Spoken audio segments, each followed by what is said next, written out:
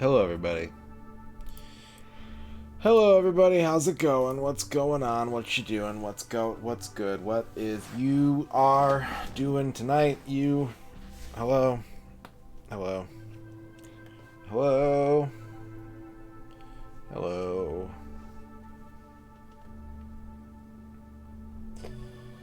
What's up, Tex? What's up, Duke Donuts? What's up, Elfbutt? What's up, Quicks? What's up, Dan Highland? What's up, Trachea? What's up, Gow? Ooh. What's up, Avork? What's up, Naka? Welcome to the chat, Naka.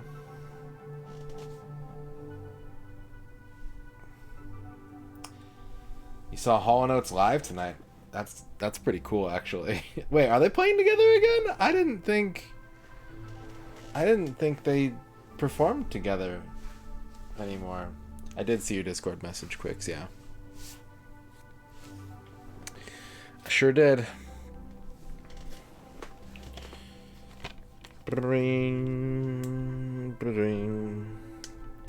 How's everybody doing tonight?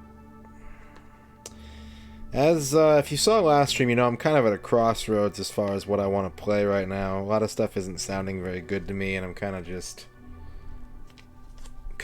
you know, little at the moment, a little bit So I figured this was as good a time as any to put together the tier list. To put together the first 100 games ranking tier list. When in doubt, play Ogre Battle. Ogre Battle is pretty good. What's up, Magnus? Went to a college football game. Yeah, it's college football Saturday, everybody. Happy college football Saturday.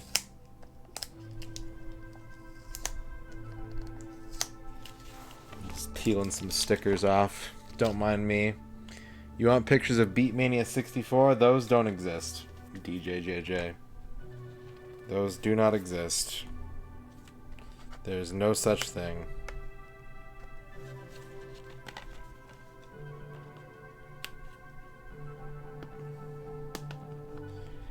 Beep beep beep beep beep. Beep beep beep beep beep beep. Beep beep beep beep beep. Beep beep beep.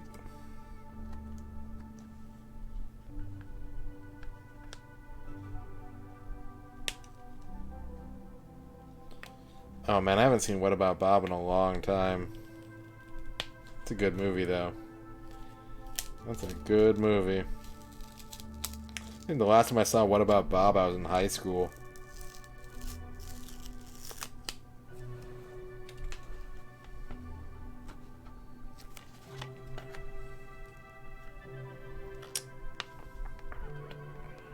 Hope you're all doing well tonight.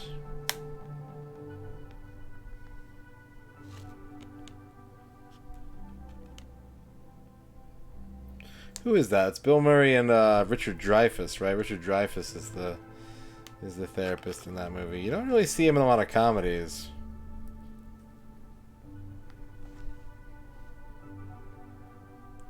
You don't see a lot of Dreyfuss. You see a Julia Louis-Dreyfus in a lot of comedies. Not a Richard Dreyfuss. Usually he's too busy being Mr. Holland. Or Opus from Bloom County.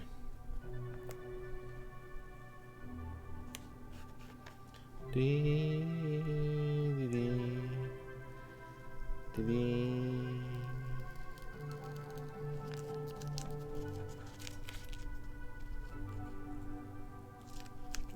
I can't even imagine Beatmania 64. I don't think the world could have handled that. Nope. I don't think the world could have handled that at all. I'm gonna say it. I'm gonna boldly say it. The world couldn't handle that.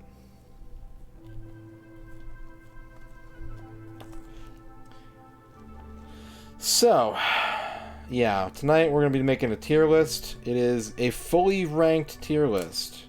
Last time I just put stuff in tiers, but I figure in order for me to actually be able to accurately place new games where they're going, I need to know where everything stands. So this is going to be a full ranking. It's very unscientific. I didn't do a great job on it. I'm not really good at ranking stuff like this.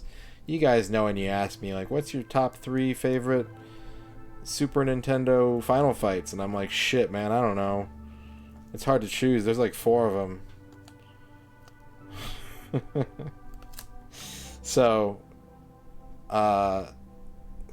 we're gonna have to just tolerate my decision making here at best. Call it scientific. There you go. Yeah, we're adding games 81 through 100 to the tier list, Lance Boyle. And because of the way I do my tier list, if you're unfamiliar with the MisterRadon tier list method, the first thing you need to know is that every tier has the same amount of content. There are no unbalanced tiers here. So it's not so much like, think of it less like a tier list and think of it more like dividers, equal dividers.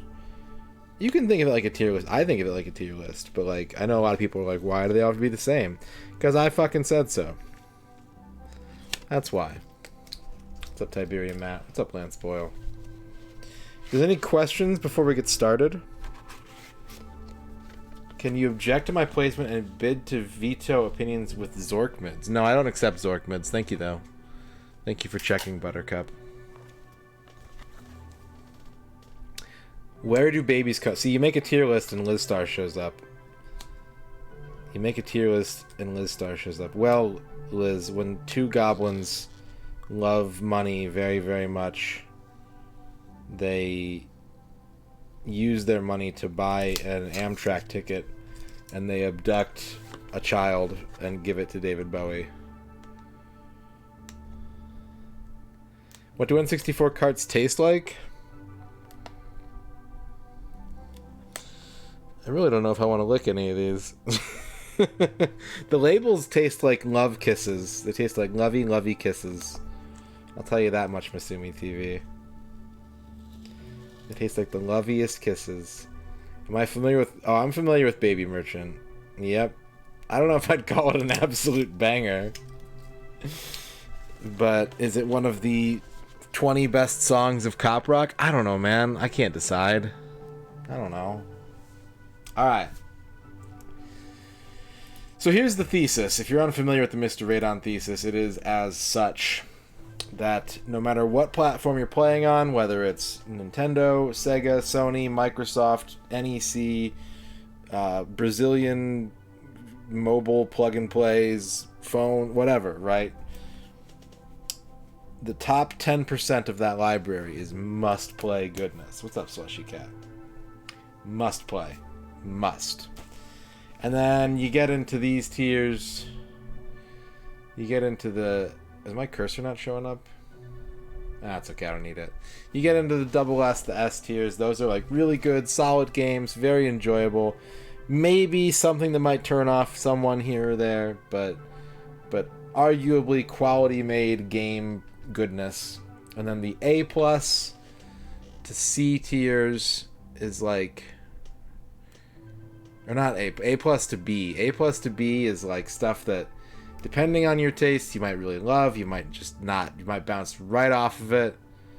And anything C to Z is kind of, you know, you can make an argument for it, but you're probably alright skipping it, in my opinion. Now, as for me personally, the reason why it's so weighted over S and A is because I love video games. I love them. I love video games. Anything that gets an A or higher is a good game, in my opinion. Anything below an A, B and C, A to C, really. A to C is like kind of forgettable. Like A is good forgettable. Like I know I liked it, but I don't really remember much about it. And C is like I know I didn't like it, but I don't really remember much about it, so it didn't stick with me. D to Z is like I have negative memories associated with this game. So anyways, we needed to redo this, and we needed to rank everything so that I could decide based on our old tier list where the next 20 games that we're adding need to go. So, as I stated at the beginning, this is not purely a tier list. It is also a full ranking, I think, with some mistakes, with some problems, with some carelessness and some, you know, not giving it quite as much thought as I could. This is an undefinitive, unscientific, unprofessional ranking of the first 100 N64 games we've 100%ed as part of the N64 complete work. So you ready? I think we're going to start from the top and work our way down, I think is the best way to do it. We're going to go from 1 to 100.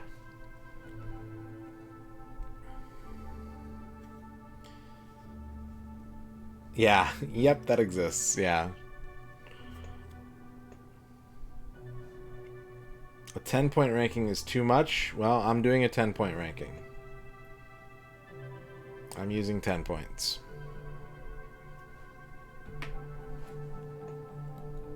Otherwise, it's too cluttery. There's a big difference to me between, like, game number 10 and game number 20. I don't think they can go on the same tier.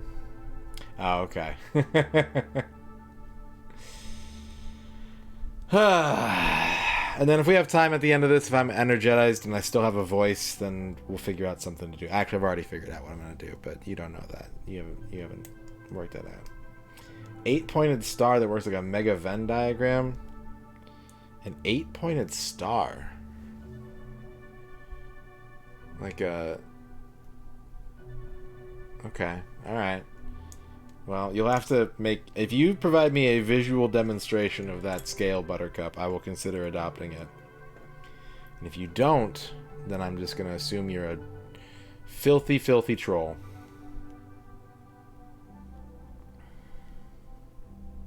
Alright, who knows what game number 1 is? I get asked this all the time. Who knows what the best game on the N64 is?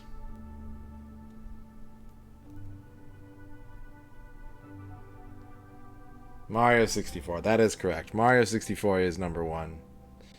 Mario is the best. It's number 1. What's up, Tomato Paste? We haven't done Oot yet.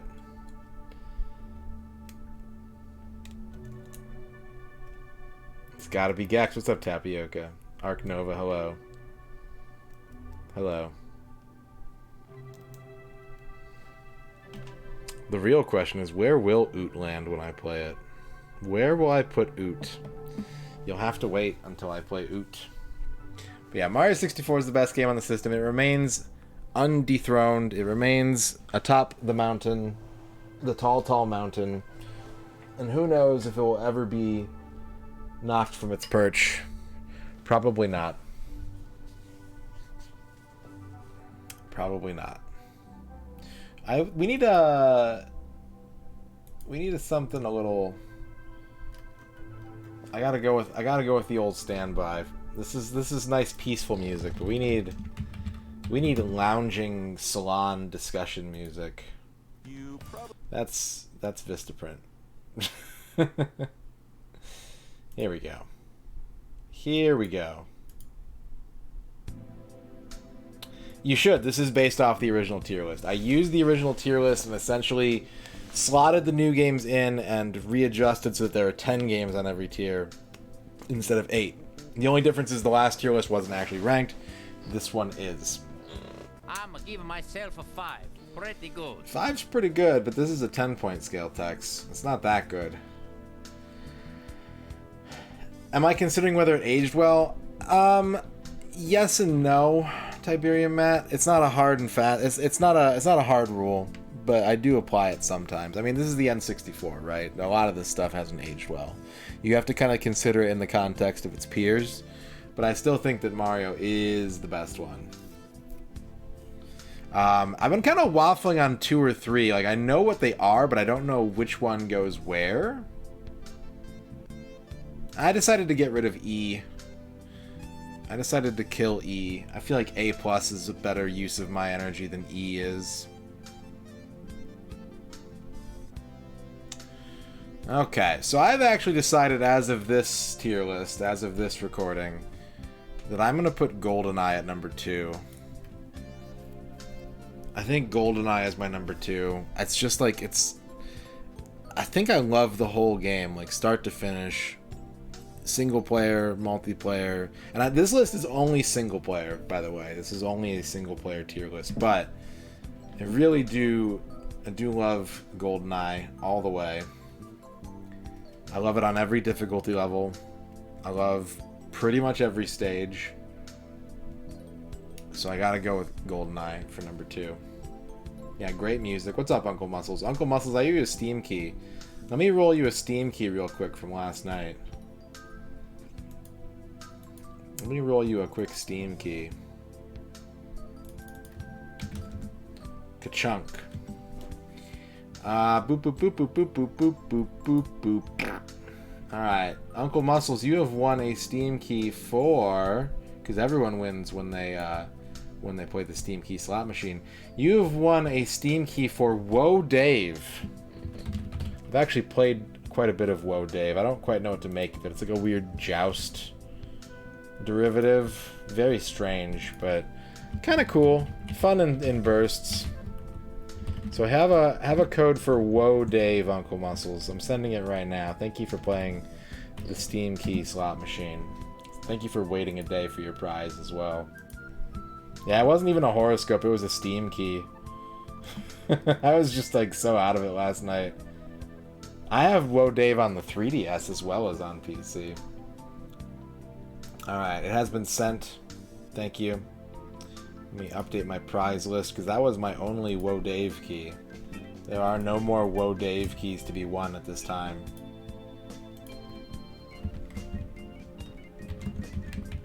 So if you've been waiting to get Whoa Dave, you waited too long.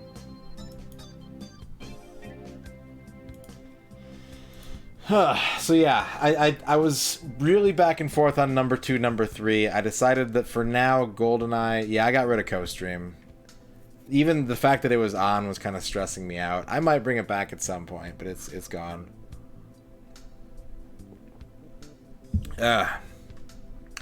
So number 3 for me has got to be Mystical Ninja starring Goemon. These two are like neck and neck for me, honestly. These are so close. But I gotta go with Goemon 3 this time.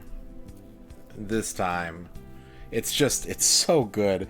The music is amazing. The writing is fantastic. The art is kind of primitive, but like it's kind of charming in a low poly way. Yeah, that's kind of what I ended up putting at number 3, Dispatch. I was thinking about how, like, there's a lot of exploring to do in that game, but there's not really a lot of combat. Like, there's not a lot of resistance. It's kind of just figuring out where to go, and you usually have so much health that, like, you never really... You know, it's a very chill game in that sense. And if you're looking for that, great. But the only resistance this game is going to give you 90-95% of the time is figuring out where you're trying to go next. But an amazing game. Truly one of the best games on the Nintendo 64. Love it with all my heart. It is up there. It belongs there. It is great. Yeah, Goemon's Great Adventure is pretty tough. All right, number 4. This is where I had to kind of start thinking about the rankings a little bit. But I am going to put Star Fox 64 at number 4. Star Fox 64 is such a gorgeous game. It looks fantastic. The soundtrack I wish was as funky and like as upbeat as the Super Nintendo games, but it's this really kind of like haunting score that has energy in all the right places. The rumble features are great. The voice acting is good. The stages are all pretty memorable. And if the ones that you forget, like, it's always... For me, when I forget about a stage in Star Fox, I'm never like, oh yeah, this boring level. I'm like, oh shit, like, yeah, this is actually pretty cool. I forgot about this. So Star Fox 64, I think, is pretty flawless. I mean, it's just a really kick-ass game. Really well made. Really fun. Good scoring mechanisms. Very replayable. Powerful, powerful game. And to round out the top 5, I gotta go Pokemon Snap. These days I'm cooling on Pokemon Snap a little bit. Just a little bit. But like, it's such an innovative way to do a rail shooter, and to make the score driving element of it about creativity and like framing more than it is like how many pictures can you take. Like, there's a lot of really smart things that go into this game. The fact that you can take 60 pictures in a level but only submit 6 is a really kind of smart element of game design, where it makes you want to take lots of pictures but really think about which ones you think are going to be your best one. What if I did the bottom 5 now? I don't know. Should I do that? Do you guys want me to pinch toward the middle, or do you want me to just go 1 to 100?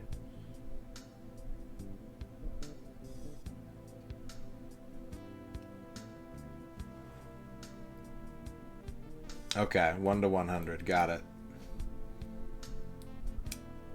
We'll do 1 to 100. We'll stick with the original plan. Go in alphabetical order. But yeah, I mean, like, it's charming. It's cute. It's fun. It's a fresh take on an existing genre. Very clever game. No, it's too late. We're going 1 to 100. It's too late.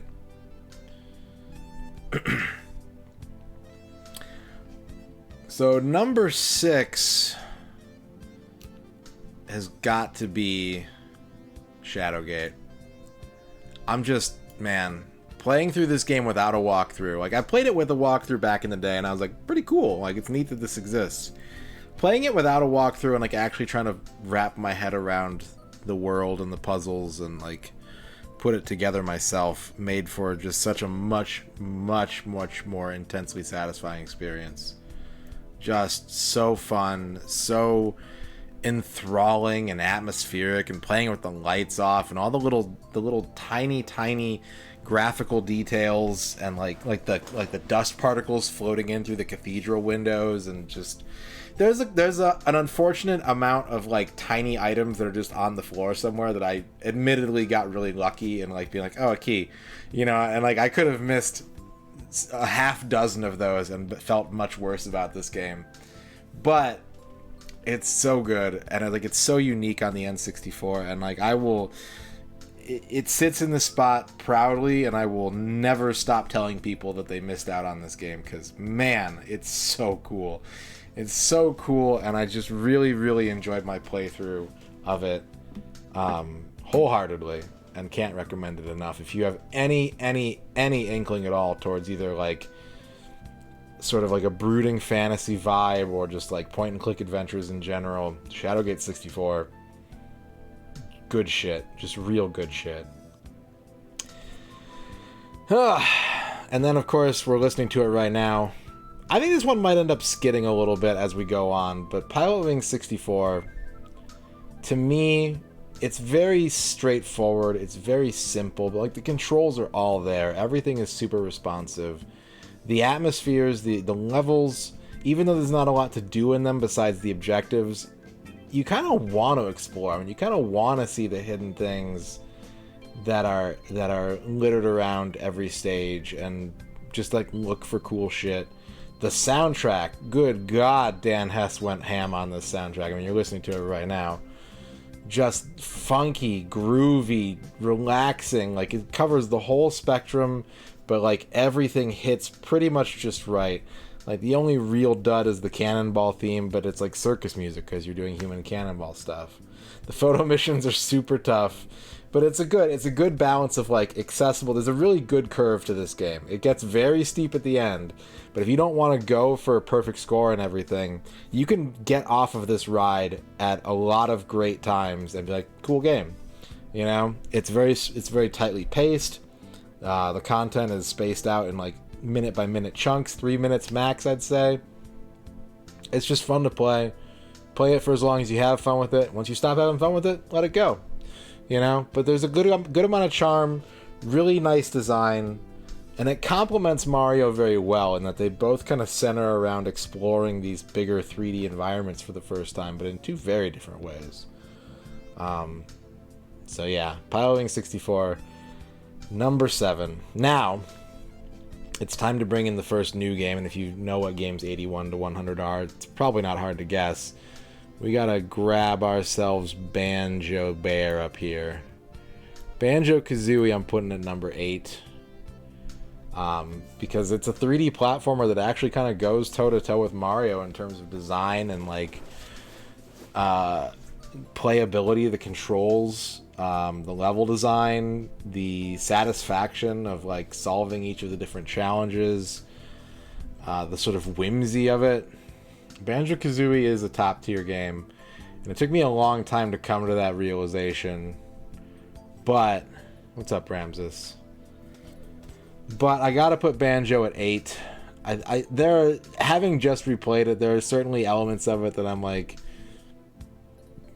I wish were a little bit tighter, or like, you know, the fact that the game gives you 20 moves and you end up using like 4 of them, really, except for very specific challenges.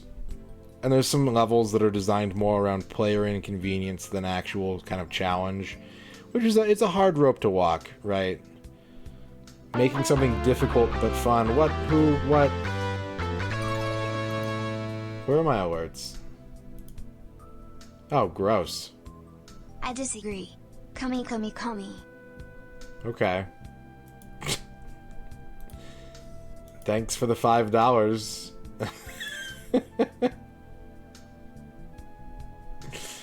What's up, Rage for Kiwi? Alright. Thank you, the Cummy Mummy. Gross. Yeah, I'm putting Banjo at 8. Wasn't a very well thought out argument, but it was $5, so I'll let you have your say. But yeah, just really good. I think it's right up there with Mario. You know, a lot of companies, a lot of developers tried to make 3D platformers on par with Mario, and I think very, very few have gotten into that airspace. BanjoKazooie does. BanjoKazooie gets there, and it belongs there, and it's the right length of game. It's pretty tight. You can play it in a big binge session, or you can, you know, do a few jiggies a day and stretch it out. However you want to do it. I think it's a pretty fun game. 70 bits. Oh boy. Oh, this is a good one. List of stupidest Star Wars names. 1. Droopy McCool 2. Elon Sleazy Bagano 3. Kit Fisto 4. Gloop Shito 5. Gloop Shito. Storms Win 6. Silver Dark and De Niro 7. Smug Bigs 8. Smugum Mudlug 9. Smugum Snobblis Mudlug. Slick 10. Vectron 11. Phantoms Year 12. Giant Sarval 13. Luscious Lander 14. Superdora 15. Scrounge Mel Z, that's his name, not Snoddles, 16. Snub Gobble, all that means is some guy named Gorbin is gonna suck, 17. Papatacker 18. Papatacker. Borkus 19. Boosts 20. Bratty Bader. Bratty Bader. Thank you, Duke Donuts, for the 70 stupidest Star Wars names. And Tex, thank you for dabbing. That's Duke Donuts, Naka. That's Duke Donuts in the alert. There he is. Alright. So we've added our first of the new games to the list in Banjo. Number 9 is, in my opinion, Mario Golf. I think Mario Golf really, really captures what makes golf games fun. It's a very complete package. It's got interesting courses. It's got multiple different golfers from the Mario mythos and beyond. Good sound, great engine. You know, like, if you want a hyper-realistic golf game, sure. But if you want to go with something simple, you really need to look at Mario Golf as the template. Mario Golf is the gold standard. And I like Neo Turf Masters more, but, like, as far as features go, Mario Golf is way more. We haven't ranked PGA European Tour as game number 101, so it's not going to be on this list, Gal. What was I saying? So much more features, so much more to do in this game. Good multiplayer options. It's got speed golf, it's got ring golf, it's got the mini golf, and like most of the even Mario Golf games after this one don't land that full of a package. They don't combine all of those unique ways to think about hitting a ball with a golf club and making it fun and interesting. It's just really bright and cheerful. Tendies in the hotel fridge. Oh no.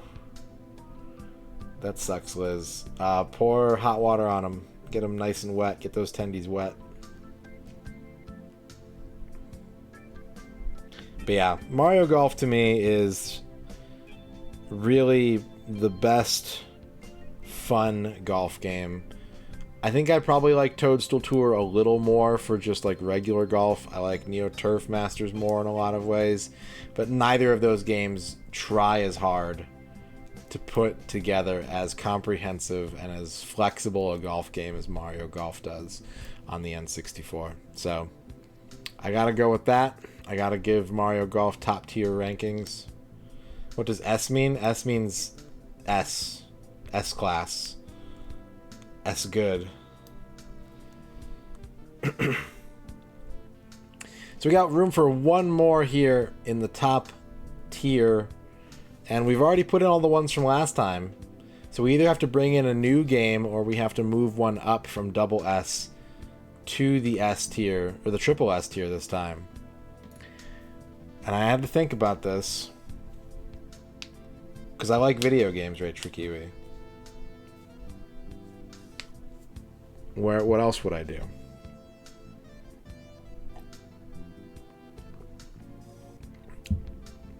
Naka is correct. Wave Race 64 has been elevated to the highest tier as of version 0.25. Oh my god! Rage for Kiwi, thank you for the 10 bits. Wave Race 64 is a top tier N64 game. And it's kind of interesting how many of these like early first party titles, Mario, Star Fox, Pilot Wings, Wave Race, get up there, but like I don't know if it's just because they tried real hard to set the tone. We haven't done that version yet, Arc Nova. But yeah, the water effects, right? Like that's what it is. Like it's about the vibe, it's about the technology. Like it's a very brief game. There's not a ton of content, but like seeing that water for the first time, and it still looks amazing. The way that they do that is so satisfying and like interesting to ride on. It's so unlike any other racing game on the N64. And like the music is super good, and like the announcer's fun. Like it's just a very like bright, cheerful game that makes you happy to play it, and it doesn't overstay its welcome. You kind of want it to stay longer, but it just kind of says like, yeah, you know, if you want to play again, you can do a circuit. You'll want to play this game more when you're done with it. Not a lot of video games pull that off, but Wave Race 64 does, and it does it in a way where it doesn't feel like cheap or short. It's just so impressive and cool. And then yeah, like really it's a bummer that Wave Race didn't get catapulted into like a full-on crazy franchise at this point, because Blue Storm was amazing too, and it really drew a lot from this game, and it's great. It's a great game. I think no N64 collection is complete without a copy of Wave Race 64, or really any of these 10 games, although you might be a little hard pressed to grab a Mystical Ninja or a Shadowgate these days, but these are as of game 100, these are the quintessential N64 games that we've played. So now we go down to the second tier, and these are games that I still love, but I don't think that they're quite as bulletproof. Maybe I've got some issues here or there with them, but we're still ranking them. We're still going down the list. Number 11. If you haven't been watching the challenge, you might be a little surprised by this, but if you've been here for a while, yeah, it's gonna get added to the pinned post, Rage for Kiwi. I'm gonna unpin the old one and pin up the new one. Number 11 is Destruction Derby 64. I mean, man, what a great game. What a fantastic game. Destruction Derby, so good. Amazing music, really fun, satisfying physics. Really the only knock I have against this game is the frame rate, because it's a little chuggy. It's a little bit chuggy, but it is, like, who doesn't love driving cars into each other at top speed? Like, who doesn't? In a video game, it's like one of the ultimate fantasies. It's why Burnout exists. It's kind of why Carmageddon exists. Like, so many franchises have been built around the premise of, like, what if we ran two cars into each other as fast as we can? And people do it in non-games, like NASCAR games and other stuff. Like, if there is a game where you and a friend can each get in a car, at some point you'll stop racing and you'll just see what's the coolest wreck you can do with them. And Destruction Derby embraces that entirely. The N64 port is really well done. It's really nicely put together. It feels good. It's got a good variety of modes. It's just extremely fun to play. And again, doesn't really overstay its welcome. It's kind of a brief game, but not overly short. And I just had a shitload of fun playing it. It's outside the top 10 for now. I mean, probably forever, but it's up there. It's up there, it's good, and it's worthy of a look. Absolutely. Number 12. Never touched a copy of Destruction Derby. I don't think it's too expensive yet. Once the word gets out about this tier list, though, I know how influential I am. Number 12. I bumped this one up quite a few spots from the last time, based on my loose kind of rankings. It's got to be Super Smash Bros. I'm not the biggest Smash fan, and like, it's easy to look back at the 64 one and be like, this one's kind of passe compared to the newer, crazier Smashes, but like, it's still really fun, and it's really cool to see this crossover event happen for the first time with all these Nintendo characters, including ones that you don't get to see anywhere else on the N64, like Samus and Ness. Like, this game just gets you excited, and it's fun to play. It's great with friends. It's responsive, good music, good Nintendo fan service. I mean, it's just, it's a really solid title. Yeah, and if we do I intend to do a multiplayer tier list at some point, as well as a combined, and like, the multiplayer will really shove Smash Bros. Way higher, right? Because it's one of the best multiplayer games in the system, but we're not considering that for right now. I just think that it's really cool to like go through the biographies, play through all the different levels, play through, you know, see all the old moves and listen to the music remixes, and like, it's a really cool game that maybe it's a little feature light, and they would correct that in later installments of Smash and then uncorrect it afterwards, but it's just such a cool idea, such a cool concept, and it actually plays well too. So you have to give it credit for firing on all cylinders pretty much. Super Smash Bros. At number 12. I don't think people can be too upset about that. Maybe they want it higher, but I can't see it being much lower than that, can you? Number 13 is Reinhard Schneider himself in Castlevania 64. I'm gonna continue to say, like, this game is good. It deserves credit, and I think people are kind of coming around on it finally. Just a really cool action game with good music. The controls are pretty good once you get used to them. The camera has issues, but again, once you kind of learn how to utilize the 3 different camera modes, and it's not too bad. Only real missteps in this game come from when it's trying to be more than just an action game, when it, like, the Magical Nitro puzzles and any kind of levels with backtracking in them. The environments are super. It's kind of a mixed bag, because the environments are so cool that you want an excuse to go through them and explore them. But when the game is really at its best, it's when it's just going like hold forward, action, platform, and it's really fun in that way. The 2 playable characters are very different in a way that's satisfying, and it's just a good looking, good playing, good sounding game that I like a lot. And I wish that it were a little bit more polished. I'm excited for Legacy of Darkness as well. I'm scared of when you get to cruise. Krebstar here, thank you for the 19 months. Which cruising? We've done 2 of them. Which one? But yeah, I like Castlevania 64. I think it's good. I think the hate's overblown. Castlevania at 13. Number 14 is DK, Donkey Kong. I know a lot of people are sour on this game. They think it's too much. They think it's the tipping point for rare collectathons. I don't disagree as far as how much there is to do in this game, but I do disagree that it's not fun to do most of it.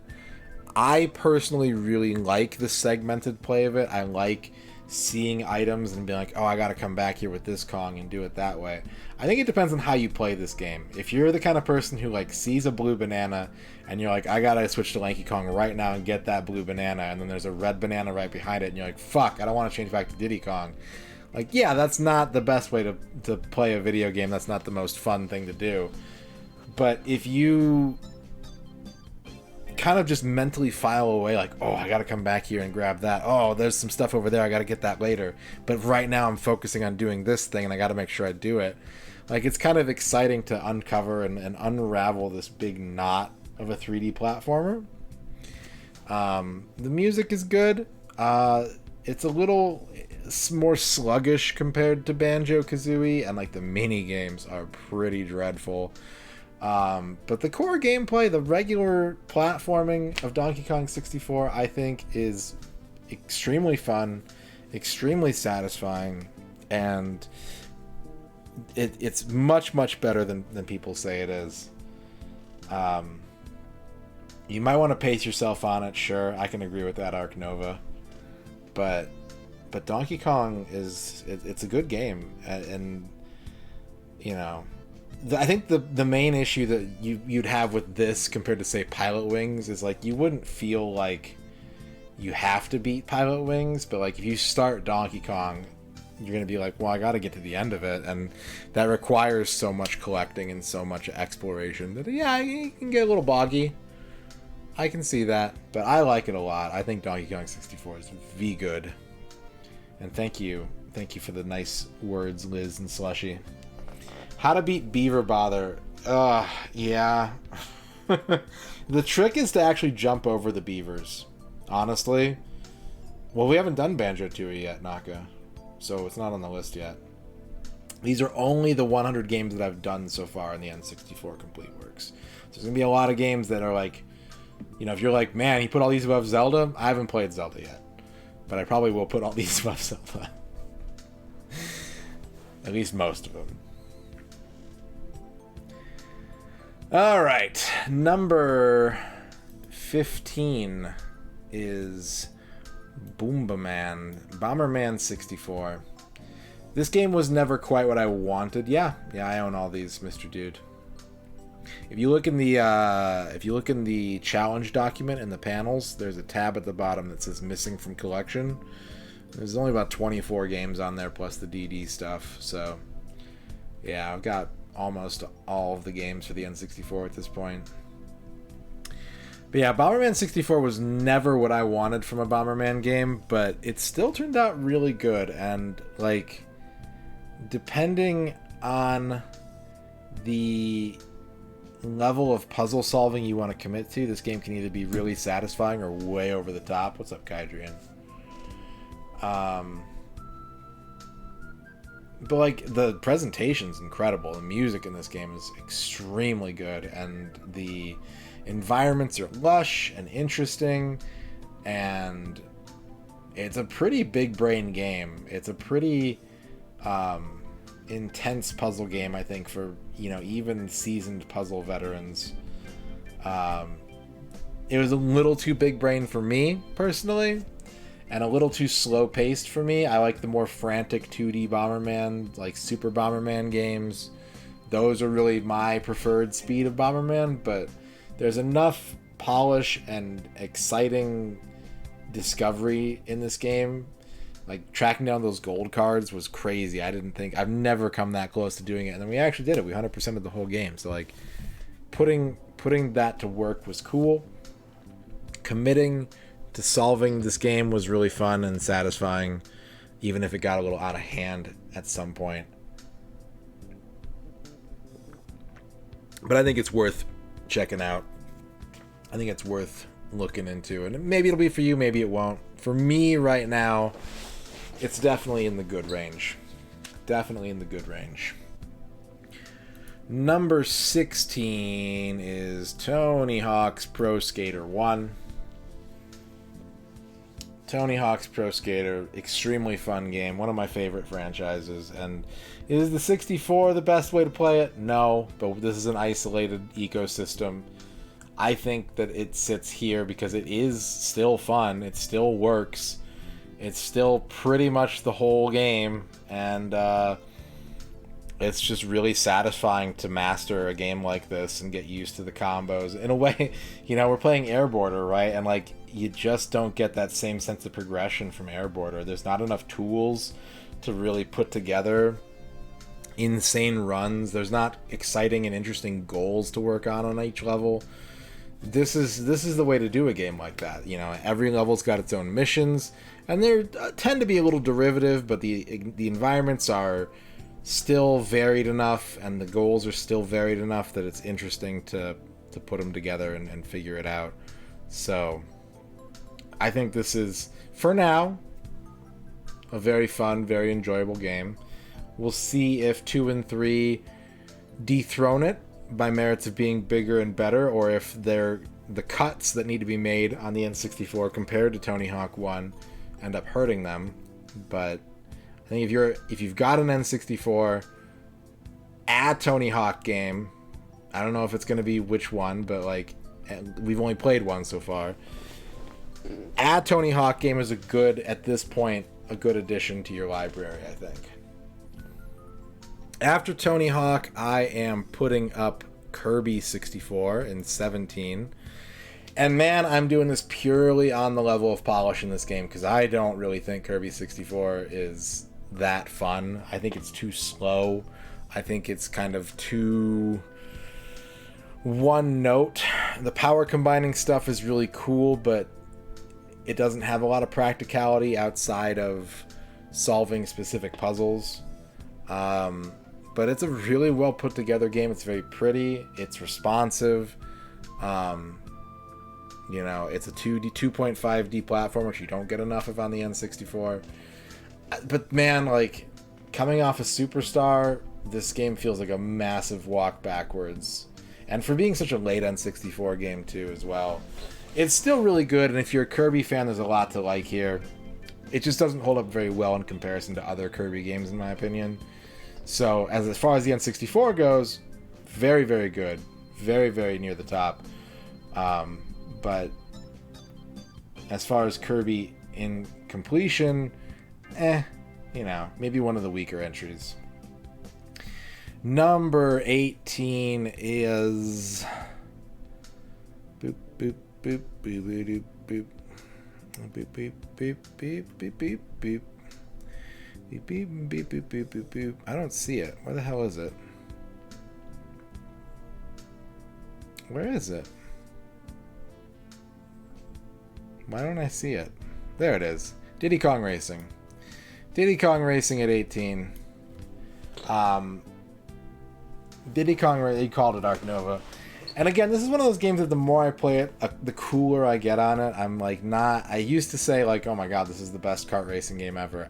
I'll still keep it in probably the top 3, but I don't think it's the best. But what it did do is it really expanded on a formula that was about to blow up, right? Like, kart racers were about to be fucking everywhere, and Diddy Kong Racing got ahead of the curve and was like, we're going to put in collectibles, we're going to put in an adventure mode, we're going to put in a hub world to explore. We've got 3 different vehicles. We've got 2 different vehicles in this stupid boat.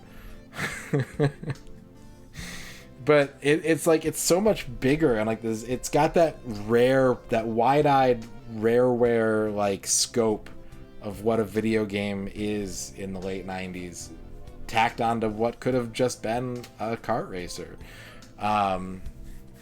And I don't think many other kart racers, if any, have ever really tried to do as much as Diddy Kong Racing in terms of making it more than just a game that exists on the track, or a game that's just about getting first place. It's a little clumsy in spots. It's a little, again, the boat is kind of dumb, and the plane can feel sluggish at times, but the upgradable weapon system and the secrets to discover and the unlockables and the hidden cheat code for 2-player co-op story mode, just so much love and care in this game that it's up there, and it's good, and it's yes, and I like it. Number 19 is kind of the opposite in a lot of ways, and that's Excitebike 64. Excitebike 64 has really cool unlockables like Diddy Kong Racing, but it's pretty much a straightforward racer. It's just elevated by really good track design, extremely tight mechanics, good presentation. If you like the kind of crazier, the hugeness of Diddy Kong Racing, you might look at Excitebike and go like, it's kind of boring. But there's a level of skill to it that's not too out of reach. It's really fun to play. And if you do work on getting the unlocks are really sick. You get to unlock the original Excitebike NES game. You get to unlock a Rocket League soccer mode. You get to unlock a really challenging hill climb mode. And they're all fun to play. They all feel good. The music is good. The announcing is good. It's just a fun, really tight racing game, and I gotta give it its dues. I think it's right up there with Diddy Kong Racing, but for totally different reasons. And to put the other slice of bread on this racing game sandwich, we're gonna round out the double S tier at the number 20 pick with what else but Mario Kart. I am putting Mario Kart up this high right now just because I was thinking about it in terms of like what a step forward it was from Super Mario Kart. And like a lot of people say this is still their favorite Mario Kart, and I get it. I've been a Mario Kart hater for so long, and I'm finally back into this franchise thanks to 8 Deluxe. So I can kind of appreciate what Mario Kart 64 is doing a little bit more with the 4-player support, with the elevation on the track for the first time. The items are better balanced. The AI is much better balanced. Like, this game is still a cheater, but compared to fucking Super Mario Kart, this game is saintly, So I respect what Mario Kart 64 did in creating a lot of really interesting environments and sort of refining. Mario Kart on the Super Nintendo is kind of like a proof of concept that's really cool. Mario Kart 64 is what defines the entire Mario Kart franchise going forward. And there's a reason for that. It's good. It's well considered and well crafted. And it still has lots of neat secrets and shortcuts and weird little oddities sprinkled throughout that it's still fun to explore around. And yeah, I think it's up there for now. I think, as you can see, being in the 20 spot, it could very easily get bumped down as we play some really kick-ass games. But I think for now, based on everything we've done, yeah, it's a double S game. I'd play it again right now. If you ask me to replay an N64 game right now, I'd rather play Mario Kart than like Bomberman or Kirby or even like Mario Golf, because it's snappy and it's accessible. So now we move down to the S tier. No shame in the S tier. It might start with an S, but these are still very good games in my opinion. Games that I loved and enjoyed very, very much. Number 21 is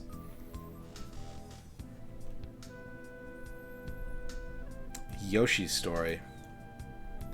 Yoshi's Story at 21. It's a really fun game. It's just kind of too short. It really gets hurt by the comparison to Yoshi's Island, which is one of the best Super Nintendo games and one of the just massively just hugest craziest platformers on the Super Nintendo. And Yoshi's Story went to like, what if we just made it really, really compact and like really, you know, not hold the player's attention for weeks on end. But it looks good. It's got some fun music, and it's still got a couple secrets to find. If you want to play for score, or like, you know, crazy fruit combos, or making sure that you get all the different colored Yoshis, there is some replayability. There's the 4 routes per level. I think this game would have been much better if you had to play through all 24 levels, though. I'm with Macaw on this design philosophy, at least as far as this game is concerned. This would have been a much better game if you had to play through all 24 stages. But it's still pretty fun. It's still enjoyable. It just doesn't feel like you have, like... There's not really a sense of completion for me in this game, because all you're trying to do is eat a number of fruit per stage. You're not trying to get to a goal, and everything kind of loops infinitely until you get that fruit. And just, you know, I don't ever feel like I'm accomplishing something in Yoshi's Story, but it's still really good.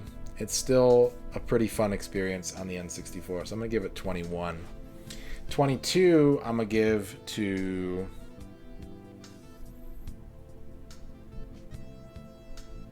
Shadow Man. Despite its bugs, despite the sort of way that it didn't quite pay off gameplay-wise the way I hoped it would have, it had me really excited for a long time, and like the lore and the sort of atmosphere of the game is really cool.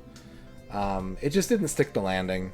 If anything, you know, it was hampered by being a little too big, and it didn't stick the landing and become like a true kind of Metroid style game, the way that it kind of was looking like it was going to. So it's got its clumsiness, it's got its rough parts. I think if you were just any percenting the game, it's probably way more fun than if you're trying to collect every stupid little Friduli, but... No, I've never played Second Coming. Never played it. But yeah, I think it was really good, and I would tell people to check it out. This is, you know, S tier for sure is still in the range of me being like, maybe I'm not going to be like, oh my god, this is the best game on the N64, but I would wholeheartedly tell anyone to check out any of the games on this tier list, and mean it with everything I've got.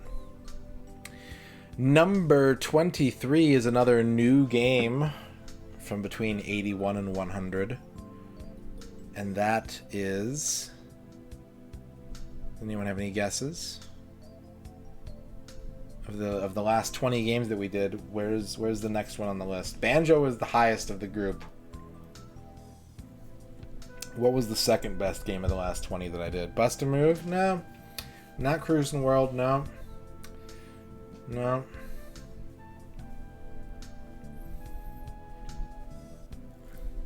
Hexen? No. No, it's Quest 64. Quest 64 is number 23.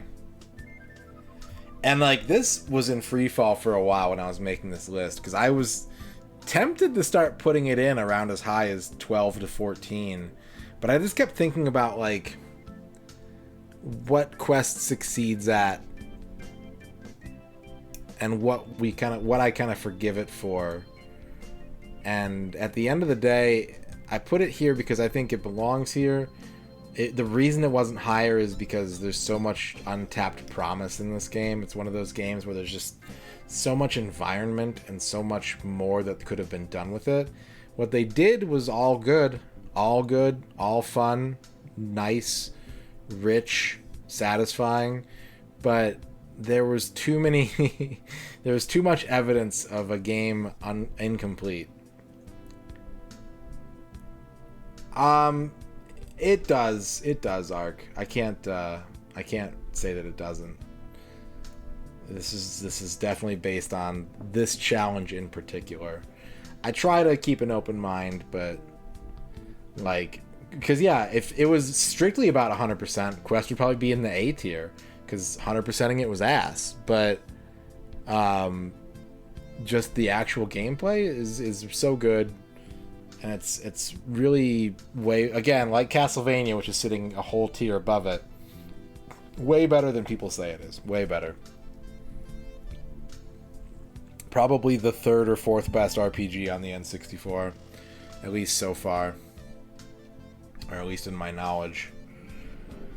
It's not very innovative, but for being like a 3D semi-real-time RPG, it's fast and it's responsive and it's interesting to kind of go through the world that's there. Oh no, if you count Japanese games, Tapioca, there's close to 15. There's close to 15 on the N64, which isn't a lot, but it's way more than 3 or 4. If you're only counting American games, you still got about 7.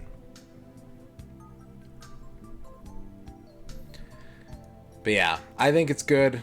I don't think it really blows anything out of the water, but it's a nice, straightforward, enjoyable. What I kept comparing it to the most when I was playing it was Dragon Quest 1, where it's kind of this like fantasy world that you have rules that you play by within, but you're not going to get inundated with a rich, beautiful story.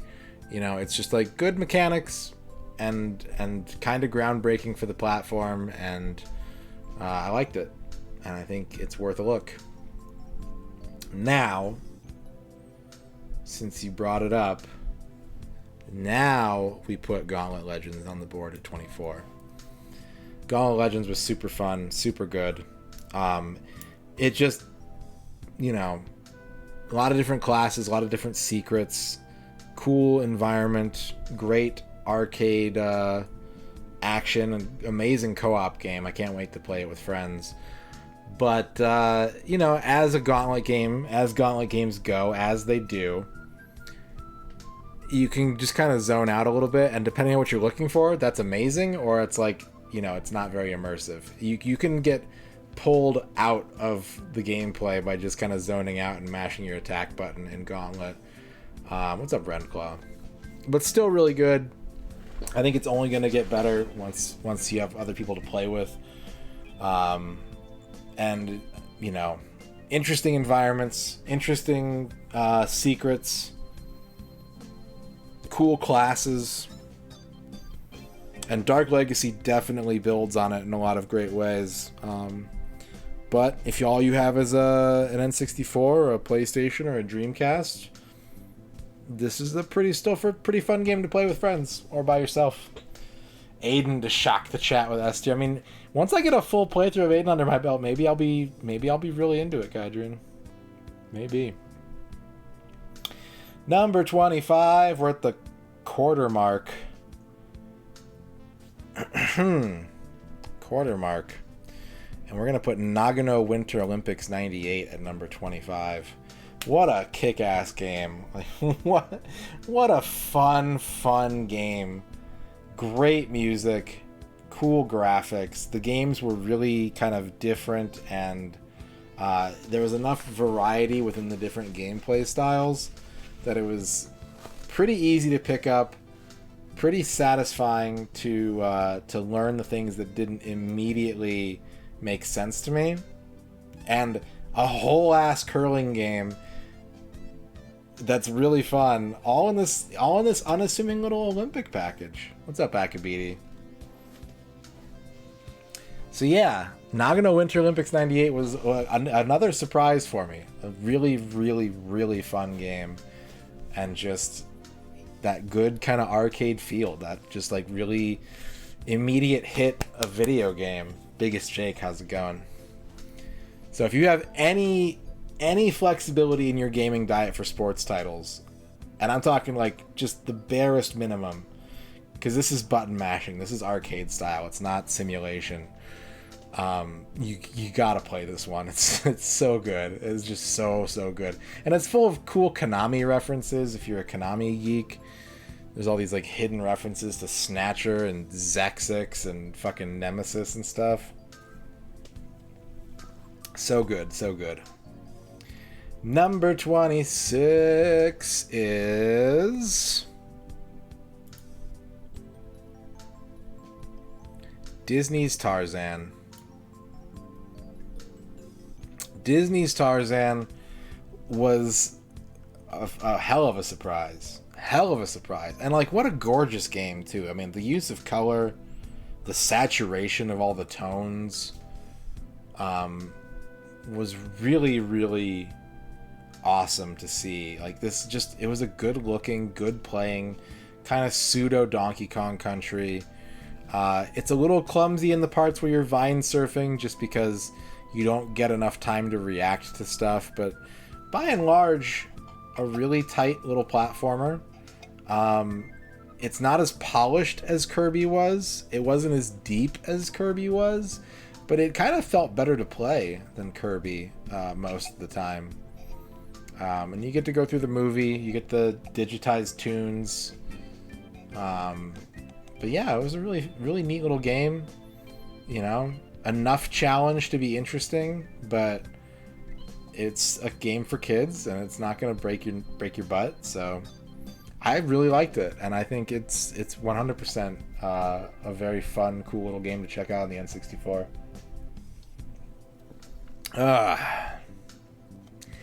Number 27. This one jumped up quite a bit. This one leapfrogged a lot of games from the last time. And that is NBA Hang Time. The true successor to NBA Jam. And dare I say, as a somewhat uncultured, uneducated NBA enthusiast, I don't see why you would play NBA Jam over this other than the name recognition. This feels like a proper evolution of Jam. It feels, you know, it's way easier to play 4-player on. It's still got lots of cool features. It's still, it just feels better. It feels better than NBA Jam. Like, not by a lot, but it just keeps getting better. I mean, you can't vocab, that's true, but I also don't think you can break the glass in NBA Jam Tournament Edition. I think they took that out after Jam 1. Could be wrong about that. Still has all the crazy Mortal Kombat type codes and stuff, and all the hidden characters, but now you can make your own character, and like, that's fucking good. Like, that's really good, you know? So if you want to stick with Jam, I'm not going to hold it against you, but if you're, you know, poo-pooing Hang Time and you haven't played it, I don't know what to tell you, man. It's still super fun arcade basketball. Really quick, really snappy, really over the top in all the best ways. And yeah, I gotta put it right there at 27. Yeah, I'm looking forward to Showtime. I am looking forward to Showtime. I've never played that one. I think I saw an arcade cabinet of it once, but I never played it. Number 28 is our boy Glover. Despite the headache that he caused me, Glover is a neat game, and I think it's pretty cool.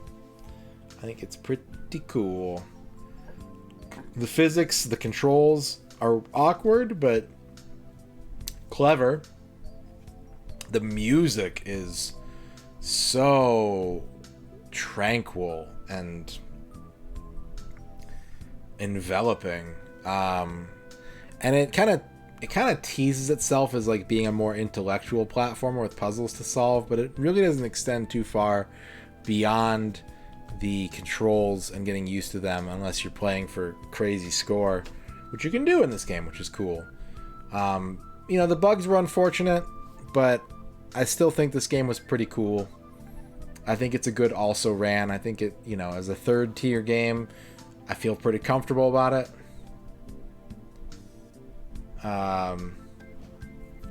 And yeah, it memes aside, Glover is pretty cool. It's you have to be willing to deal with the controls that it gives you, but if you're willing to tolerate that and give it a shot, there's a lot to like about it. Except maybe Quest. Yeah, I can see that. I do predilect towards JRPGs and RPGs in general, so, you know, there's going to be that. Let's see how you feel after game number 29. Also new to the list this time around. I am putting up Donald Duck Goin' Quackers at 29. It's a tight little Crash Bandicoot clone. It's not too difficult. It doesn't shine in a lot of ways, but it doesn't actively work against itself at any point either. And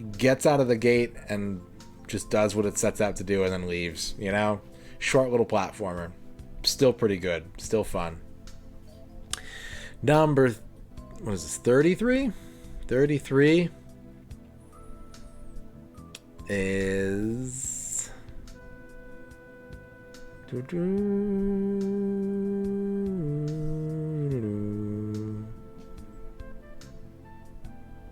I'll find it. Oh, I'll find it.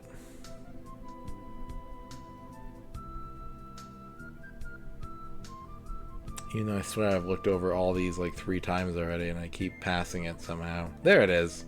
Tigger's Honey Hunt. Tigger's Honey Hunt is weird because in a lot of ways it has more mechanics than Disney's Tarzan, but nothing to do with any of them. But it was still a pretty solid platformer, just skewed towards a much younger audience. But if you're getting bone dry on platformers, especially 2D ones on the N64, picking up Tigger's Honey Hunt is still a good couple hours well spent, and it's a good looking game, and it has poo sticks, which is unfortunate, but it does have that. So Tigger's Honey Hunt at 33 I feel good about. Right behind Tigger, we got Hoops. We got Big Hoops with Kobe Bryant in NBA Courtside. I still really liked this game. I think, you know, upon closer inspection, it is a much more straightforward basketball game, even if it is totally fully featured and gives the player a way to customize it for their desired level of basketball, whether you want a full-on simulation with tons of penalties or like an infinite turbo. Not as crazy as NBA Jam, but, you know, without the over-the-top elements, that's still same kind of arcade feel this game delivers on it. It's got 4-player co-op where NBA Hang Time doesn't, because it's a 2-on-2 game. So if you and your friends want to play some cooperative basketball together, this game lets you do that. I had a lot of fun with it. I think it's really good. I think I'm learning that I like basketball games thanks to the N64.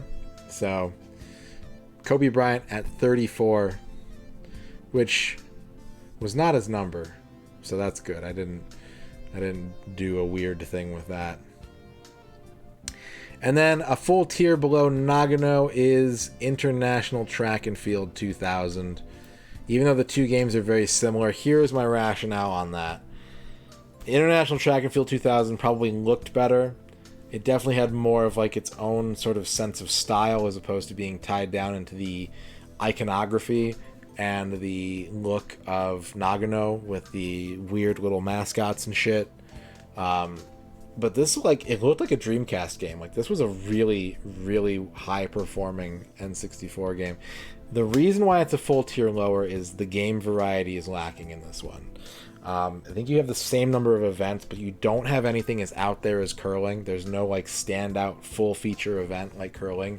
And the events that are there, they still, for the most part, feel a lot more similar. How come Pokemon Stadium isn't in SSS? Pokemon Stadium should be in SSS. Shadrock, thank you for the 50 bits. I have to disrespectfully disagree. If you'd like to know why Pokemon Stadium isn't in SSS, I have a full, like, 38-part video series that you can go watch as to why that is.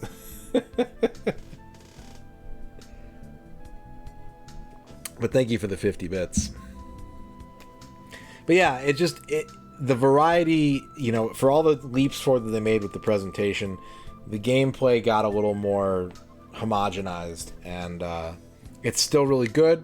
If you liked Nagano, you must crush them. The only SSS tier Pokemon Stadium belongs in is the S tier. I wasn't going to say it, but thank you for saying it, Gal. Thank you for the 100 bits. We got a Pokemon Stadium argument going. But yeah, if you liked Nagano, you will like International Track and Field 2000. But if you were having to choose between the two, Nagano definitely gets the nod by like a full length, like a full head. Just because it's a much more varied and interesting game to pick at. Alright, after track and field is... Oops. La la la la. Miss Pac-Man Maze Madness. Another game that, like Bomberman, a little more puzzly than what I was looking for, but if you like that kind of Sokoban-ish style of game, pretty neat and pretty different from its peers. Only one good song in the game that I remember, which was the Egypt stage, but still kind of a cool idea, a cool evolution of, you know, basic Pac-Man gameplay. And if this was just like a 3D Pac-Man clone, it would be uninteresting. But yeah, it's still pretty cool. Definitely like an A-range game because it's not for everybody. But if you like puzzle platformers, this is going to be one of the better ones you're going to play on the N64 for sure. And after that, we're going to put up 40 Winks, the unreleased prototype of 40 Winks that we played through that did get a shitty publisher release in modern days. It would have been a lot cooler if the cooperative mode meant anything, but there was still some cool environments to this game. It was still fun to collect stuff on a much more scaled back. Like, this is kind of like if Rare was just continually upping the ante and wearing their players out with more shit to do and more shit to do, Eurocom with 40 Winks kind of went the opposite direction. They're like, okay, clearly people like to do this kind of thing, but like, what if we just gave them a little bit to do?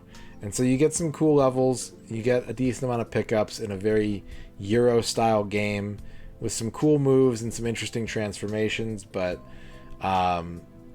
it's pretty brief and it teases at some ideas that it just doesn't deliver on.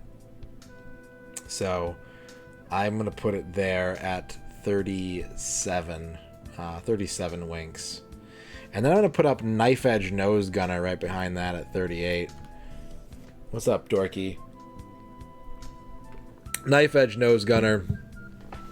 Another game with like a lot of really cool ideas, and the only real crosshair shooter on the N64, unless you count stuff like Star Fox. But not enough here to really make a full name for itself beyond being a genre standout. A cool story, a cool co-op mode, cool. I mean, I still don't know if the game's blowing smoke up on my ass or not. What's up, Stephanos? But the game claims that there's like millions of routes through this game based on the tiniest factors. If that's true, that's sick as fuck. But the game never really gives you the feedback to know one way or the other if that's just marketing bluster or a real thing that makes this game great. So it goes there. We're gonna close out the A+ tier with a couple games that people might be a little surprised on. I don't know. We'll see. Road Rash 64, I think, is an A+ game because to me, it finally delivered on the premise of Road Rash. Like, if you, as a one sentence description of like, it's a motorcycle racing game where you beat the shit out of the other drivers. It's like and like you run away from the cops, and you're like, that's sick as fuck. And then you play it, and it runs at like 5 frames per second no matter what you play it on, and it's just like not fun. It never delivers beyond that, like that initial cool idea to me. Road Rash 64 did. Road Rash 64 handled well and ran decently and still stayed true to that idea in a way that it was really satisfying to play through. And I think out of all the Road Rashes that I've played, and I haven't played them all yet, but out of the ones that I have played, this to me feels like they finally were able to both deliver on that initial idea and promise and make it fun. So I think it's an A+ game. I think it's worth checking out. And then I'm going to put Hexen at number 40. I'm going to put Hexen at number 40 because it is a really, really solid port of the PC game. It does what it's supposed to do, and it does it pretty freaking well too. But you get all the features that I know of. I don't think really a lot of content was cut from this one, like a lot of the other FPS games. I could be wrong about that, but this kind of felt like the full game to me, and it was pretty interesting and pretty enjoyable.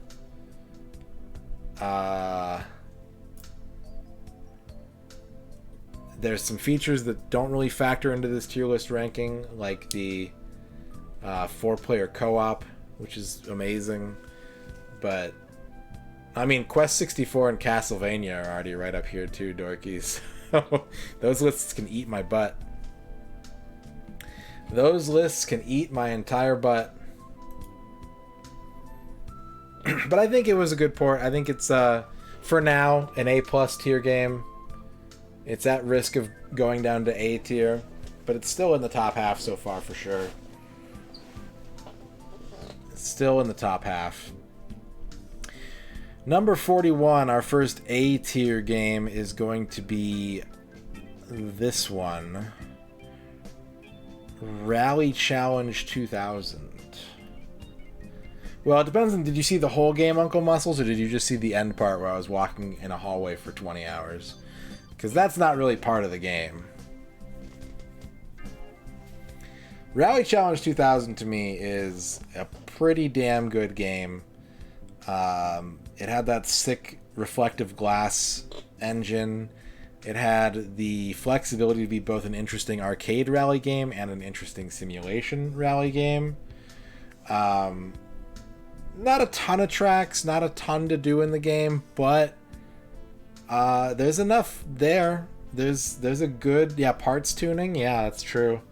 There's enough there that it feels fully featured, and it'll keep you busy for a little while. Actual soundtrack, it's true. That's true. So I think this one was pretty good. Not really, blowout crazy amazing or anything, but I liked playing it, and I would play it again, and there's a lot to like about it. And behind that, I'm going to put... I don't think we've put an import game up yet, have we? We haven't done a ton of them yet, but we're going to put our highest rated import game of the tier list so far, which is Doraemon 1. Doraemon 1 had a lot of really cool environments, and it had like that cool feel of being an early N64 game with like the low poly presentation and like the big worlds with not a lot of stuff to do in them. But they were well rendered and well put together, and it was fun to kind of play through almost all of this game. Destruction Derby 64, dorky. Destruction Derby 64. But yeah, it was really neat. The music was pretty good. The different characters were cool, even if I only ever ended up really using like 2 of them. And it's cute.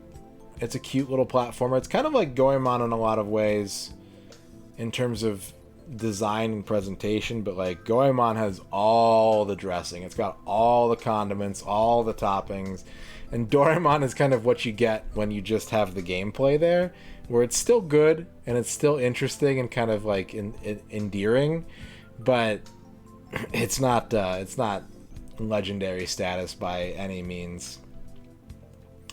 After Doraemon, I'm going to be putting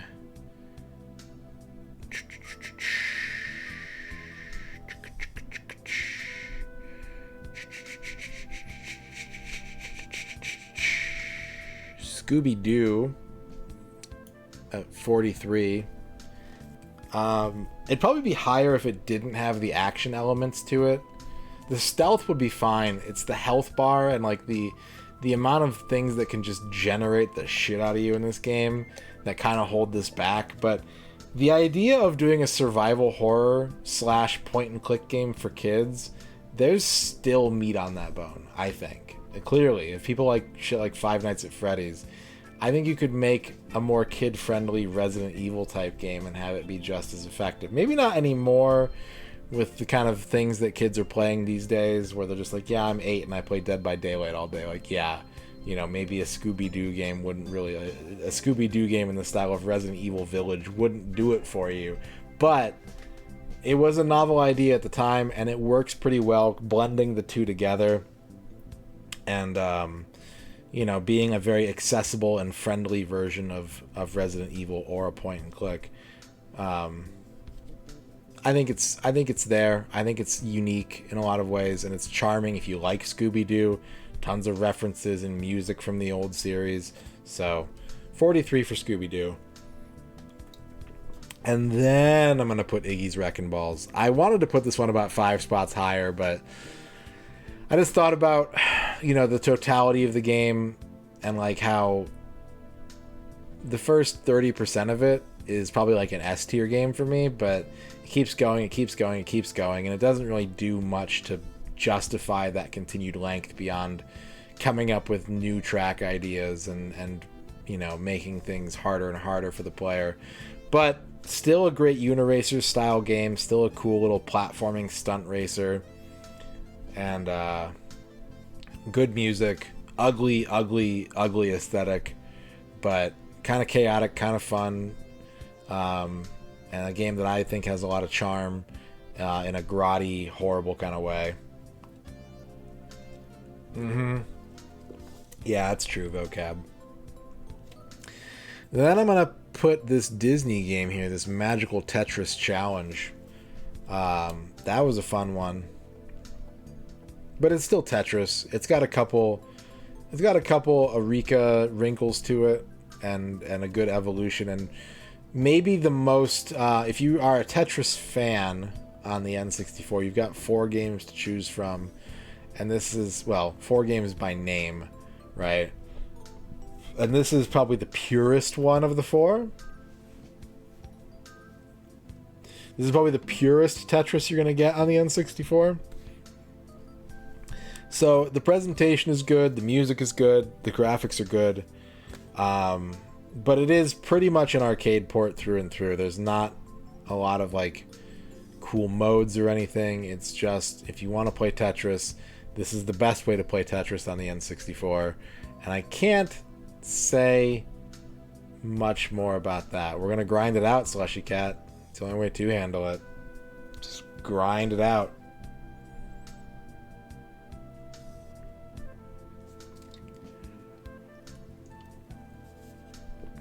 After not Bust a Move. Did I just spoil the next game? I think I did. I did. I totally did. Bust a Move 99. Bust a Move 99, clocking in at 46.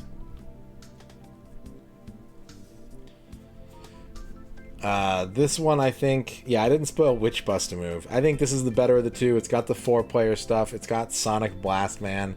But more importantly, like, aside from aesthetics, it has the edit mode. It's got the, like, 1,000 different fan-made boards to play. Like, if you're a Bust a Move fan and you just want a lot of Bust a Move, this is the one to get. It's a little bit of a weaker port in some ways, I think. It's probably not as accurate of a port as Bust a Move 2 was. But the content is just, it's there, man. There's so much content to this game compared to Bust a Move 2. So I'm going to give it 46 for Bust a Move 99. And then, I know a lot of people are going to be mad at me about this one, but Snowboard Kids going in at 47. I know there's some diehard Snowbo Kids fans. It's just not the game for me. It's kind of got all the worst qualities of Mario Kart 64, but in a really cute, appealing package.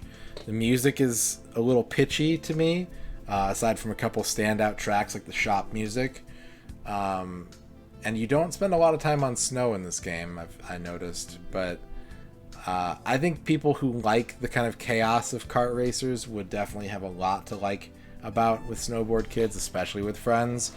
But is it the best representation of snowboarding? No. Is it the best representation of kart racing? No. But it does have some cool ideas. I like taking the chairlift as like a lap system. I think that's really neat. Yeah, the ski lift is pretty fun. That's a pretty cool part. But man, this game is a cheater. This game is a filthy, filthy cheater. But it's still cool.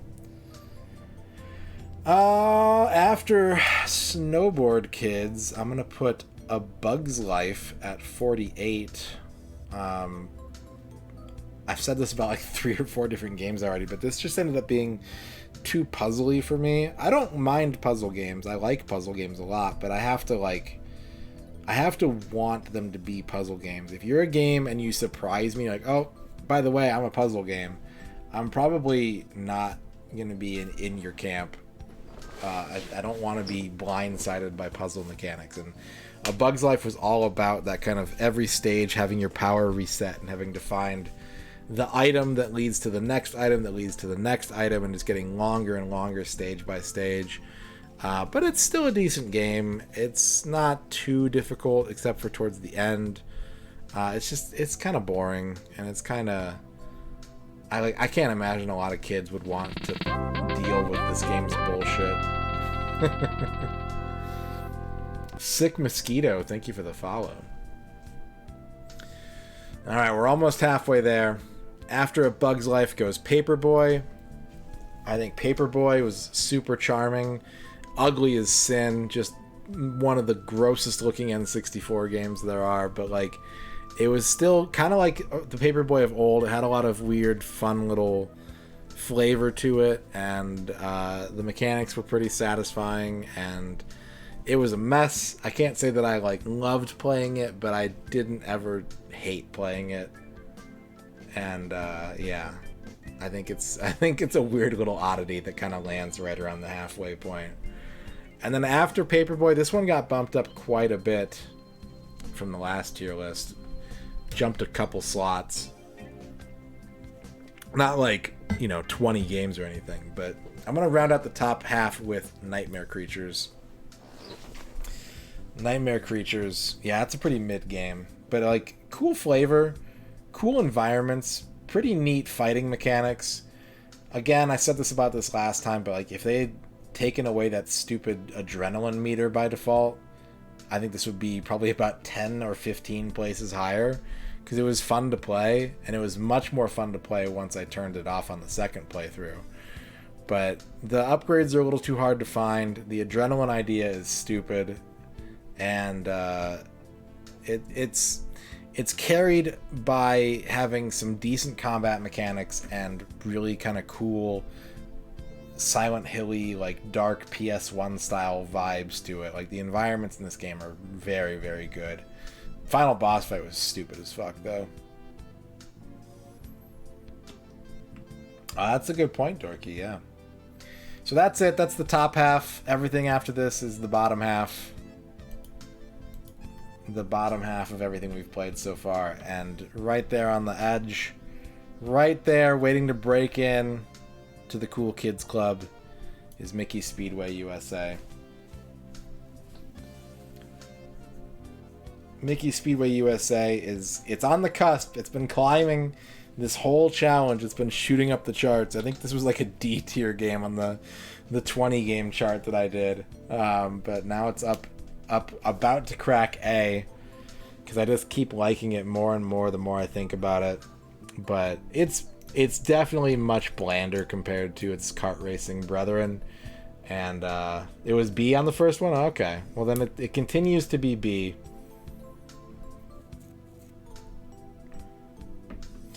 Was that the 80 game list or the 20 game list, Lance? Because the 20 game list was very sparse. Okay. Yeah, I don't remember. I don't know if I could find the 20 game list, but I do like it more and more, and like it's growing on me. But it's no Diddy Kong Racing. It's no Mario Kart. It's not even a Snowboard Kids. But it's a quiet like. It's the kind of game that you'd have a hard time selling your friends on playing with you, but if you dig it, you dig it. And after that, I'm gonna go with Extreme G at 52.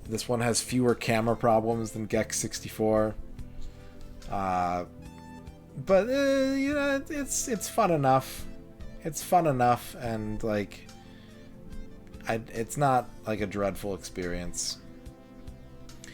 I'm gonna put Revolt in. There's Revolt. Revolt in at 59. A game with good style, great soundtrack. Great soundtrack on Revolt. But it was kind of empty. It was kind of, it kind of felt like you had to make your own game, you know? They gave you this big checklist, and they gave you these modes, and that was cool, but like, you weren't ever really led from point to point. You had to kind of make your own fun a little bit. And the power-ups were kind of unintuitive, but it was still a cool game. And a cool idea. Yeah, track designs were kind of whack. Like, the concepts behind them were cool, but then, like, the actual, like, racing lines and stuff were not great. And, like, why was there only one usable car? That's the problem, right? Why was there only one car that actually controlled, like, a fucking real vehicle? We're gonna end B tier with probably a surprise. I think a lot of people are gonna pop off, and a lot of people are gonna be like, what the fuck, dude? But B stands for Batman? No, not Batman. Blitz? No, not Blitz. Blues Brothers 2000? Why, yes, of course. Blues Brothers 2000, rounding out the B tier. Bam page. Again, like Gex 3, not the worst game in the world. A pretty competent little platformer with gratuitous bust-a-groove boss fights. And, like, certainly not the license I would have chosen, but it was okay. It was okay. Yeah, Blues Brothers 2000 has it. It's got my heart. Okay. C tier. We're getting into, like, the mess of mez. Like, the true meh tier. I might just put these up and say very little about them. Quake. We talked about Quake last night. I don't get Quake. I think Quake is kind of bland. I think it's drab. I think it's uninteresting. But this port's okay. Not as interesting as Hexen to me, but still there. Still a decent game. Just not really the shooter that I would put in on the N64. Probably not in the top 10 shooters that I would put in on the N64. Like, I would absolutely play Hexen before this. I would play GoldenEye before this. And several others that we have yet to play. We'll get to more detail when we get to the bottom tiers, so I can rant and rave about the games that I didn't like. I'm going to put Penny Racers in at number 62. I liked Quake 2 on the N64 way more than Quake 1, because it has color in it. Like, it actually uses colors. Penny Racers at 62. Really unfortunate that you can only play this game with OEM controllers, and like the whole part stealing and like customization is cool, but the track design is not really there, and like the music isn't really there, and it's a cute game, but it's not the most fun thing in the world. So I'm putting Penny Racers at 62. I'm putting Namco Museum behind that. You know, these are classic arcade games. Who doesn't love Dig Dug? Dig Dug's like my favorite Golden Age arcade game, but these ports are meh. They're middling, and they're so much less interesting than the PS1 Namco. I mean, like every Namco Museum they've ever done is less interesting than the PS1 Volume 1 through 5. What's up, Philly Cheesesteak? Not really a rubric, no. Just kind of going by feel. But every tier is evenly spaced. So there's 10 games in every tier. But yeah, you know, classic games, just not the best way to play them. There's absolutely nothing wrong with that collection, other than the fact that, you know... Yeah, I do. I have a triple S tier. There you go. Since you just got here, I'll scroll back up so you can see it. 64, the Sanctified 64 spot goes to... Where is it? Hot Wheels Turbo Racing. Cool tracks. It's cool to have like licensed Hot Wheels in it. The stunts for turbos is a cool mechanic. But you know, not the most enthralling racer, not the most to do here. Just a decent little game. It's just there's so many racing games on the N64. If there were half the racing games, this would probably be like an A+, or like a low A+, or a mid A. But there's just so many racing games on the N64, and like Hot Wheels doesn't... It does a lot of things to stand out differently, but it doesn't do them well enough to really elevate, in my opinion. It's got nitros, it's got stunts, it's got interesting tracks, but it all kind of feels a little slapdash. There isn't enough meat in any one of those lanes. And then we're gonna put another Gex game, Gex 64, at 65. It's kind of just bad enough to be in like that lower third almost, right? Like it's not a horribly miserable game, but like those I still think this is the worst camera I've probably used on the N64 so far, and like, you know, it was a little faster paced than Gex 3, which helped it out. Probably keeps it from being in the D tier, but it's kind of dreadful. It's getting there. It's like right on the cusp of being like ugh, you know. So I'm gonna put it at 65, and then I'm gonna put Xena Warrior Princess right there, right above the bottom third. I think this game has just enough heart to really be middle third, barely right now, barely. Like, was it frustrating? Was it janky? Yes, absolutely. Did I have fun with it? Yeah, I did. And like, you know, it's kind of fighting games get by on jankiness sometimes. A lot of other genres can't do that. A lot, like a janky platformer or like a janky RPG usually just kind of feels bad. A janky fighting game can kind of go the other side of the bell curve and like start to get good again. So I'm gonna put Xena at 66. I'm gonna put Knockout Kings at 67. Knockout Kings 2000 at 67. If this had more to do in it, I think it'd be higher, because it was kind of neat that it was sort of like a little bit less crazy than Ready to Rumble, but still kind of an arcade boxer, still having that kind of like super meter and like crazy punches and stuff.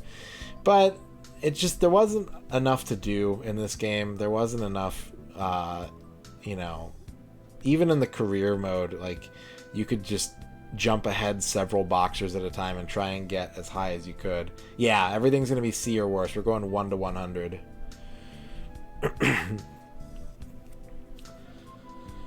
So, you know, good-ish, but I wish there was more. I wish it was more interesting or longer in a way that made it more, in a way that wasn't just like doing more fights. If there was better training mini games, that would probably give it the nudge up a few spots, but it was okay. You know, it was fine. I'm gonna put Razor Freestyle Scooter at 68. What a mess. What a just unabashed Tony Hawk clone with like no content. Like no content. This game felt like a game jam game. But a bad Tony Hawk is still a Tony Hawk. It had a Tito Ortiz cameo and like a big evil robot and a sock monkey. Like it was silly. It was a silly game. And I gotta, you know, it was still fun enough that I feel okay putting it in the C tier. It's not good, but it's It's something you can put on and have a laugh on. Don't buy it. Spider-Man 69.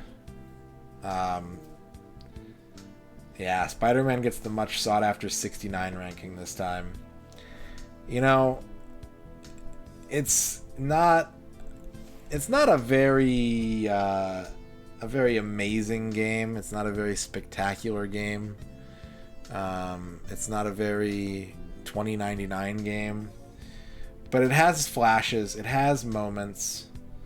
Definitely not superior. Yeah, it has flashes and moments that are fun and interesting, and then you end up fighting Venom like 5 times, and the game glitches out, and you gotta find stupid secrets, and you know. But it's always going to be kind of fun to be Spider-Man. Spider-Man is one of the best video game superheroes because his power set lends itself to interesting gameplay. And yeah, it is a Spider-Man game. It's not the worst. We're going to round out C tier with a surprise entry, everybody. You didn't see this one coming. Promoted up to C tier. WWF No Mercy. I have to respect the breadth of this game. I have to respect how much shit is in this game. Like 80 plus wrestlers, I think, plus creative wrestlers. You know, 7 different belts to work towards. You can make your own pay-per-view events. You can unlock all kinds of stuff. I think it is. Well, I think it's. This is a game that's like a great multiplayer game, probably, Arc Nova. The single player, I think you have to be a wrestling fan of this era to really enjoy. But like, there's just a shitload of content in this game, just an absolute shitload. And did I have the most fun going through it? No. Was I ever going to be satisfied with a wrestling game with this much content? No. But I respect the craftsmanship. I respect the attention to detail. And I gotta throw it up as cracking C tier this time around. So there you go. Hey, Gex 3 made it into B tier.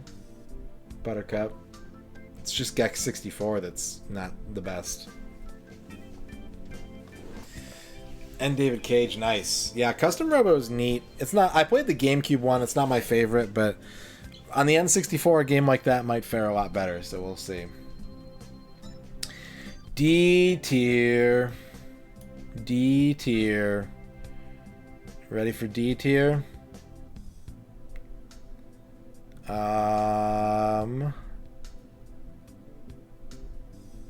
Scars. Meh. Just this is the mehest game. Like this is the epitome of meh. Like I don't feel anything for this game. I don't feel a single thing for Scars. It had some pretty effects, I guess, but just meh.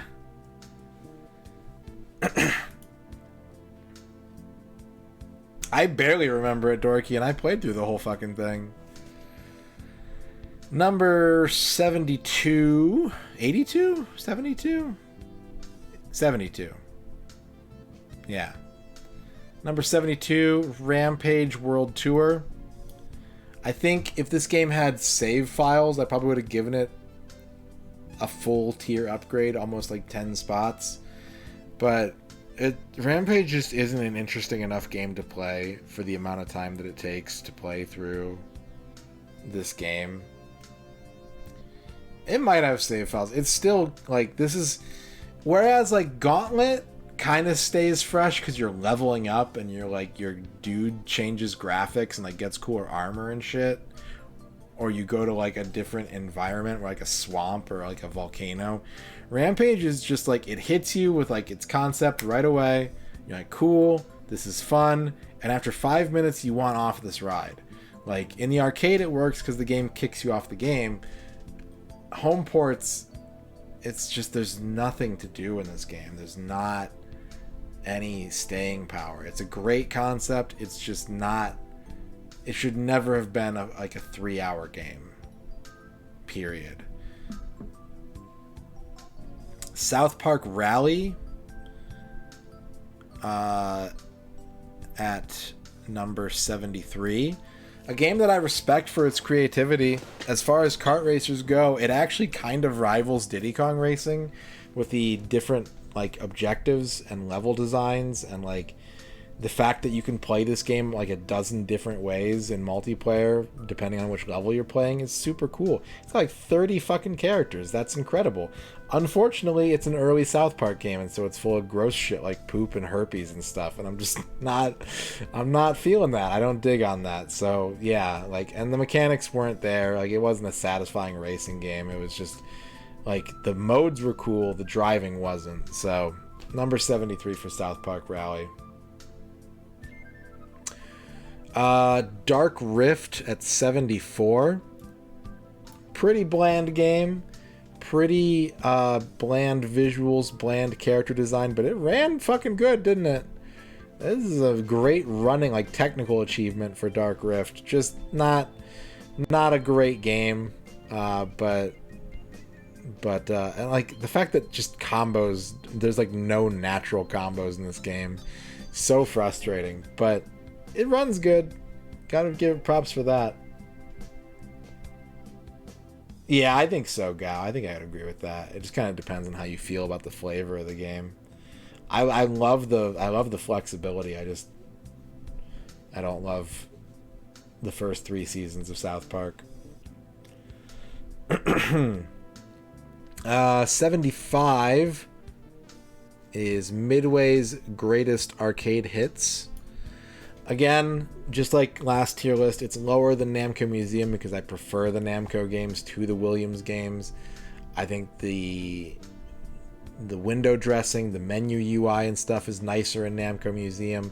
This one did have that trivia game, which was kind of fun, but I would always put Namco Museum in instead of this, unless I specifically wanted to play one of these games on my N64. And then at 76, we're in the bottom quarter now. The bottom quarter of N64 games we've played so far. I'm putting Power Rangers Lightspeed Rescue at 76. This game is total jank. Just like Razor, it also feels like it was made in a weekend, but the gameplay is interesting enough and like doesn't fight you to where you can just kind of like go through the motions and experience the game. There's a couple modes in this that I wish were more fleshed out and more of like a full game, but Power Rangers Lightspeed Rescue, I had like, it's so short that I didn't hate playing it, but it's objectively bad. It's you know, it just doesn't get in your way. Like, I had to play this, it knew I had to play this, and it was like, just hit me in the face, dude. Like, just go for it. Just knock me out as fast as you can. And, like, I was okay with that. 77 is Earthworm Jim 3D. Pork boarding. Just fucking pork boarding. Fucking horrible, shitty pork boarding. I hate it. It ruined this. Like, this game was never going to be like top 50, even at this stage of tier list making, but it didn't have to be this low. It really didn't have to be this low. It could have been like a Gex 64 tier game or slightly higher. Pork boarding is a fucking war crime. It's an atrocity. Tom and Jerry Fists of Furry at 78.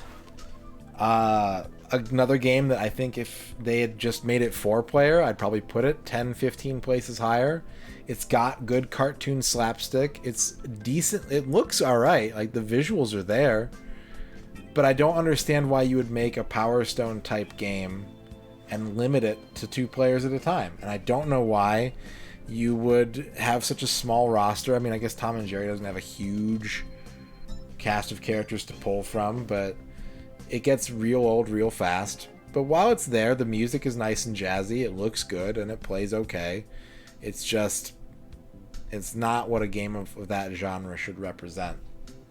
Not to say that it's the worst of its kind, as you can see down below. GT64 at 79. I respect the Imagineer racers. I respect this game actually made me... that's what you set up. Yeah, fair enough. Fair enough, Gelton. Touche, but also true, right? I respect that this game made me actually use the total analog stick and not just the very maximum values on either side. But it's kind of a boring game, you know. There's very little to do in this, and it's, again, like I said, so many racing games. If you don't stand out somehow, you're gonna wind up on the bottom of the pile and just kind of forgotten. I think Scars had a little bit more flavor. I think South Park Rally definitely had more to do in it. GT64 had some decent mechanics, but it didn't teach you them. It didn't make them kind of apparent. But it was satisfying to figure out, at least. And we're going to round out the D tier with Jeremy McGrath's Supercross 2000, aka Nacho Nad's Big Day. This had a moon level. It had a moon level. I'll give it that. Like, kind of boring otherwise, though. Some interesting cheat codes. F tier. F tier. This one's gonna climb. I promise you, as we move on, this one's gonna climb. But Vigilante 8 at F tier. At the top of F tier. Trying to get its way into D tier. It's just not... Yeah. It's just not there as far as Twisted Metal clones, car combat arena games go. It's just it's such a pastiche of people floundering in the late 90s trying to latch onto some kind of craze with like the 70s throwbacks and the school bus with missiles on it and like aliens. Like, this game desperately is looking for an identity and it never gets one. It's not bad, but like I can't think of a lot of reasons to play Vigilante 8. How could I do Monopoly like this? Well, I got bad news for you. Wheel of Fortune at 82. Again, not a bad game, just not a game you should gravitate towards.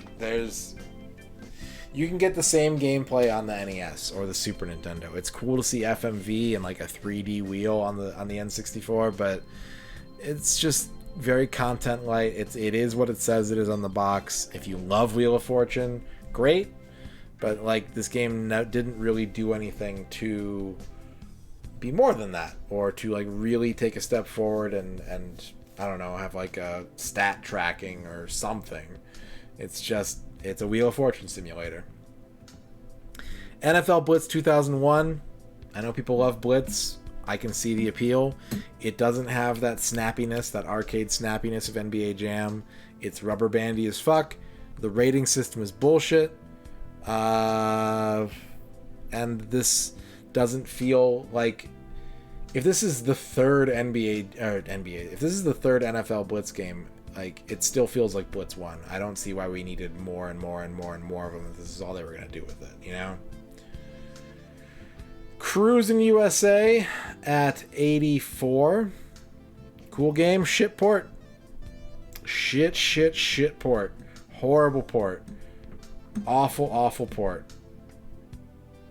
And it's just not very fun to play. V-Rally 99 at 85.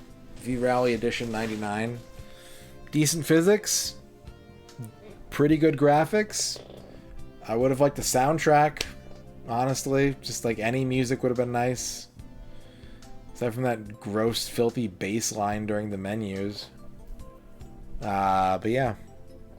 Neat environments. Just such a business-like rally game. Just meh. Monopoly at 86. There you go. There you go, Buttercup. Monopoly at 86. The biggest sin of this game, because I love Monopoly. Why is this one only 4 players? It doesn't make sense. There is zero reason for a Monopoly game to only be 4 players. Why? Why? World Cup 98 at 87. This game didn't need to exist. They should have combined World Cup 98 and Road to World Cup 98 into one FIFA 98. But it was fun. It was a fine soccer game. It was just like you play 4 matches and the game's over. Like, imagine paying full price for that. That's horrible. Horrible. The historical replays though were pretty cool though. The historical, like, going through the old matches, it was supposed to have different like filters and like graphics from what I read in the other versions. The N64 version didn't do that, so there wasn't really anything special about it. South Park Chef's Love Shack at 88.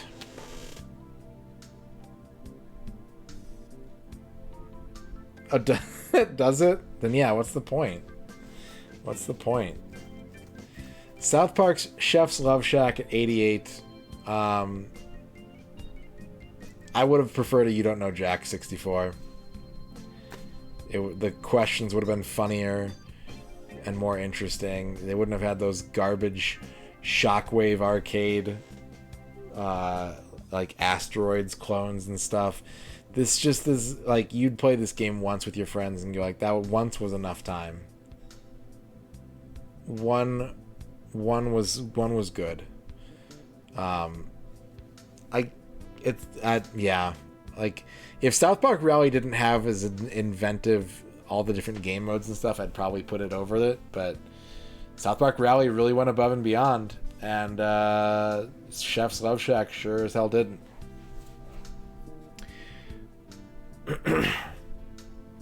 Yeah, we're about to close out F tier. Two games get spared from being absolute bottom tier poop. And the first of those 2 games is Polaris Snowcross. This had some okay like snow effects. I liked upgrading the parts on the snowmobile, getting the money and like upgrading the parts of the snowmobile. Definitely not a game that you would want to play for more than a day or 2. But snowmobile racing is kind of a novel concept, and they weren't as lazy with it as like say Razor was lazy with it, but it wasn't good at the same time. Lance Boyle wants to call the last F tier. Chat, do you want to guess out of the 11 games on the board what the final F tier was?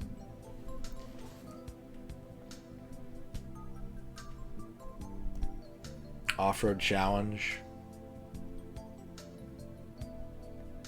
No. Supercross? Nope. Army Men? Nope. Jeopardy? Nope. Pokemon Stadium? Nope. Virtual Chess is the correct answer, Buttercup. Congratulations. Virtual Chess is the last of the F tier games. It's hideous. It's a hideous, gross game. But, like, that AI was a beast. The reason I put it in F tier is because that AI was a straight up beast. And, like, if you wanted to learn chess against a computerized opponent, like, this game will put you through the ringer. Like, you will, if you're determined to learn chess, Virtual Chess 64 will beat chess skill into you. If you're not determined to learn chess like me, it will just end your soul. But it had the cool little battle chess animations, even if they were total garbage in this version. And I just thought like it had a redeeming quality that I could see in it that I couldn't really see in any of these last 10 games. And that's what got it to F tier this time around. It might slip to Z, right? Like it's the most likely to slip into Z next time. I think the Olympics are older, Dorky. Alright.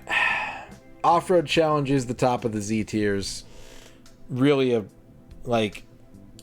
you have to fuck up real bad to use the Cruisin' USA team and engine and put out a worse game than N64 Cruisin' USA.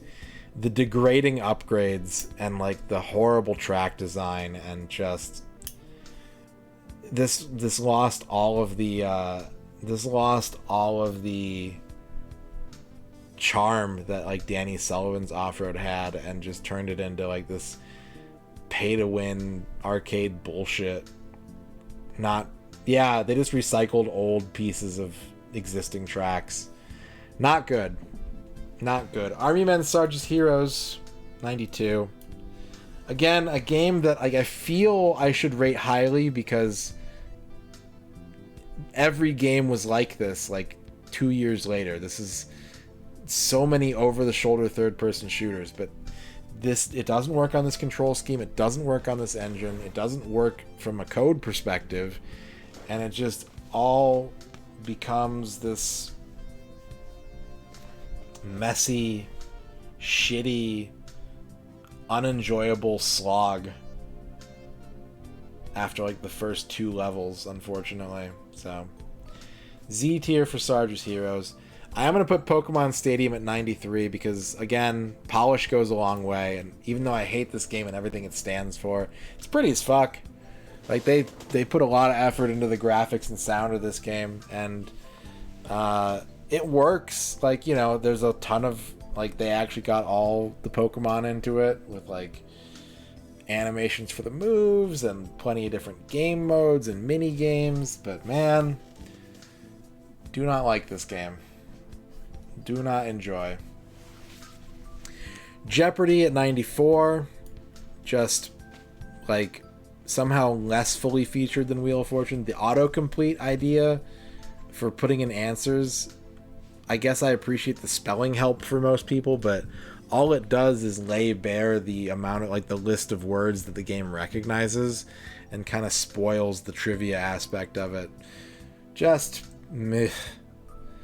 Elmo games, letter and number, 95, 96. I like letters more than I like numbers. You know, and I said this about these games last time, clearly not for me, clearly for people 35 years younger than me, but, like, you know, yeah, a game that's somehow mid-Elmo would be pretty incredible, Elf, but that's, even for meme purposes, that's a really good idea. That's strong comedy vibes right there. But yeah, just, you know, there's not a lot to want to go to these for. There's no, like, weird gameplay, exciting features or anything. It's just, don't touch these unless you're learning your ABCs or 1, 2, 3s. Supercross 2000 at 97. This wasn't a game. It had less to do than Jeremy McGrath. It had no sense of fun or whimsy or anything. It was just like just bleh. Just bleh, I tell you.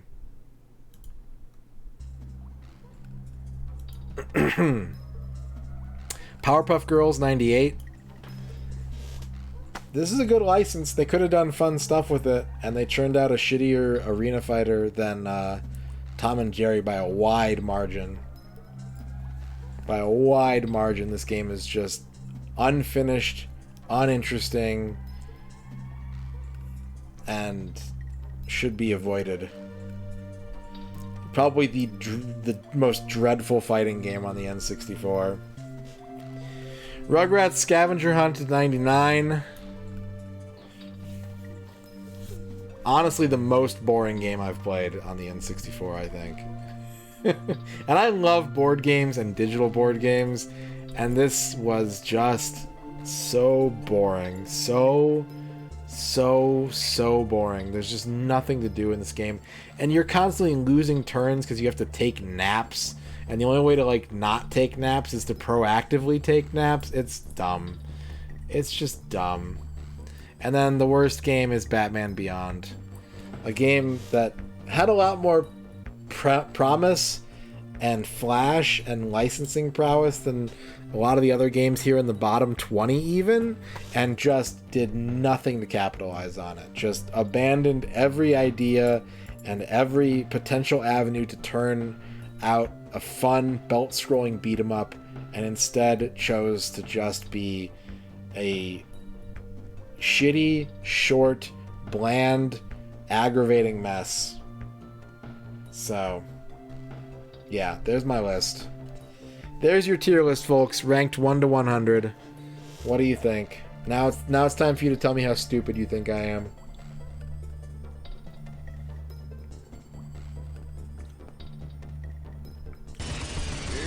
Rage for Kiwi, thank you for the 25 bits. And the kind words. Where would I put Aero Gauge on here if I had to rank it now? If I had to rank it now, I'd probably put it in... I don't know, maybe between Wheel of Fortune and NFL Blitz 2001. That's kind of where my eyeballs are landing right now. I'm probably 83. Crush them. Should be Rugrats. Batman is a better game, it just wasted more potential and that makes you sad. That's totally fair, Gal. I don't like wasted potential.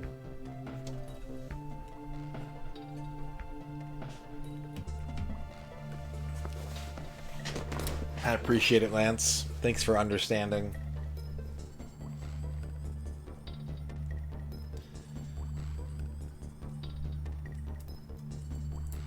Yeah, I think GT64, I mean, a really useful tool when you're trying to rank these games on an existing list like this is to look at its peers, right? So, like, as far as racing games... You must crush them. Why is Kirby so adorbs? He's round. He's pink. He eats cake. He's squishy. I don't know, Top Boss. That's what I'd go with. I think I'm only mean to Pokemon Stadium because I played it raw. It didn't help. It didn't help, but yeah, it's still bullshit RNG, and, you know, the thing that I always go back to is that, like, there's no need to revisit that game.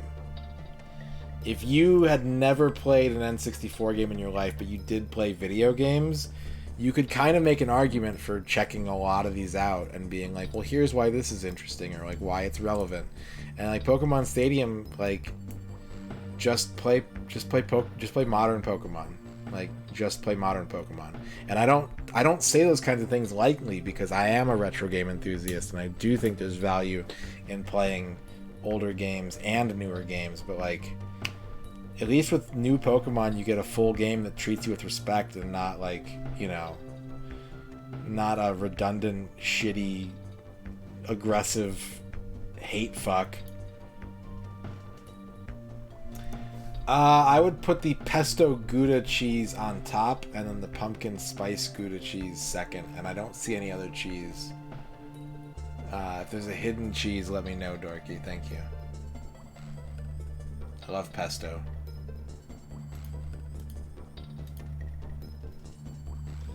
You think it should be A? I mean, that's fair. If you like wrestling games, then yeah, it'd be way higher, I think, for anyone who likes wrestling or wrestling games. And if you like customization, I get it. Unfortunately, the customization breaks 1.0 of the game, and the 1.1 is hard to get, and that sucks. And I can't give it... I can't elevate it if the game's gonna be broken on the thing that it's good at. But I feel pretty good, honestly, about elevating it up to C. I think that... I feel like I did that, and I was like, I'm so brave.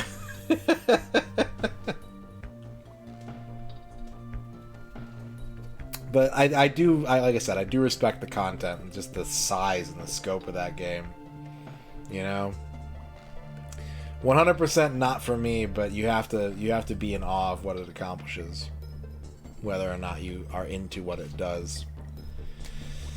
But yeah, I will be pinning this to the Discord channel, so if you want to pore over this or share it with people, make sure they're intimately familiar with N64 box art, because not all these are easy to read. But yeah, I put it. I don't feel great about it at F tier pure self, but I think it's a game that's like unplayable above easy difficulty, and on easy difficulty it's kind of a pushover. And I just don't really like what it's putting down.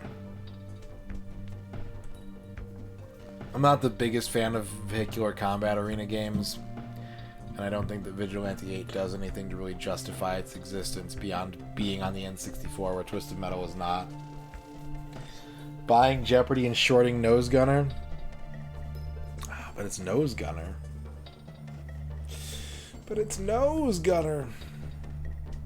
And the next time we do this tier list will hopefully be after game number 120, and there will be 12 games per tier list, so there's room to move up, and there's room to move down. So, you know, will Virtual Chess fall to Z tier? Probably. Will Mickey's Speedway climb to A tier? Could happen. But I did notice out of the 20 games that I added onto this list, like games number 81 through 100, right? Not very many of these got very high ratings. Rage for Kiwi. Thank you for the 25 bits. I mean, maybe I can do something to drop the price of Earthworm Jim 3D, because that game does not need to be $70. But yeah, so like Banjo was the only one that made triple S tier, and then Quest was the next highest rated one in S tier with Donald Duck, and then Cruising the World on A+, International Track and Field on A+, 40 Winks on A+, Doraemon on A, Bust a Move 99 on A, Bug's Life on A, and then everything else was like the other 11 games that I played. So like it was an okay spread in terms of good versus bad, but like, you know, it made me realize that these last 20 games have been kind of kind of mid. No, I've kept a lot of them on the board, but that definitely is a part of it. Like, yeah, I've definitely played a lot of the heaviest hitters, but we still have a lot of good ones. Blast Corps, Castlevania, Goemon, Star Wars, Perfect Dark, Tetrasphere, you know, Disney DDR.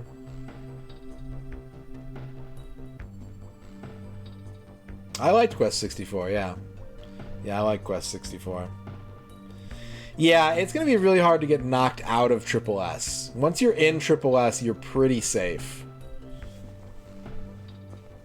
Unless we hit like this weird vein of like incredibly ultimate games, once you've made it to Triple S, you're kind of locked in on Triple S. You got your ticket to the Hall of Fame. Yeah, we haven't done Mischief Makers or Bangayo. We haven't done Winback. We haven't done any of the Mario parties, or like any of the Zeldas, or you know, there's a lot of big games left to play. I almost turned the N64 off just now, but that's not what we're doing. Okay. We haven't done any fishing games yet. We haven't done F-Zero. A flushed section? Yeah. Well, just know, if I flushed a game, it's probably not going to make it out of D tier. Except for Body Harvest. Body Harvest will. At this point, I've probably flushed about 12 to 15 games over the years for various reasons, I want to say. Right now, I'll be honest, like, my headspace and my energy levels have been really bad for this kind of stuff. Like, I have not been excited about playing N64 games as much as usual. And that's kind of a given once you're 100 in. Like, you're going to start to get a little sick of it. Especially when you've played some really kick-ass games. But I'm trying to make it a little more fun and interesting for myself. I'm trying to do some things here and there. We may hop around on games more often than usual. I might not marathon games quite as much as I have been doing, but we'll see. We'll see. It's not. No, I don't have a list of all the flushed games. I'm okay. I'm okay. I just have to be a little more mindful of what my patience levels are and what I've got going on outside of stream, you know.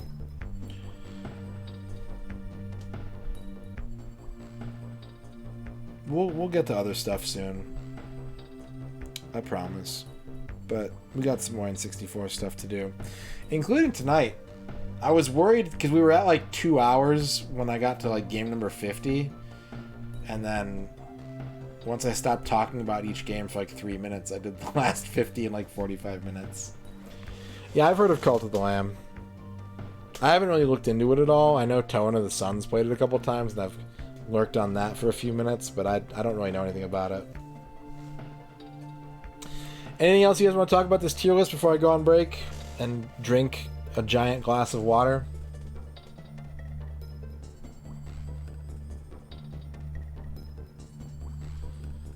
And I will pin this to the Discord later on tonight. Why is Gex so low? Because he's obnoxious and he's not very fun. He's okay. He's alright. Biggest surprise of a good game? Shadowgate, Nagano, Tarzan, Rally Challenge 2000.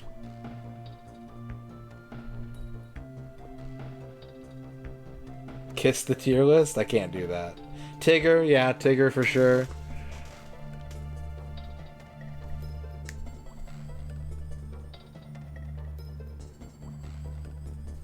Bug in the Switch version, huh? We'll revisit this after game number 120. That's the next time to do it. Print out the tier list. Ugh. I thought about it. I actually thought about doing Madden 64 soon. We might. We might. I haven't done any... Well, I've done one NFL game so far. One NFL game, 2 NBA games. One FIFA game. No hockey, no baseball yet.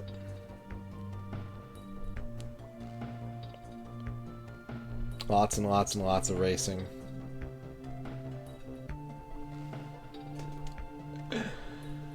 Ooh. I haven't done Conquer yet.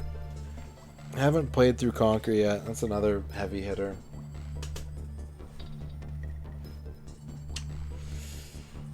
One golf. Yeah, one serious golf, right? One serious golf, one wacky golf. There's a lot more golf to do.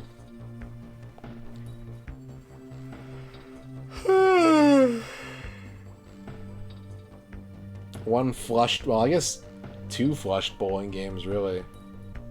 Although I barely touched Brunswick.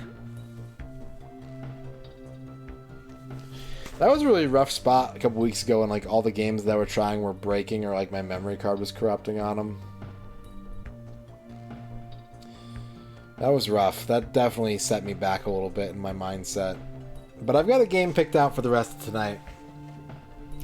I do have a game picked out for the rest of tonight. We're going to close the tier list down. Because we are only 2.5 hours into the stream, basically. I got a lot more to do tonight. And time to do it. And you may be wondering, what are we going to play then? Are we going to go back to Air Border? No. I don't know if I'm fully flushing it yet or not, but no, not tonight. I need a break. I need a break, but I also want to stay productive. I need to do something that's going to be fun in a way. So I'm going to take this guy. I'm going to take this Rumble Pack. I'm going to put it in the N64 controller.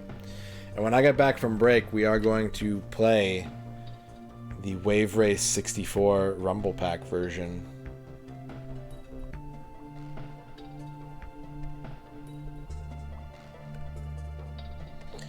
Wave Race! So, I'll see you in a few minutes. I gotta rest my vocal cords. And, yeah. We'll be back soon. BRB.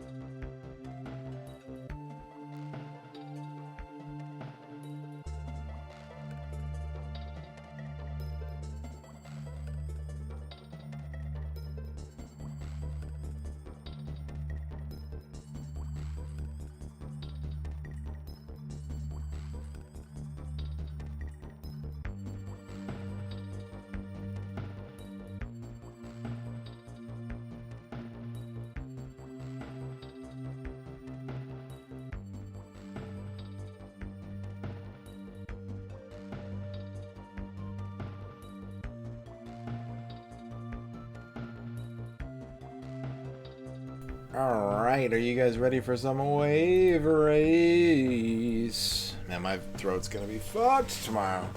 These tier list ones, it's too much talking for me. Anytime I have to do, like, just chatting, this is another reason why I can't do this, like, just chatting type stuff, is my voice is not used to this much talking.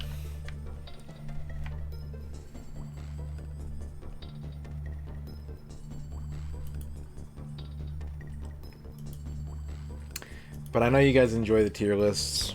I hope you do.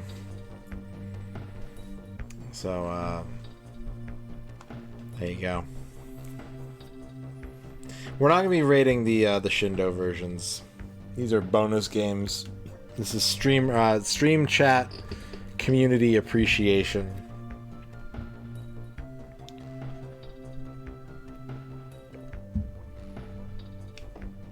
Yeah, probably Quicks. I mean, Dance Evolution would have been the same way, except people then started just T-posing in front of the Kinect sensor, so...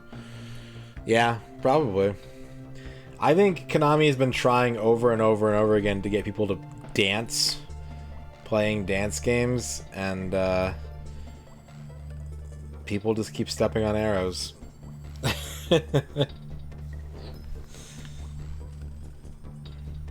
I appreciate you, Buttercup. You're a valued member of this community.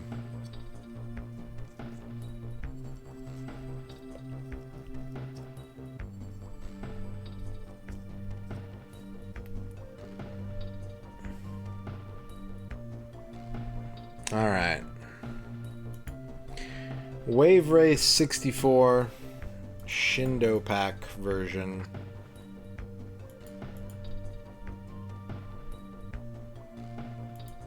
Oh, boy, that was the wrong source.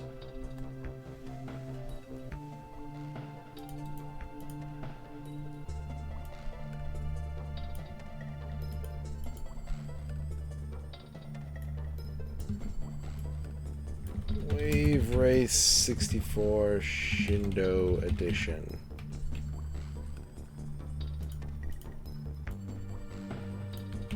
The classic jet ski game, now with rumbling and different music for some reason.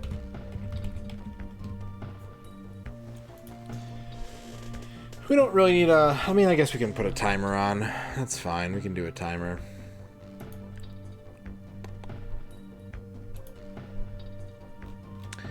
Yeah, I think hopefully this will kind of get me back into a vibe of Rumble is in.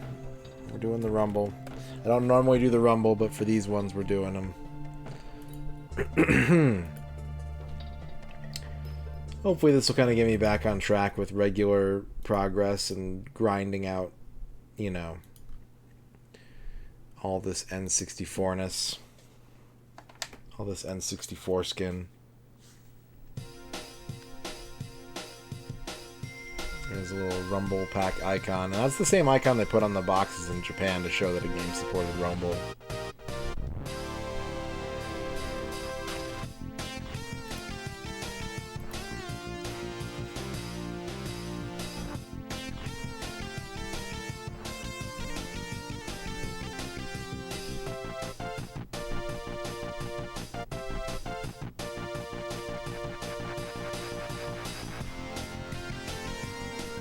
His instrumentation sounds slightly different, like the song's a little slower or something. I don't know, maybe I'm just imagining it.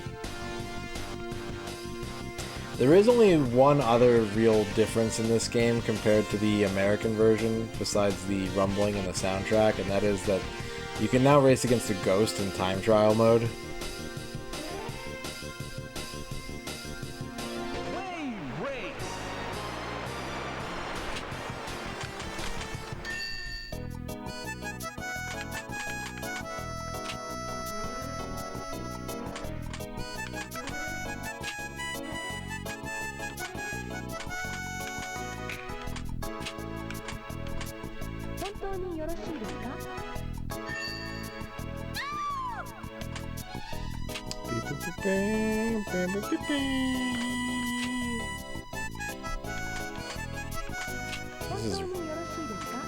visual records.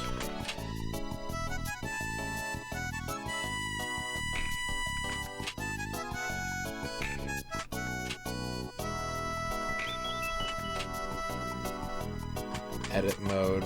Leave that alone. Oh, we've completed 101 games, Saban. This is a bonus game, though.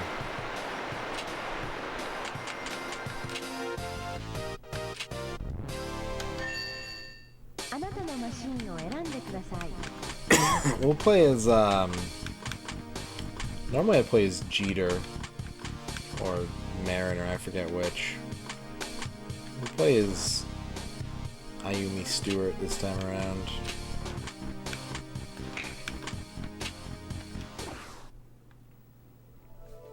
Welcome to Dolphin Park. Dolphin Park.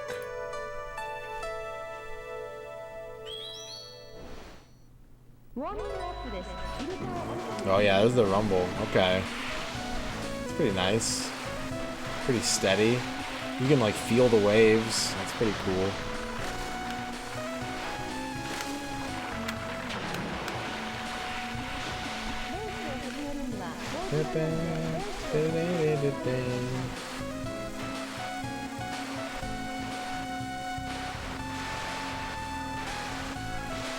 Did I go like way off course?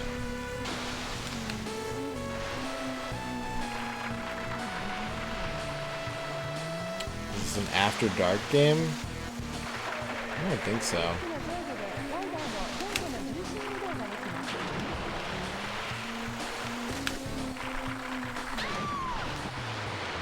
Why would it be an After Dark game? Is it Vaporwave? No. No, it's not Vaporwave.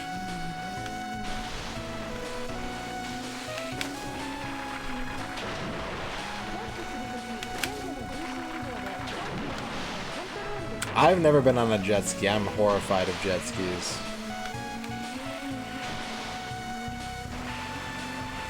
Jet skis scare the hell out of me.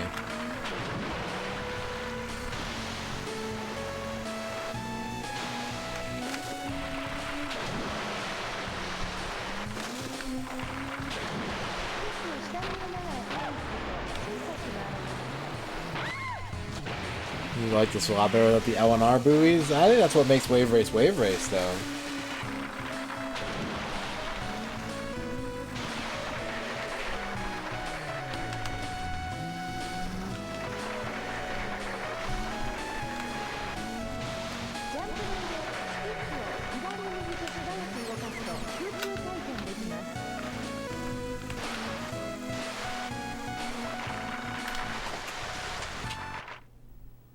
Okay.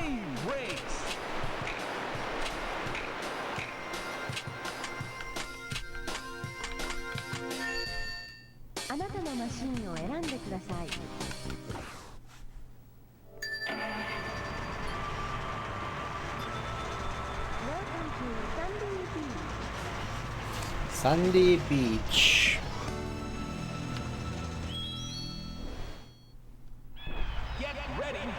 Ready for this weird, different music? 3, 2, 1.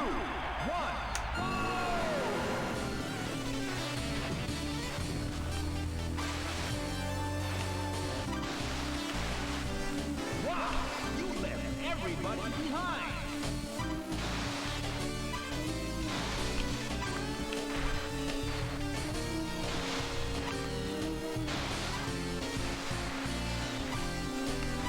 Yeah, all like text boxes and stuff.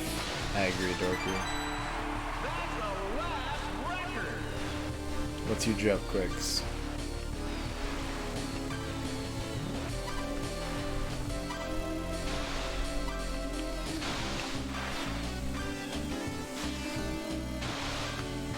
This is a good use of Rumble. Honestly, this feels good.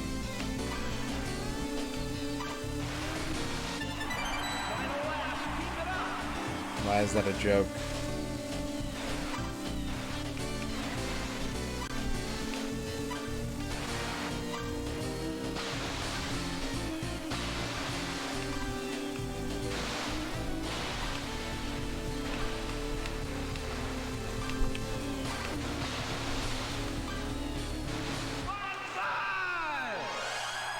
I never had a shepherd's pie before.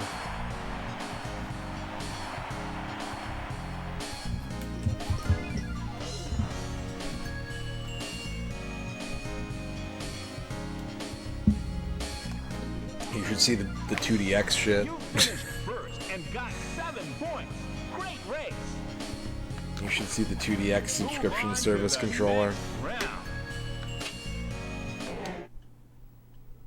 What's up, Yeso Pie? Welcome to Sunset Bay. Sunset Bay.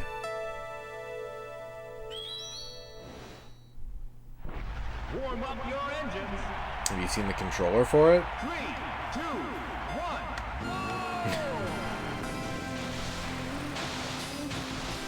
Okay.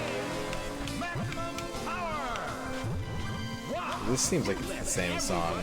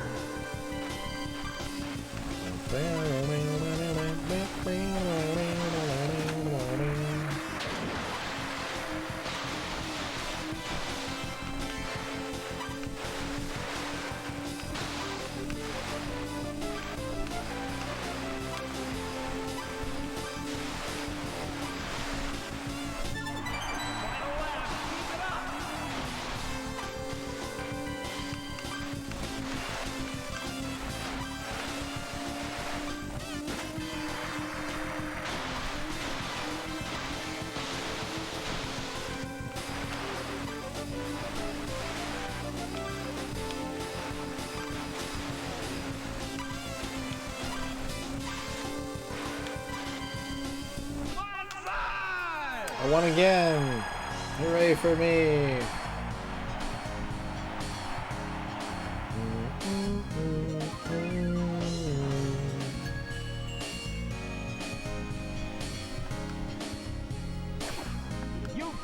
What a triple S game. What a triple S game this is. Welcome to Milky Lake. Milky Lake. Can we get a Milky? Can we get that as a rig Milky command? Milky. Watch the signal. 3, 2, 1. Okay. Maximum power. Oh, Rage for Kiwi. Thank you for the 10 bits.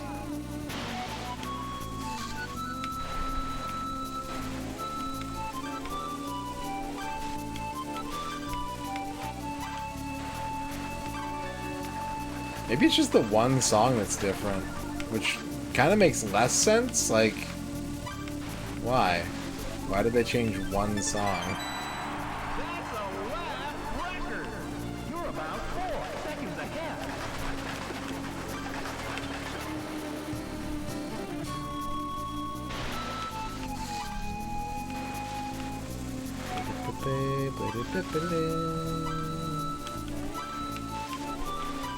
Man, I love dynamic weather on racing games. Even with simple shit like this game or Stunt Race FX, when the weather changes lap to lap, man.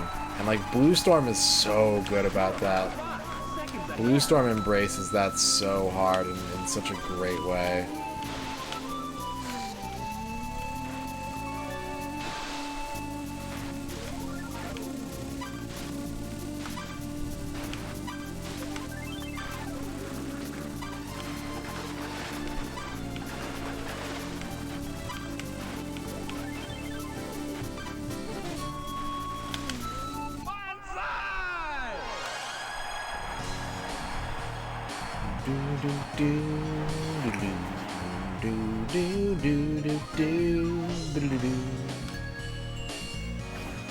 You finished first and got 7 points.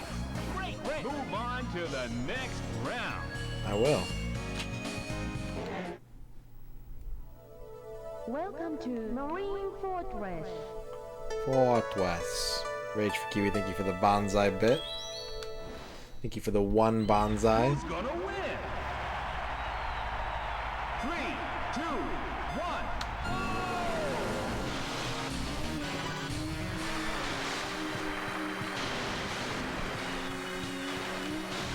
Wow, you left everybody behind.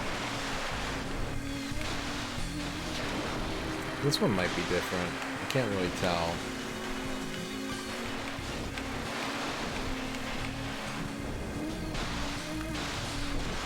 But I hear like more bass.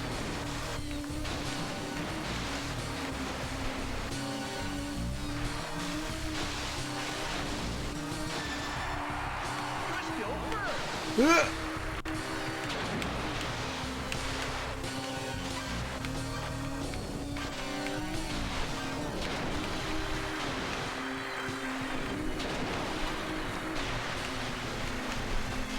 You've been overtaken.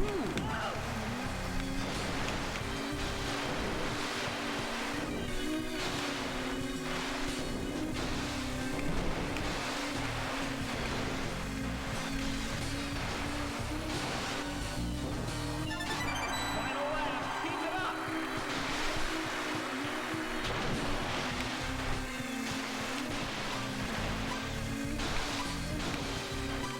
Maybe the song is different. Oh shit. Move on up. Get him. Keep it going.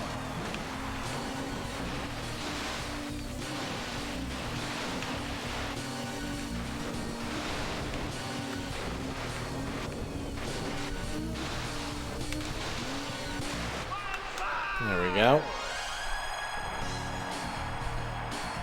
There we go.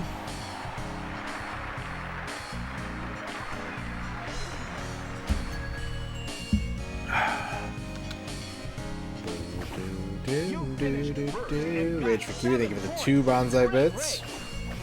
Move on to the next round. Welcome to Port Pirate. Port Pirate.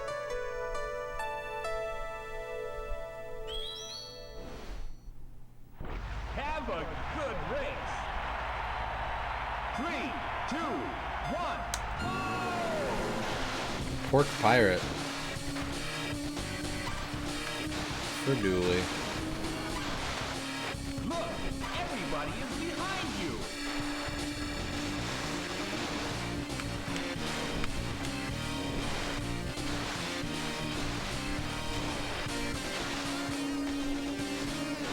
Way more Doom guitars on this one. And some Weedly solos. Chubo with a big raid. Big Chubo raid. Sai-chan, thank you for the follow. Ragadom, esports are for losers. Space Mister, welcome on in everybody. Groticus, hello. Welcome from the Chubo stream. Nathan C. Do a handstand? I'll do it at the end of the race. Daciati, I promise. We'll do a handstand just for you. Yeah, this is way better than boring hoverboards. This is the Japanese Rumble Pack version of Wave Race 64. So we're getting vibrations. Akko, welcome. Okay. Good. Maximum power. Hope you got to play some good games tonight, Chubo. Look at some grotty comics.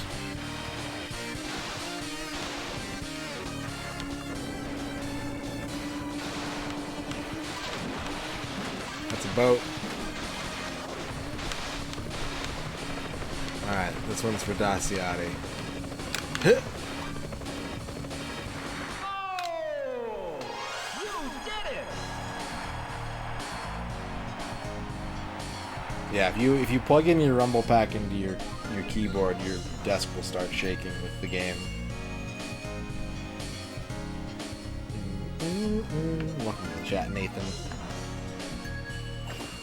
You finished first and got 7 points. Great race. Thank you. Move on to the next round. Am I on like expert mode already? Southern Island. So the music is actually a little bit different in this version of esports, which is kind of weird. It's a little bit different than the American version. This is the final round. Good luck. Kai, you want to get your horoscope here in a second?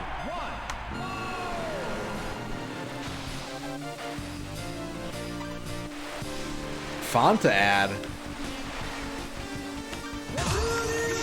Daciati. Thank you for the 2 months. Typhoon handstand also a timber of subs. Timber of subs. Thank you, Daciati. Appreciate that.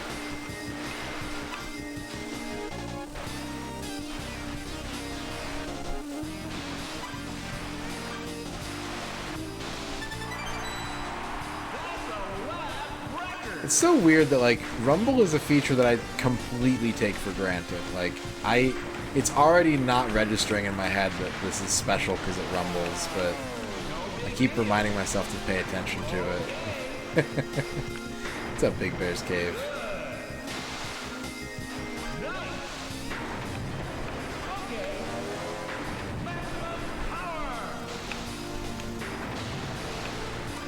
Like, I like Rumble. I don't dislike Rumble, but it's just, like, so unimportant to me most of the time that I never notice it when it's there.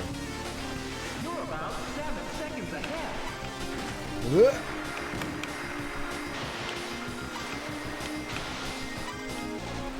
Well, welcome on in, everybody. I spent the first 3 hours of the stream rating the 100 N64 games that I've played so far into a big tier list.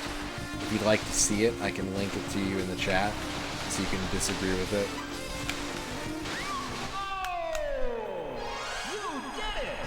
Otherwise, welcome to Wave Race 64 Rumble Pack Edition. Kydrian wants a SimCity horoscope. I got you, Kydrian. Another raid! Rachel Retro, thank you so much for the raid combo. Here you go, Kydrian. You got the sporting goods store. It's time to buy your football helmet because it's football season. Get that jock strap.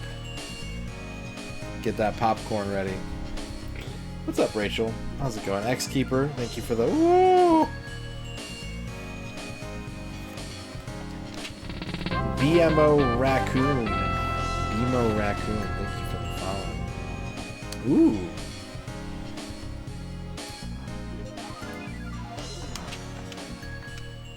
I won every race. Green Herring, how's it going?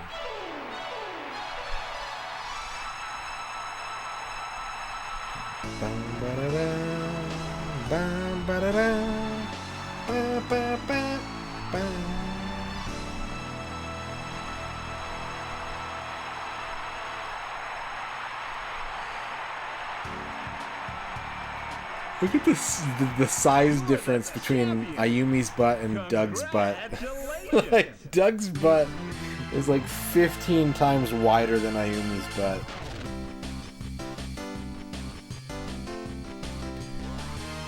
We'll see, Space Mister. We'll see.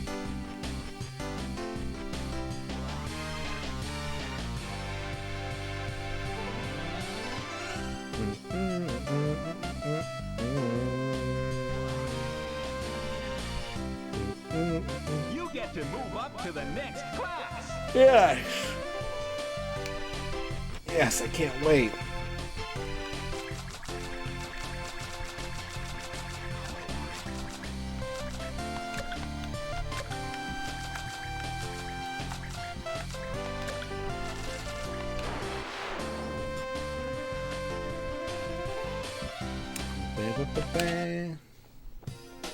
Wave race. あなたのマシンを選んでください。 I think I just finished saying that we spent the first 3 hours of today's stream ranking games number 1 through 100 of the N64 Complete Works on a big spreadsheet, or not a spreadsheet, a tier list. So if anyone would like to see that, I can link it to you. Yeah, there was, the Kawasaki branding was on the US release. 3, 2, 1. It did get taken out of the Virtual Console release, I think. Booyun wants to see. Alright, Booyun, I got you. Give me a second. I got you, Booyun.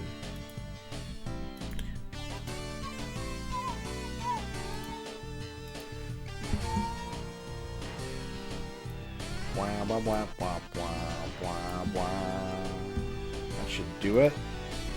Yeah, there you go. There you go.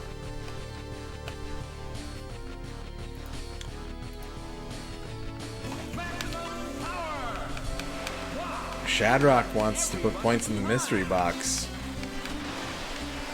Okay, Shadrock, I'll do that for you here in a second.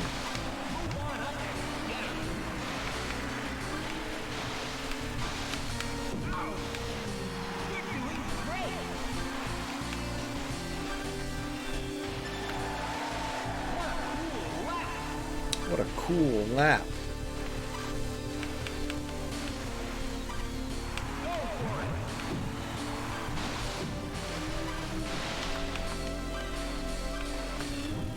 Ow! Why did they put mines on this race? This doesn't seem like it's safe or healthy.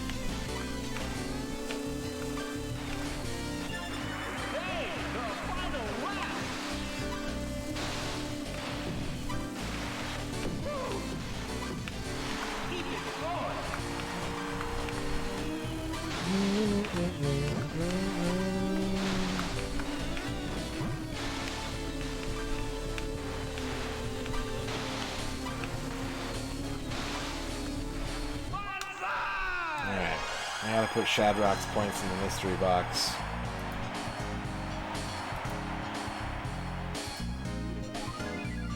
Five's pretty good sales. It feels nice. You really get to feel the big waves and everything. It's pretty cool.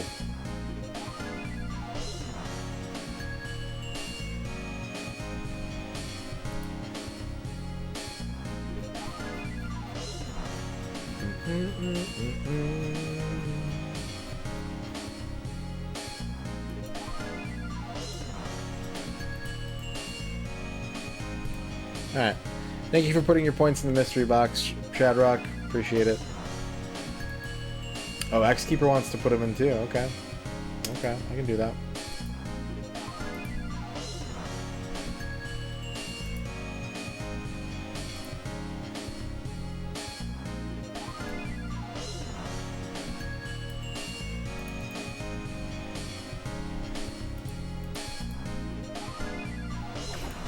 Done. Finished first and got 7 points. Thank you for putting your points in the mystery box. Oh, 2 more. Elfbutt and Yesopai. Okay. Sure.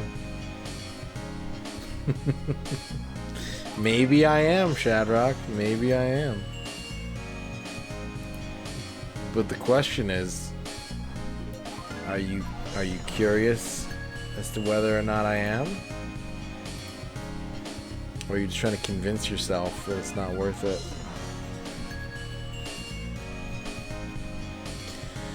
The mystery box.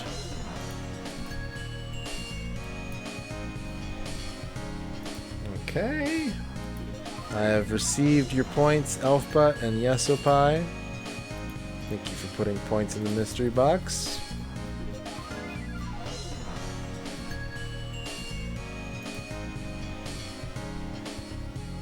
Yesopai wants a haiku about what's in the mystery box. What's in that weird box? Right now, I can tell you there's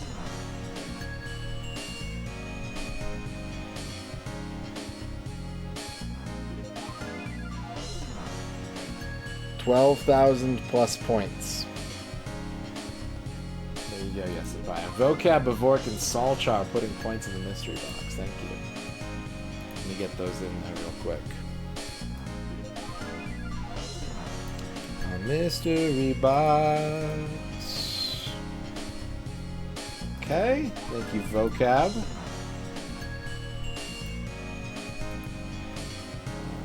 Bavork, thank you for putting points in the mystery box. And Salchar, thank you for putting points in the mystery box.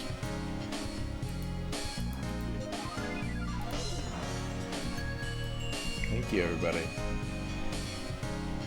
Your points have been entered.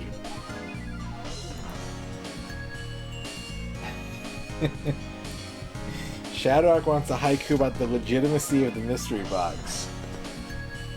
Please don't be afraid. I know the box is new, but it is fun. You think?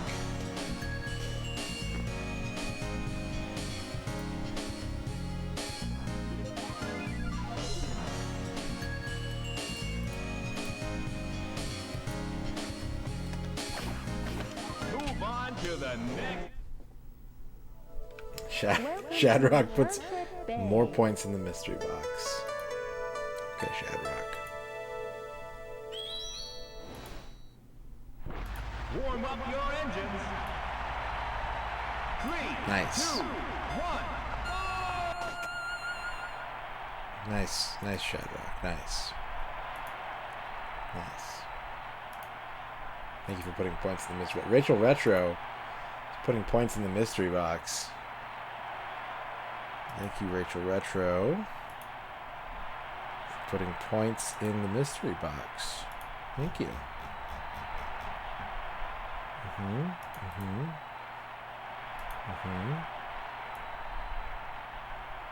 Excellent. Okay.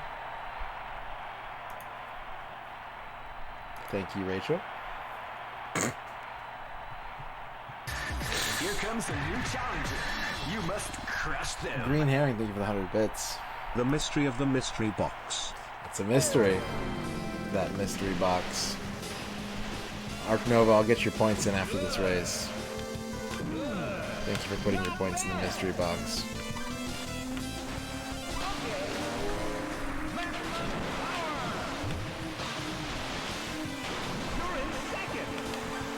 Navjack, thank you for putting your points in the mystery box. Man, people love the mystery box. Yeah, I turned the co-stream off for now. There will be higher point redeems in the future, but for now,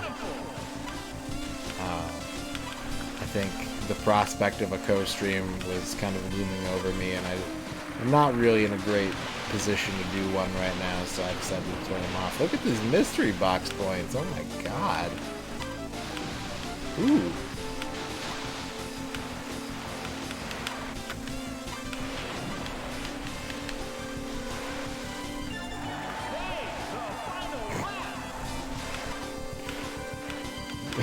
Oh man, Navjack is going in on the mystery box. What do you think it is, Navjack?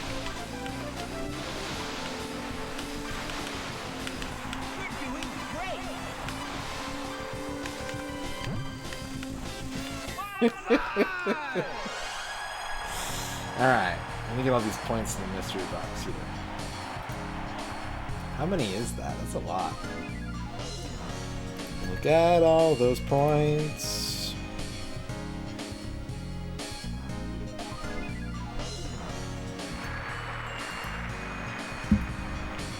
Arc Nova, thank you for putting your points in the mystery box.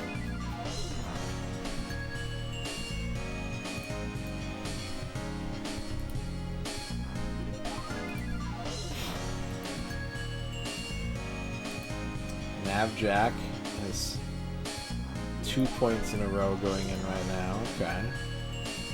Okay, I see you, Navjack.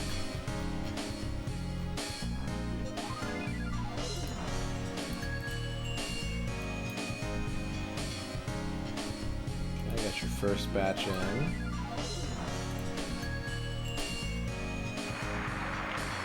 Second batch. Ooh, that second batch wasn't very good, Navjack. Got 7 points. Great race. Go, go, go, go, man. Putting points in the mystery box.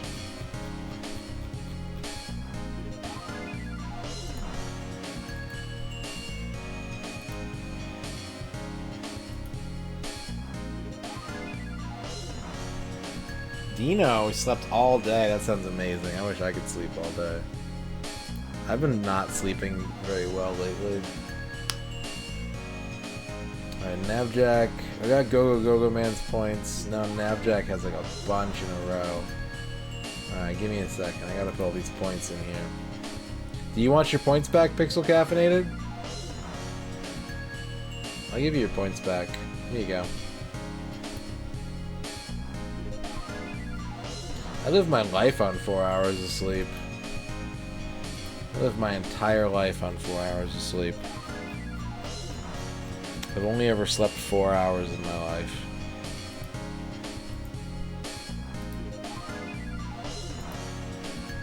Okay, I gotta put all Navjack's points in the box here. Ooh. We've got a lot of redeems to work through right now, folks. Be patient with me. A lot of redeems to work through right now.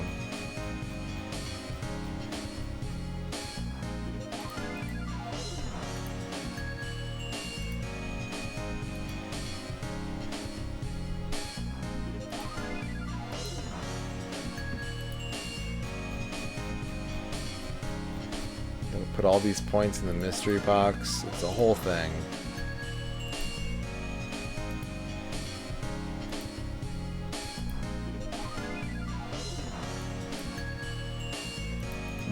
Burp.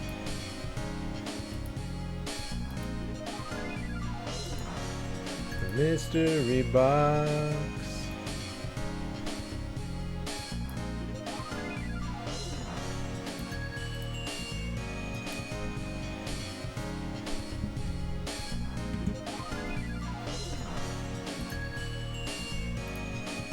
What's in the box? It's a mystery. It's a mystery box. There's a lot of points in it right now.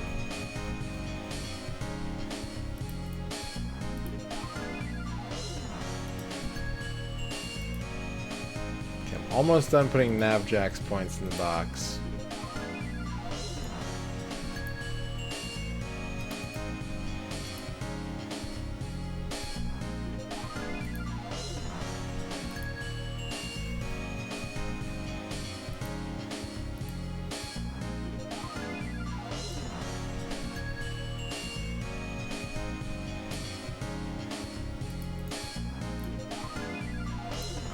Okay, Navjack, your points are in the box. Bevork wants a horoscope.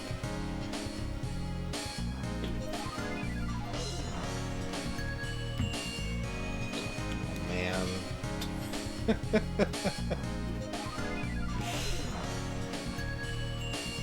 All these points. Bevork, your horoscope is the wind-generated power plant. You're gonna have a really farty day today, Bevork. You're gonna be tooting a lot. Don't be ashamed, everyone toots. It's a normal part of the human body. Go Man wants to put some points in the mystery box, okay. Okay, I have put your points in the mystery box. Thank you, Go Man. Pixel Caffeinated wants a horoscope. Pixel Caffeinated, your horoscope is 19 Puddingham Court. 2 money, 2 people, no crime, no pollution. Have a wholesome day with someone near you. Get into wholesome activities. Tell them how you feel about them. Tell them your emotions. Listen to their emotions, and you will prosper. X-Keeper. Puddingham, yeah, Puddingham. See? Puddingham. 19 Puddingham Court.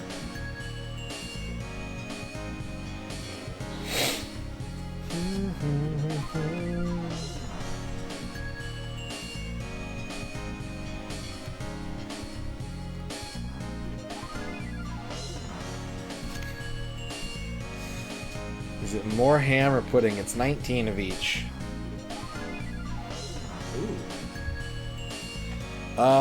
X-Keeper, you got the Spooky Vampire Nightclub. Congratulations, X-Keeper. It's time to start thinking about Halloween dance moves. And spooky, scary pumpkin men.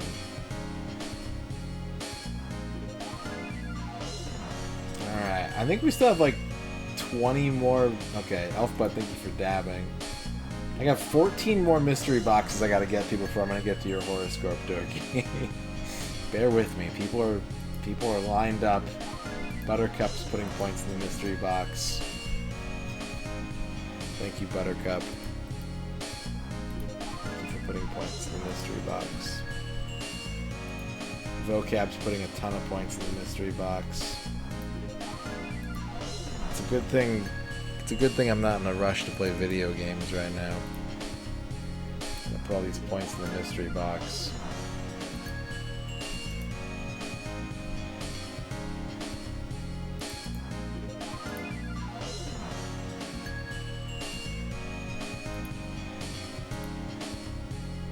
Oh my god. Oh my god, that's so much mystery box, you guys. It's okay, I'm gonna bleed you dry. You're gonna run out of points eventually. And then I'll be the one laughing.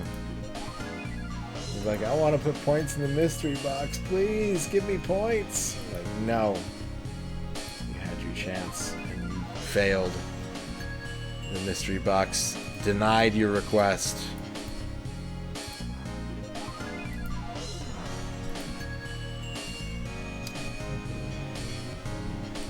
There might be. There might be infinite boxes. There's only one way to find out.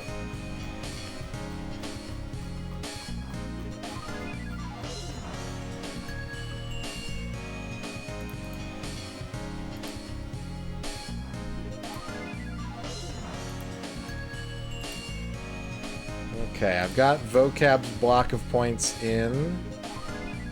This is gonna be interesting. I agree. Thank you, Vocab. And then Pixel Caffeinated got one in to break it up. If anything's happening in chat right now, you guys are on your own at the moment. I have so much mystery box to do right now. So if you have any questions, chat, you gotta help yourself. All right. Oh my God, it's 18 now. It keeps going up. How does it keep going up? I know how. I know how. Mystery box.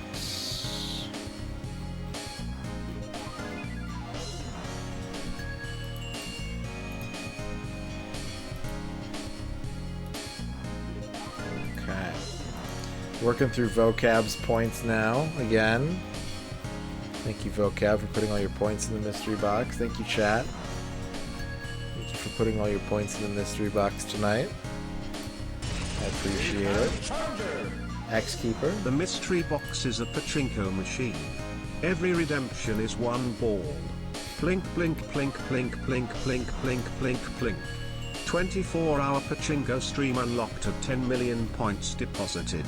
Yes. Yes, that's a good idea. Maybe it's in the mystery box. Maybe it's in the mystery box, X-Keeper. Thank you for the 50 bits. Okay, I'm almost up to Dorky's horoscope now. I got 2 more Vocab points to put in the box. I'm putting in these Vocab points right now. Okay. Alright. Points well spent. Thank you, Vocab. Dorky wants a horoscope.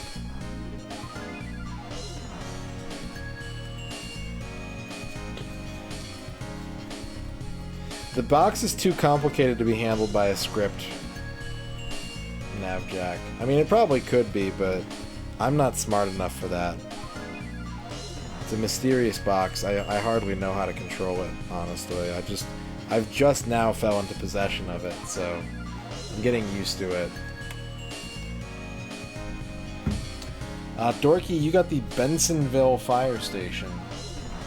The Bensonville Fire Station. If you ever wanted to be something when you grew up, today is the day to indulge in that and really imagine what your life would be like if you were the person that you thought you were going to be or hoped you were going to be when you were a kid.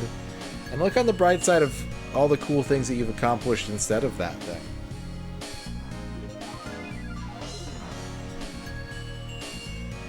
Buttercup's putting a lot of points in the box.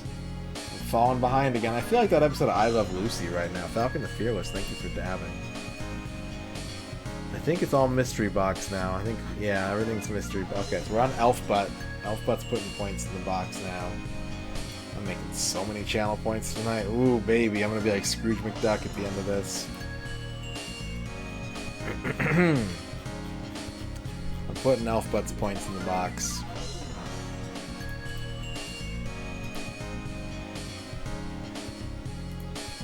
They're pretty nice.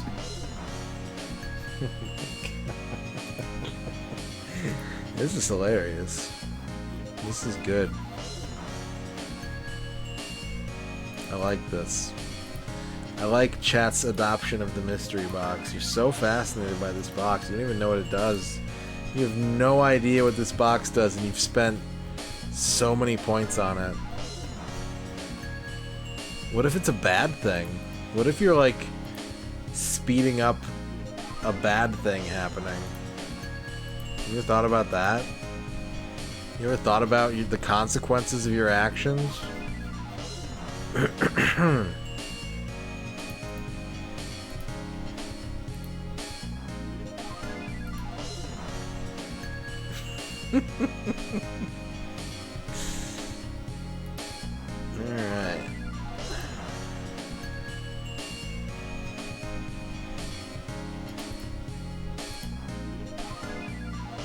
Hope it's a bad thing. Why would you hope? Why would you root for bad thing? I'm up to 40 mystery boxes. Oh my god. Hang on a second. I gotta check to make sure the box is okay. Alright. It's good for now. Maybe I need to cap how many mystery boxes people can do in a day. Nah. That's not fun. You gotta put points in the box. Who knows what you're gonna get? Who knows what's inside the box? Could be anything. Could be a birthday cake. Thank you, Go Man, for the points. We're back to Elfbutt now. Elfbutt's putting points in the box now.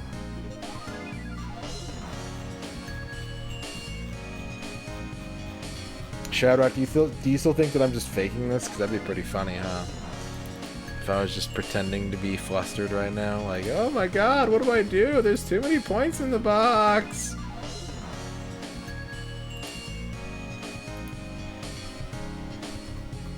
Help! My box!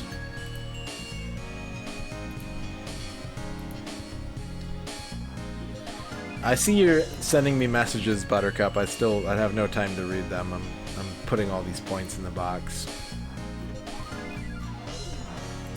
Please address your concerns to other members of chat.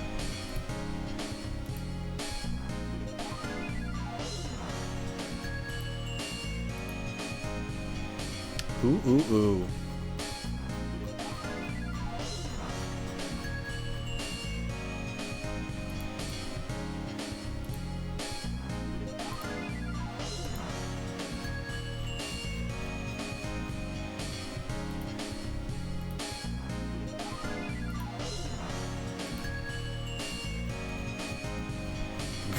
Thanks, Elfbutt.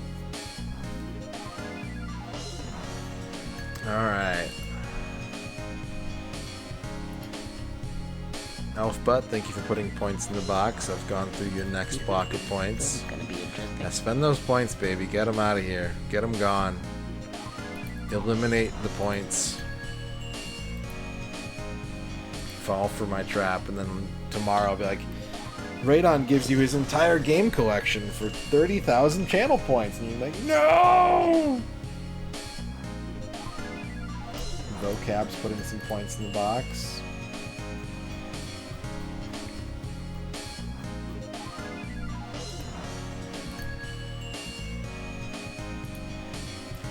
Buttercup's putting points in the box. No, there was never a Wave Race arcade machine. You might be thinking of Hydro Thunder.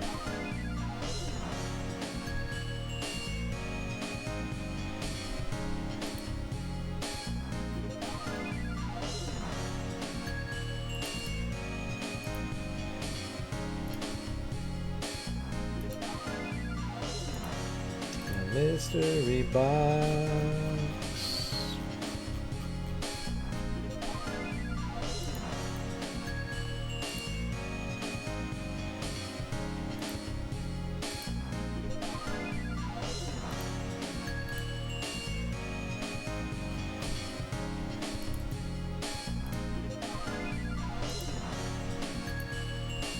Look what you started, Shadrock. Look what you started. A whole ass trend. Everybody these days is mystery box, and everybody you got a mystery box. It's the hottest new trend. It's sweeping the nation.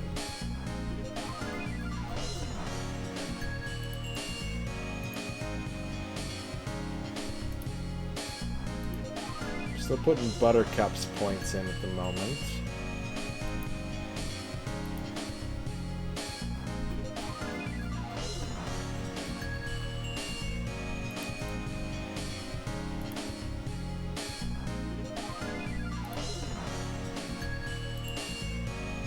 I'm only 10 minutes behind on Mystery Box, guys, don't worry.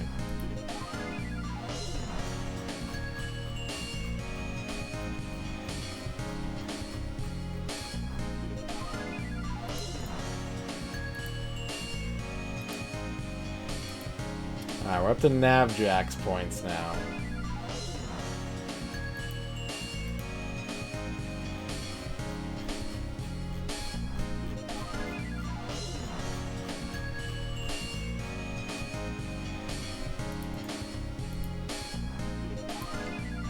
We're doing Navjack's points.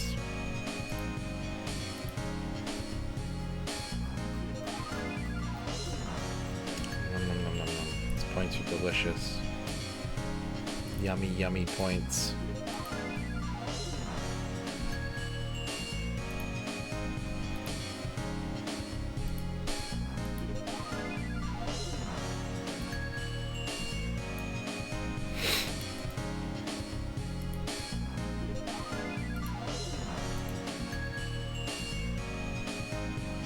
Let's chase that dragon forever.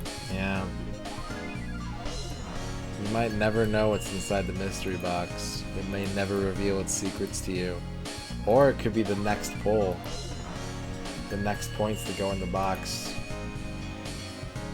Who can say for sure?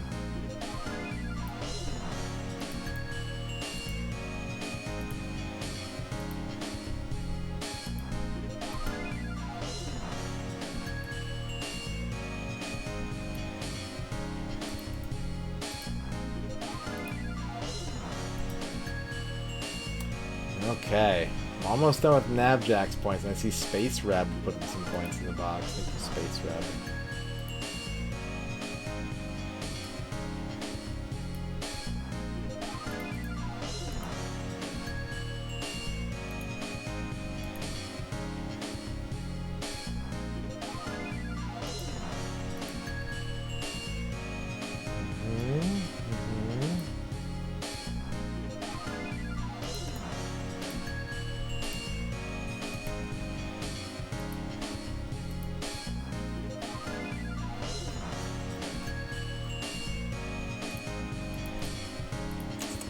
Okay, Navjack, thank you for putting your points in the box.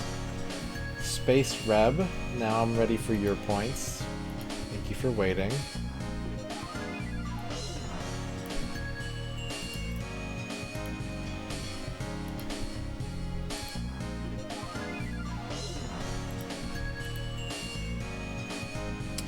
Okay, Space Reb, thank you for your points. The mystery box has received your points. Elfbutt, you get one in before Go Go Go Go Man.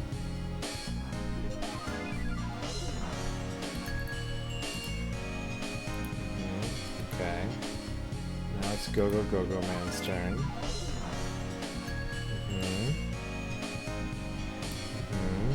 Mystery box is good. Yes, yes, yes. Okay, now Elfbutt's got a big block. Big block of points going in the box.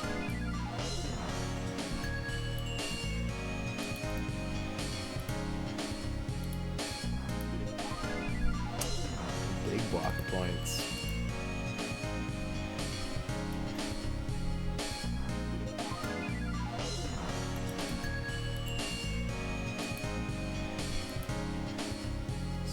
points. How'd you get so many points?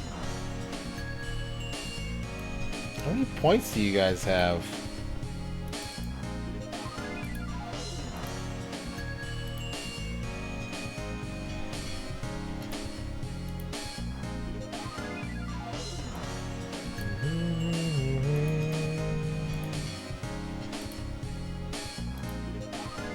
Oh, I see Yesopai's points. They're not going in just yet.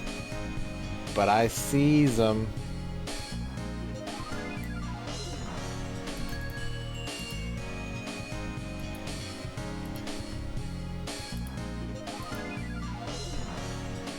Isn't this thrilling content? Aren't you guys so happy you put points in the mystery box? Isn't this the best stream you've ever seen? Just mystery box.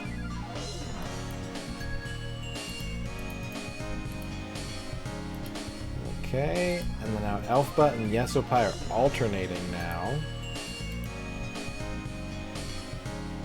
They're taking turns.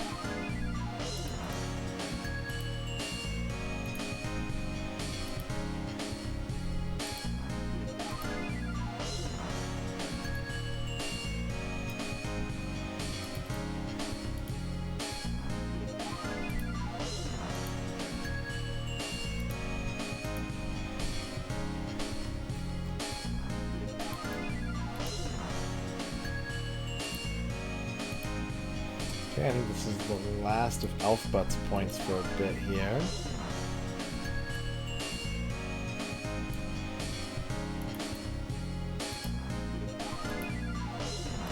Now Yesopai's got a bunch going in.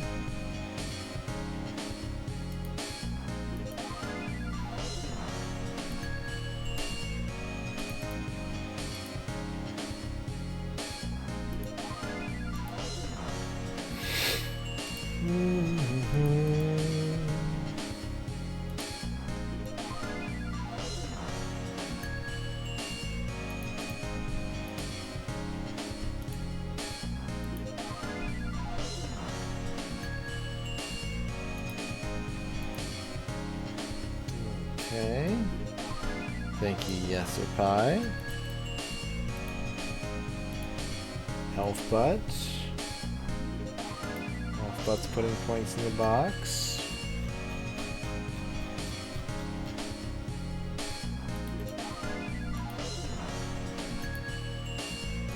Shio's got some points going in the box. Everybody's using the box.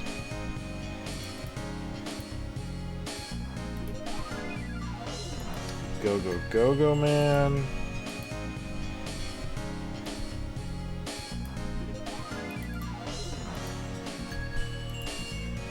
Karthus put some points in the box.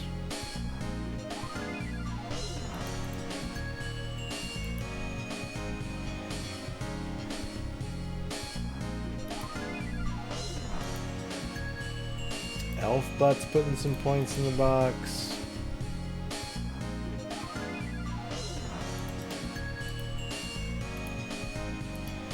Karthus is putting more points in the box.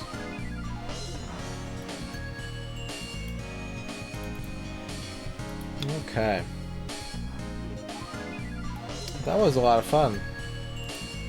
Thank you everybody for putting points in the mystery box.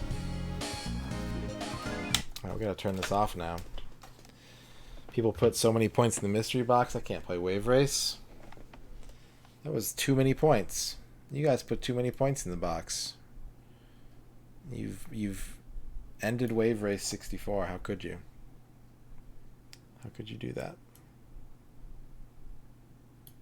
I hope you guys didn't want to watch Wave Race 64 because you put so many points in the mystery box that it's gone now.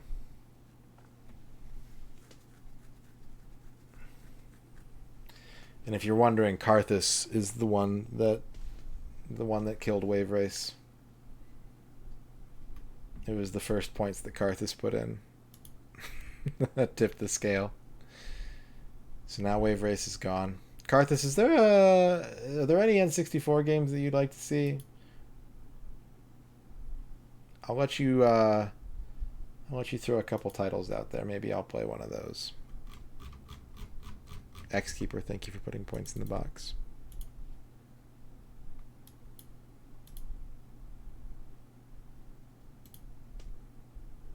Blast Core is an illegal choice. Sorry, you can't pick Blast Core. What else?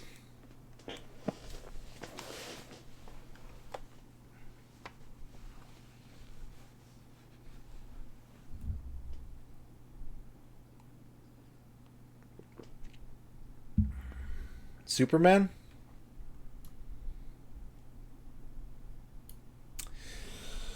Okay. That is permissible.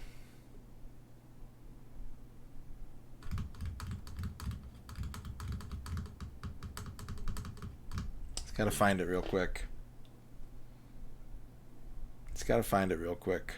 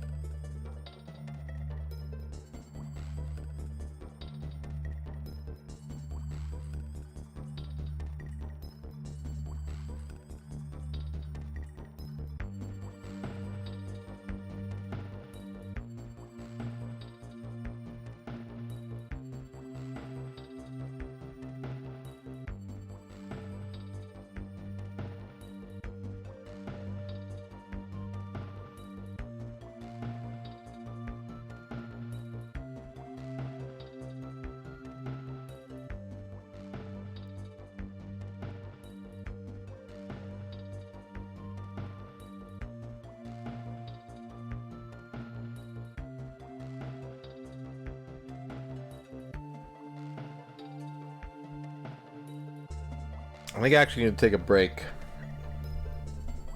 It's not where I think it is. So I'll be right back. I gotta find Superman real quick. BRB.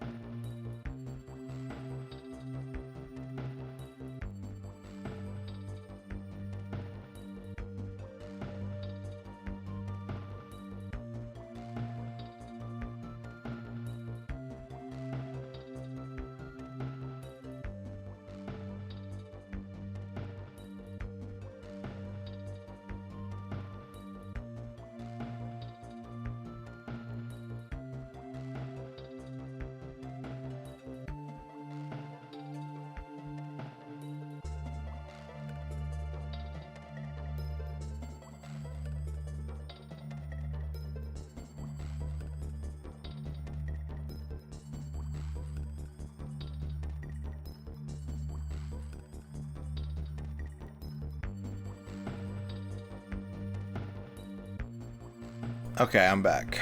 I found it.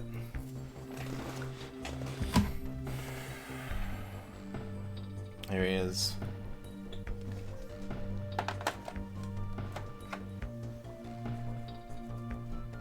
Welcome everybody who just joined during Mystery Box the last like half hour.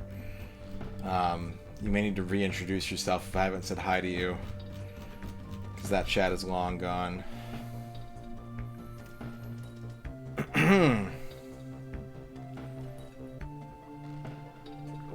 Alright, Karthus wants me to play Superman. I can't imagine why. I don't know why anyone... Ooh. I don't know why anyone would want to watch this game. Thank you for dabbing, Xkeeper. Alright, let's have a look.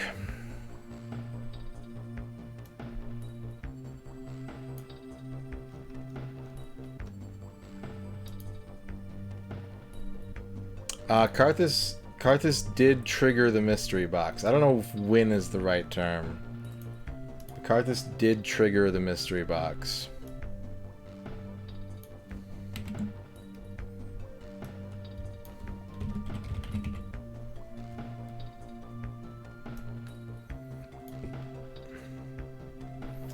Falcon the Fearless, thank you for dabbing.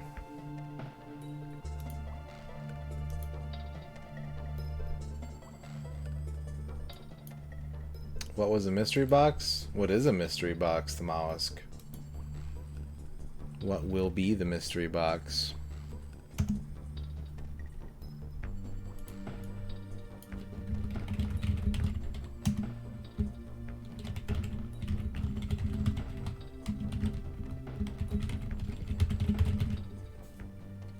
No, I can't put that. I need to actually look at what the 100% criteria is for this game. What is the 100% criteria for Superman 64? Which is not called Superman 64.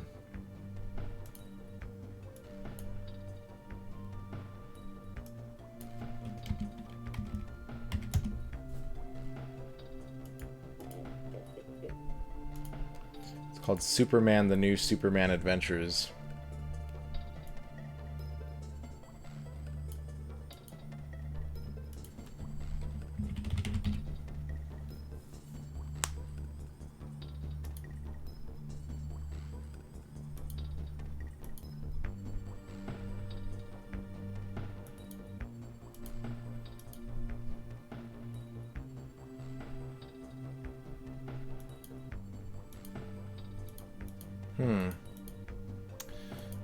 There's a category for this game called Superman and speedrunning, but I don't know if that actually means anything. I don't think it does. I don't think it means anything.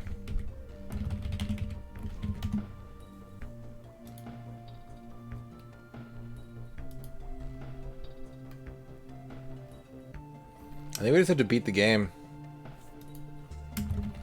Beat the game.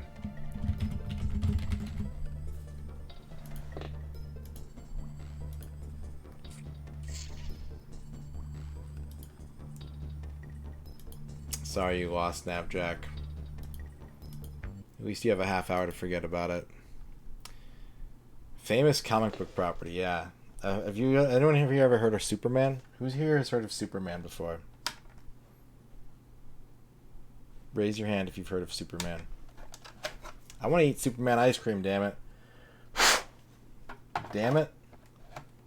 No, that's not how the game works, the mollusk. Only one person can lose the game. And then everyone has a half hour to forget about the game. It bothers me that everybody plays the game wrong these days. It really bothers me. Nabjack, thank you for dabbing.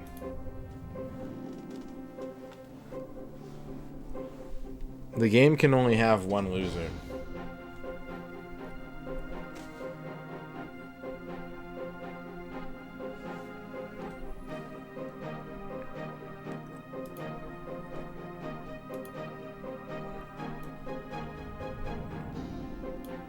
I gotta change the title of the stream. This game came out after Half-Life. A marked improvement in my book.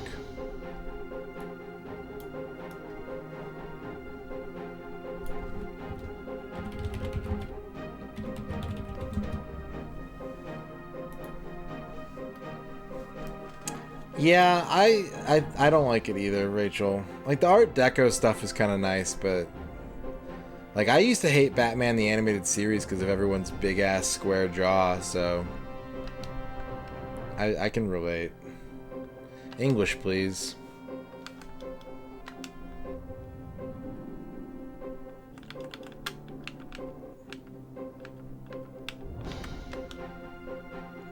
Biography. Superman, known as the Man of Steel. Superman is the world's greatest superhero. Protecting the citizens of Metropolis, the last son of Krypton will stop at nothing to defend his beloved new home.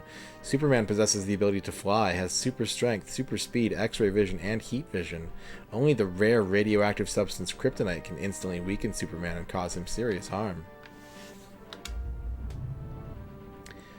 Clark Kent, Superman's alter ego Clark Kent, is a reporter for the Daily Planet. Clark is a gutsy, hard-boiled journalist who always digs deep in his quest for the truth. He specializes in stories that exposes the sins of society and champions the cause of the common man. Despite being one of the Daily Planet's top reporters, Clark keeps a low profile to stay out of the spotlight. The Daily Planet's star reporter Lois is a savvy, stubborn newswoman. She is calculating, courageous, and always willing to take big risks in the pursuit of the ultimate scoop. A sharp urban kid and Superman's pal, as a freelance photographer for the Daily Planet, Jimmy pursues his stories as vehemently as Lois and Clark. He is an expert with computers and, of course, cameras. Successfully ported chin.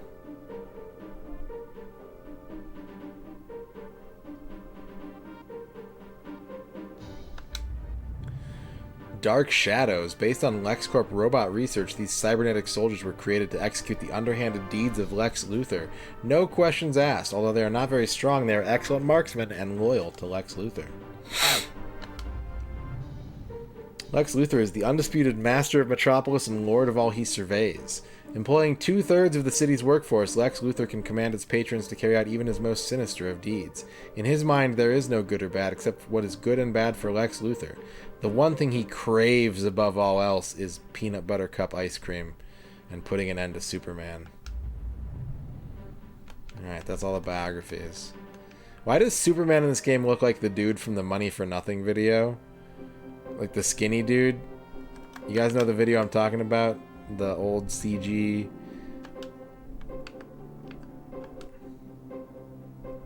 They can inexplicably incapacitate Superman for some reason.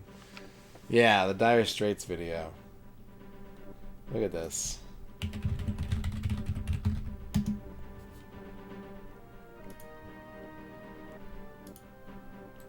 Superman in this game looks like this dude.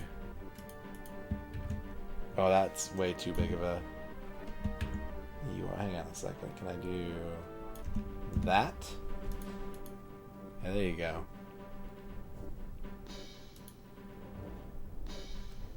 I think there's only one ending, isn't there, Shadrock?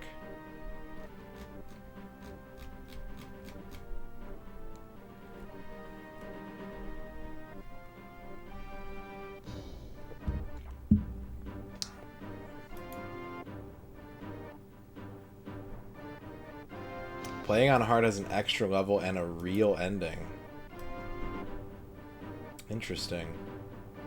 Okay, well then you better not be memeing me, Shadrock. If you're memeing me, you're gonna be in deep shit, my friend. Okay, we'll do it. We'll go on hard mode then. Thank you for the heads up, because nothing I'm seeing says anything about that.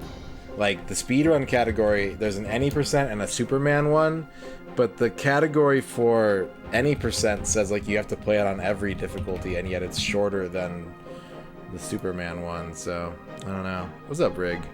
Alright.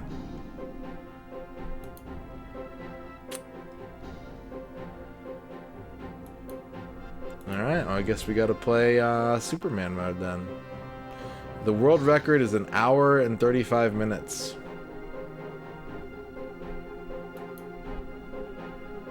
Okay, thank you everyone for co-signing Shadrock. And thank you, Shadrock, for speaking up about that. Because I checked for it and no one said none of my sources said anything about it, so Shadrock, you are the Superman. Alright, let's start the timer. Let's play Superman on the N64. you want to use rumble packs, plural, no, I'm good. No thanks. In short time, your fate will be sealed, Superman. Superman. Superman. You will never find your friends in this virtual world. Okay. There's no time to waste. If you want to save your friends, solve my maze. I don't remember the controls for this game. Hang on a second. Hang on a second.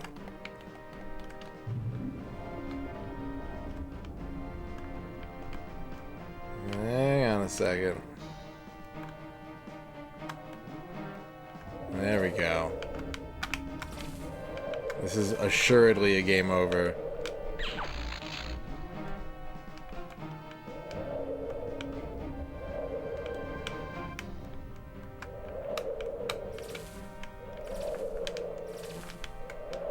Yeah.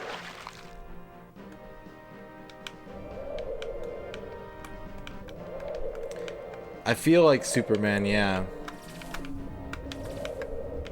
Yeah, I feel like the writers can get me out of this no matter what.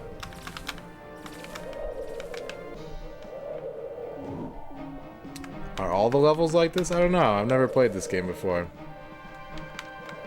Like, I've played this much of the game, and then I stopped playing the game.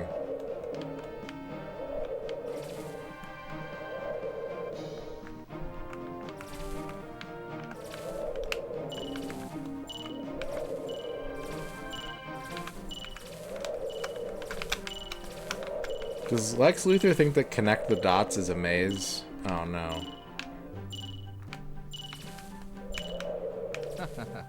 Lex wins. Button A to restart, start to quit. Then there's no time to waste.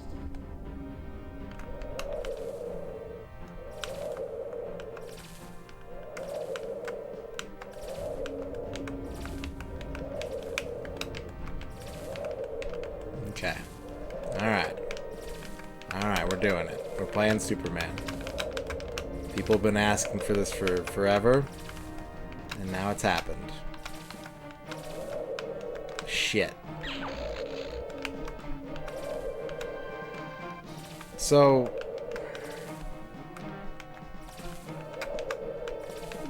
am I gonna get yelled at for missing that ring?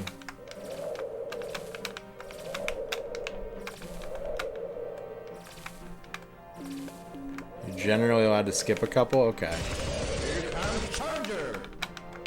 Superman is a solid game.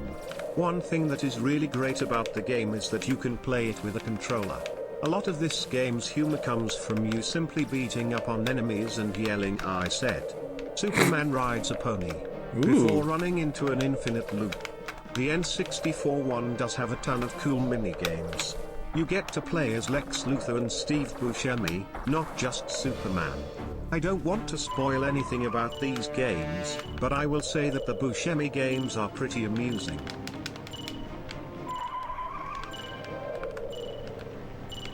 Thank you for the bits. Hang on, I'm lifting cars. Am I winning? Did I throw a car at that person? Okay, we're going through rings again. Bavork, thank you for the 50 bits. I can't wait for the pony level. That sounds really good.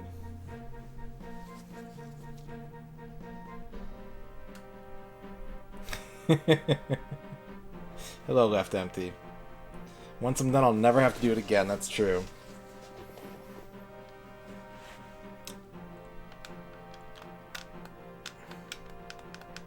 That's true also, Dino. Yeah, you can shrink the game window to make it run better. You can make a little tiny postage stamp game window. Okay, that took me way too long to get off the ground there.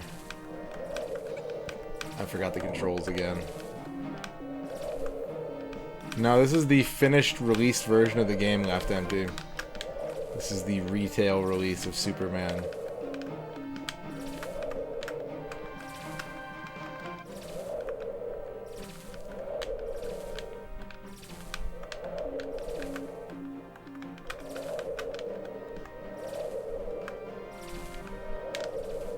Yeah.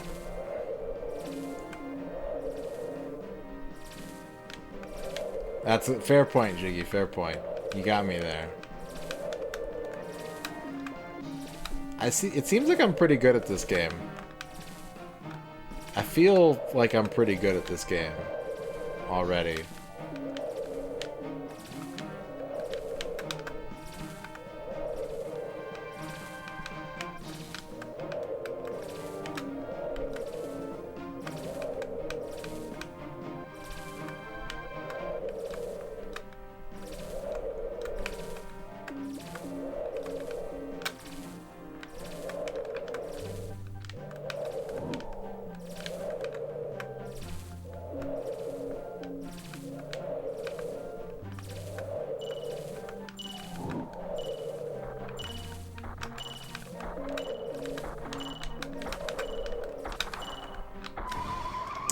Put the police car at the end of the road. Okay.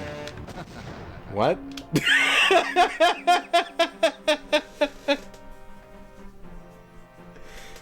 Huh?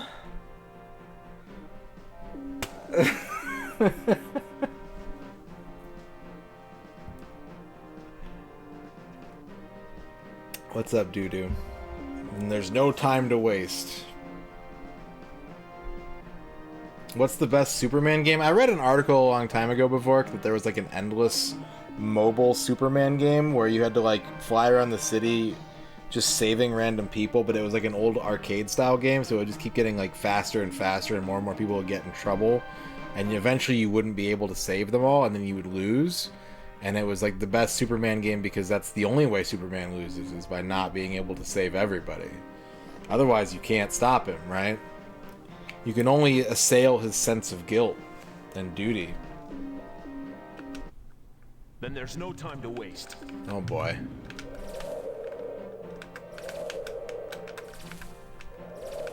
Okay, so I at least got a checkpoint.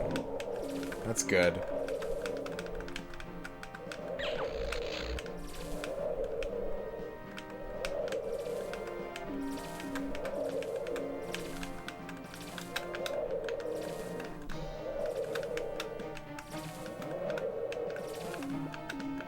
Superman should abandon his friends. Yeah.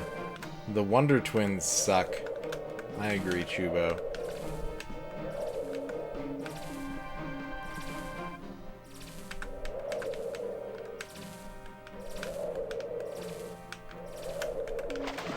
Slime Girl season, how's it going? I like that Superman farts when he misses a ring.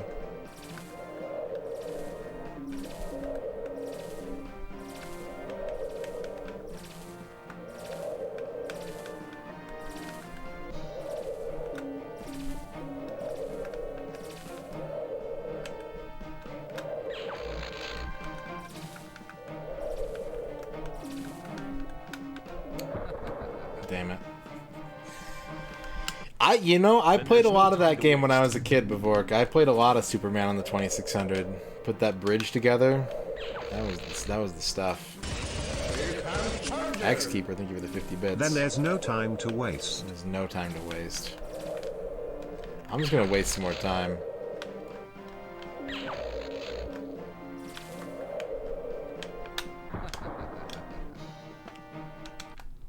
Then there's no time to waste. Go.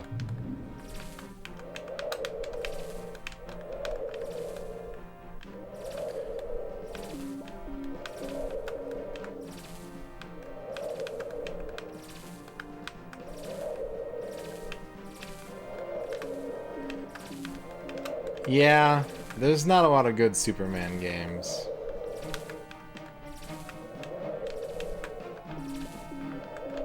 But, like, it's hard to make a good Superman game. Like, if you bought a brand new game and you were invincible in it and had, like, all weapons unlocked as soon as you turn the game on, like, that's boring.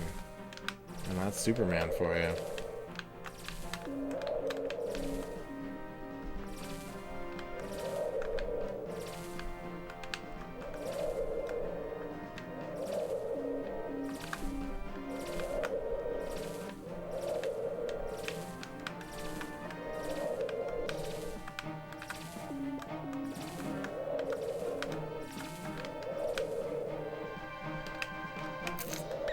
Pretty sure I'm like always gonna miss that ring.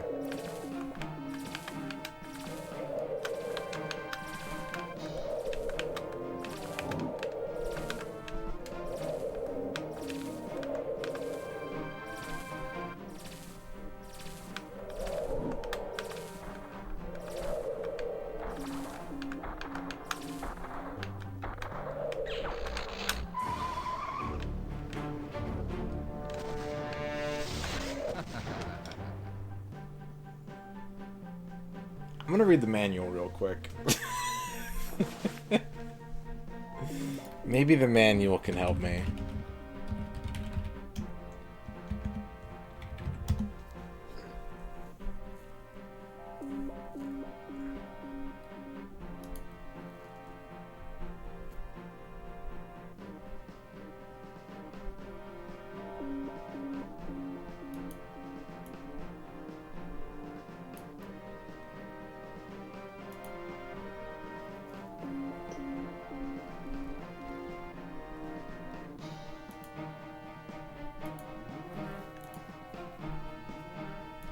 Well, that was a short manual.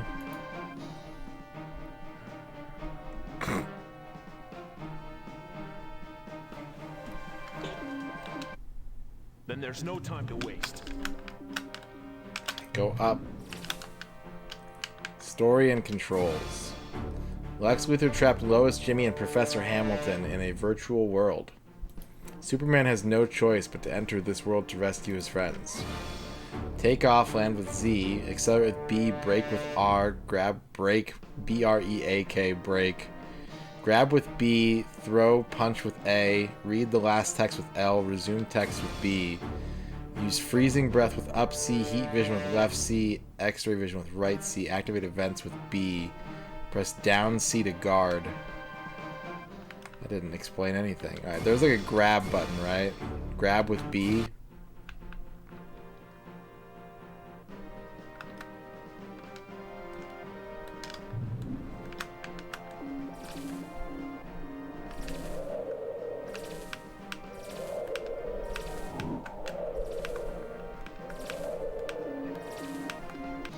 I mean, I have the same problem with every comic book character with power creep. Like, eventually you break the conceits of your character in order to tell a more thrilling and unexpected story. I've seen Superman survive getting impaled with kryptonite, and like, that's, you know, at that point, what are the stakes? No pun intended, but like, if Superman is weak to one thing and he's learned how to deal with that one thing, then what are we doing here?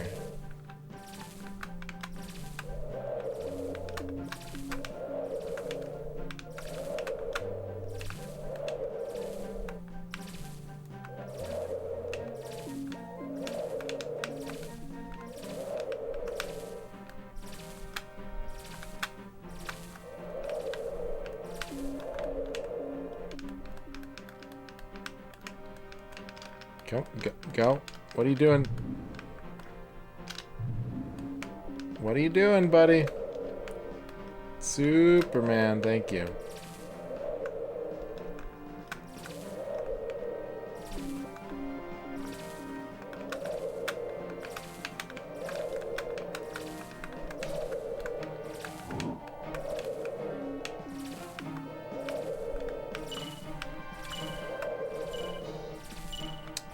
The most boring hero? No, probably not.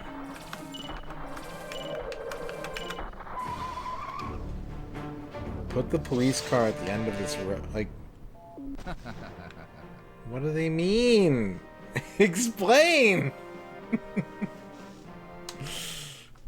Explain what that... Wait, I get to continue from here now? Go.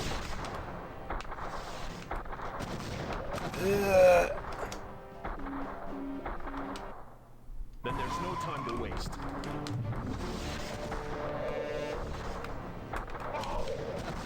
Okay, well that was satisfying. Then there's no time to waste.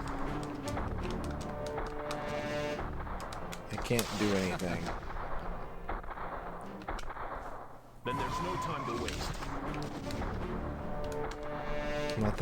Nothing's doing anything. None of the buttons do anything. Then there's no time to waste.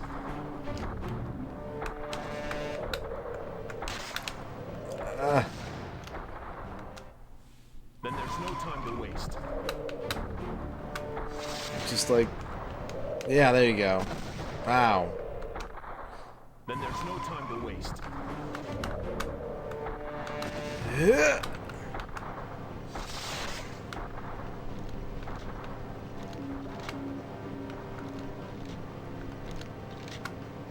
Police department. Thank you, Superman. You're welcome. Why did I get to continue from that one that time? That was... Is it because I didn't miss any rings? I bet it's because I didn't miss any rings. I bet that's how you get a checkpoint.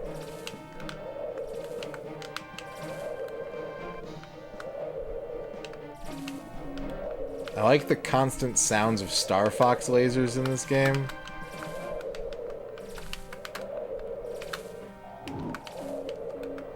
What's up, Sayla? Well, chat told me to play it, so... Blame chat.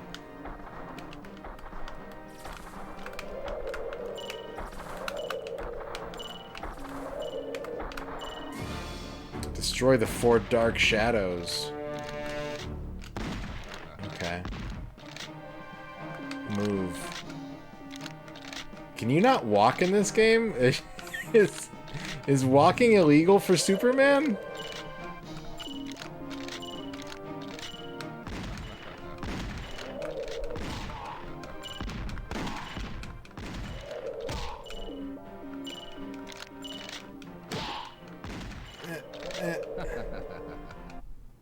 Then there's no time to waste.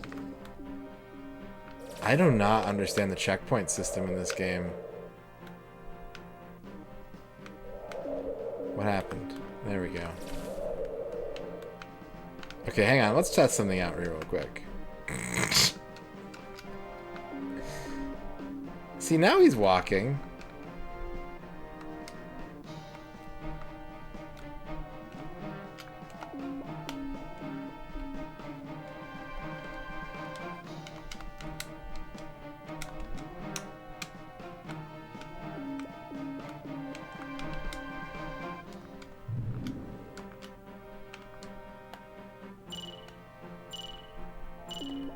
I'm really trying to figure out. They would probably just won't let me use this because that's like that's a ring section.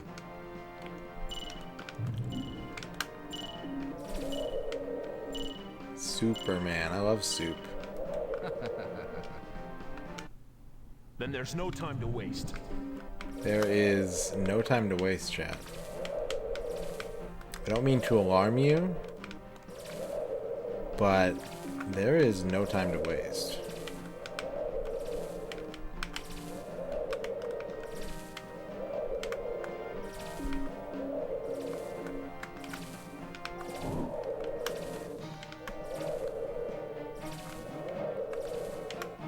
I mean, I'll give it this. It's not boring, right?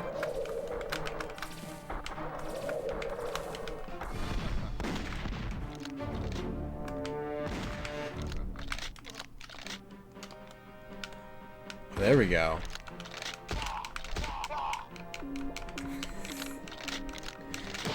Yeah, get him.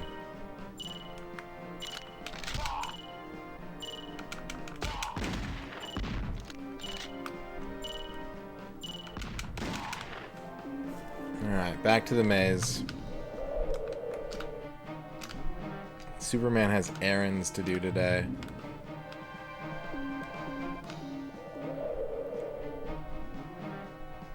Clumsily swinging his appendages. No one ever taught Superman how to box.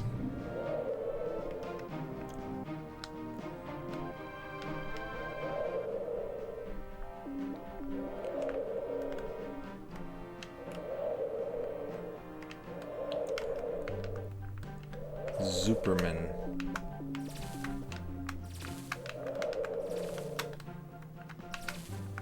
Those bullets looked green, so I assume they're trusting in the kryptonite bullets.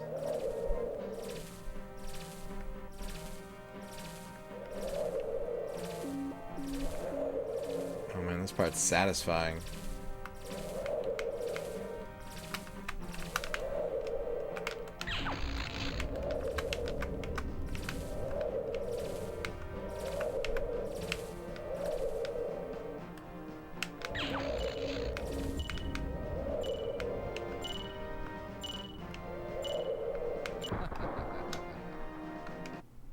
Then there's no time to waste.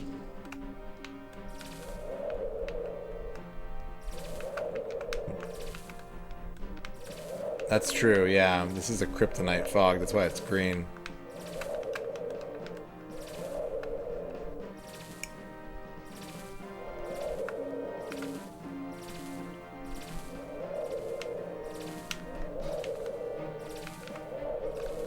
Yeah, maybe this game is top tier.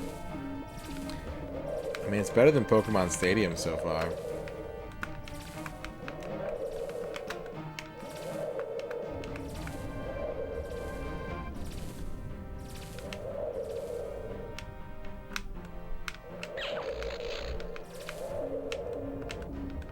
Boy, flying into an object is... it's hard on Superman. I don't know if he just feels embarrassed or what. Oh my god, Dino. I think it was 39 episodes of Pokemon Stadium. It was literally 2 months of my streaming career trying to beat that game. Use your super breath to blow the 3 tornadoes away. Okay.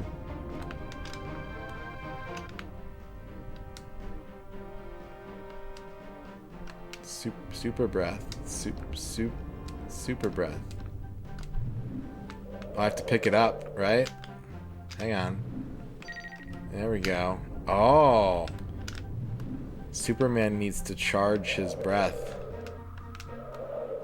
Okay. Do it. Do it. What?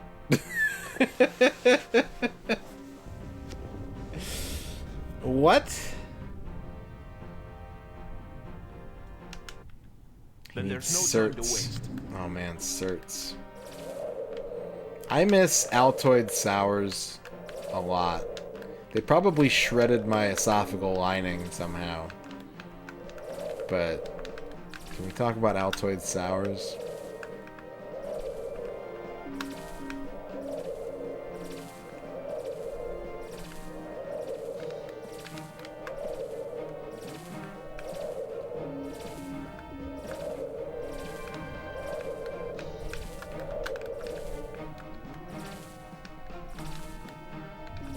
Elements.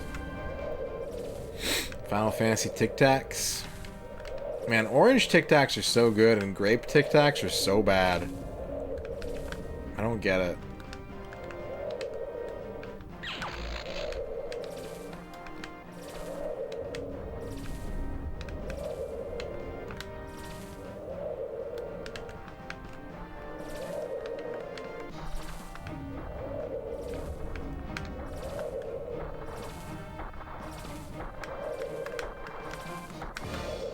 Okay, I'm gonna look at the controls again.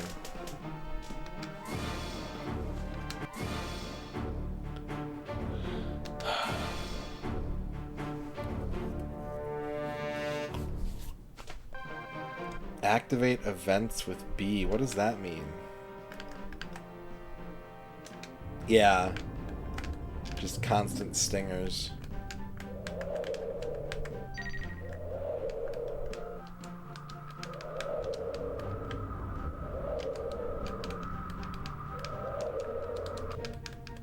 I did it. For like a second. How'd I do that?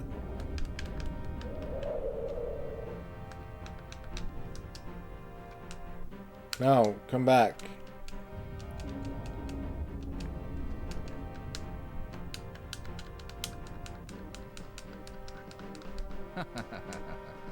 What? And there's no time to waste. What? Oh, I don't get it. I don't get it, like anything about this game except for the flying through rings. I get this. recreated the tangerine sours. Nice, Simon. That's pretty cool.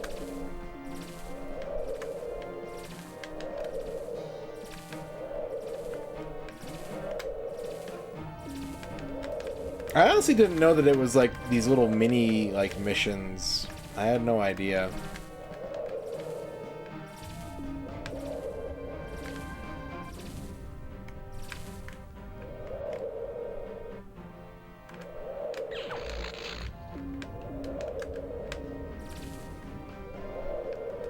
Bahamut B. Bob wants a SimCity microscope. I got you, Bahamut. Give me a second.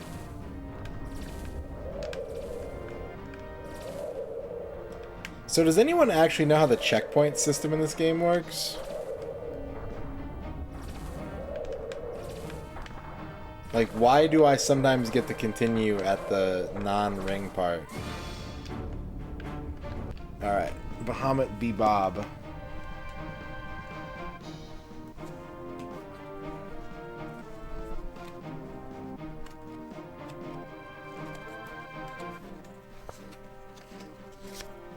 You gotta park. You gotta park. Go outside today, look at the moon or the sun or whatever celestial body you can find. Stand atop the slide and bellow with your deepest war cry that you are Lord of the playground.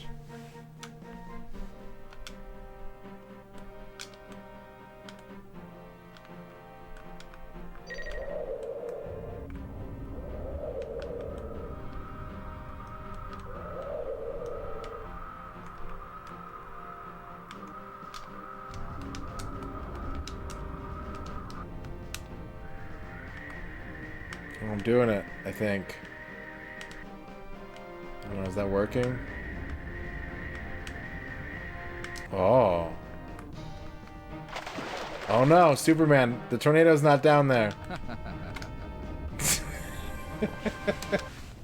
looks like a job for Superman. Okay, I'm back here, good. It feels like if you fail the minigame enough times, it is let you start from it. That's what I'm getting from this game.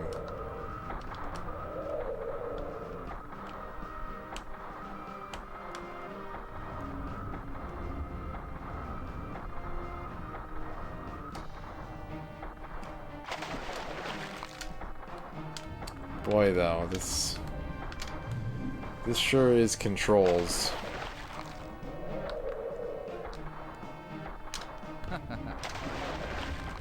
Lex wins tornadoes. Lex made the tornadoes, so he wins.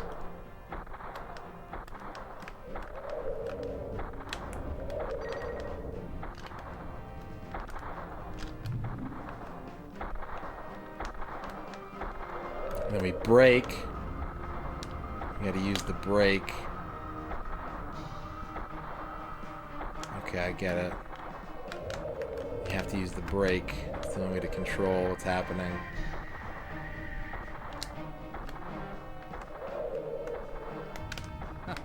Damn it! This looks like a job for Superman.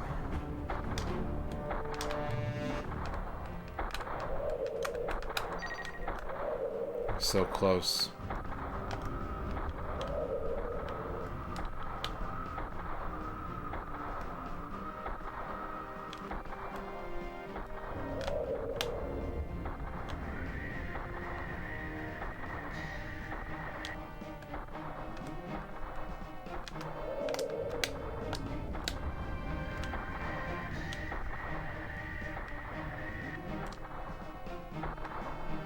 What?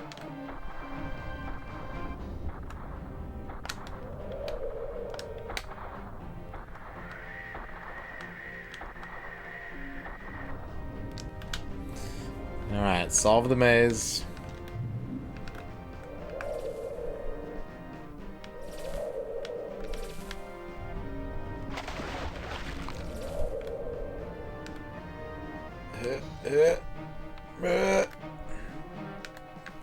This isn't great, but it's not as bad. Like if I just understood the controls better, like, it's clearly janked as fuck, but, like, I don't know, it's doing things.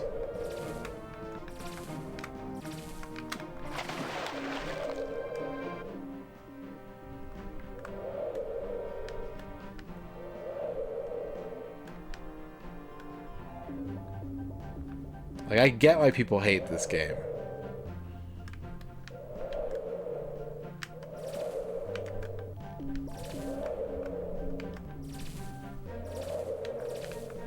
But, I don't know, it's not boring.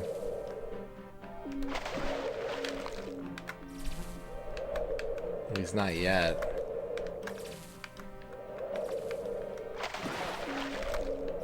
Oh, a bunch of some city cards got pulled. Hang on a second. Oh god. I've super phased through the wall.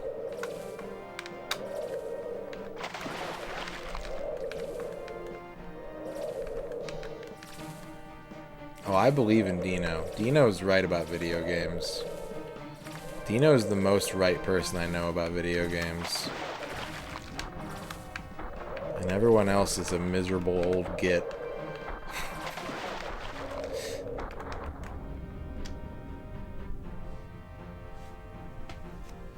Alright. Stephanos. What's up, Pastry Fun Tube?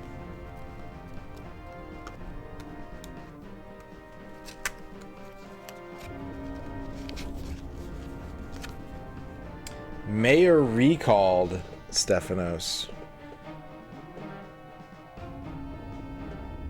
Push back against authority today. Fuck you. They don't do. You won't do what they tell you. Killing in the name of.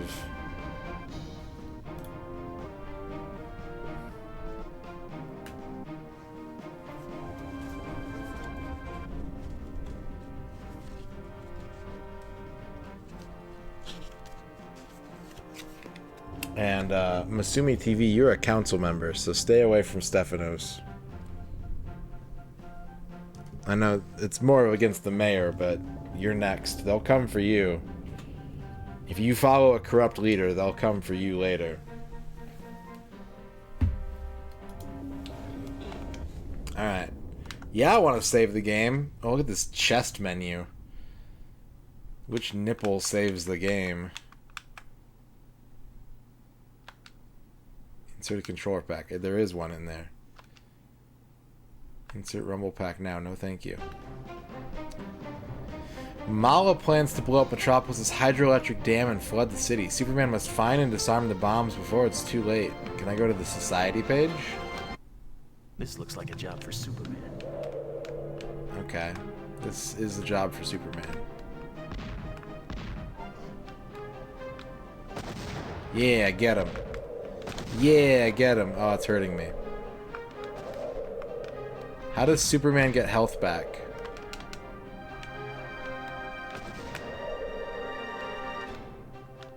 Is it in this cardboard box? No. Then there's no job for Superman to waste. Wait. No. Shit. You used to imagine a superhero flubbing his line.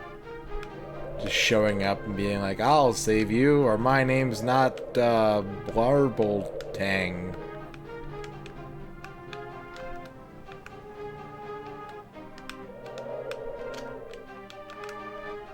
Okay, alright. X keep it for the 50 bits. Shadow, I think it for the 50 bits. I don't want to alarm you, but there might be a Superman or Supermen in this house. That's my favorite Bart I don't want to alarm you meme, is the Marvel vs. Capcom 2 one. This is the access code to the canal. Use the computer to open it. Are you the computer? Alright, Stephanos, have a good have a good night. Up on Atom.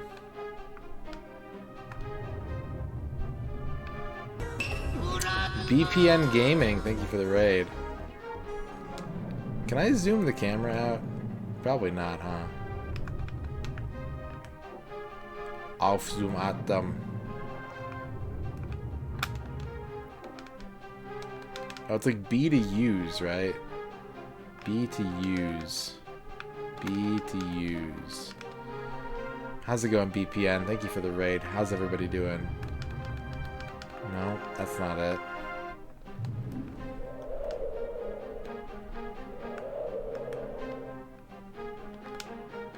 Should I just punch the doors? That doesn't work.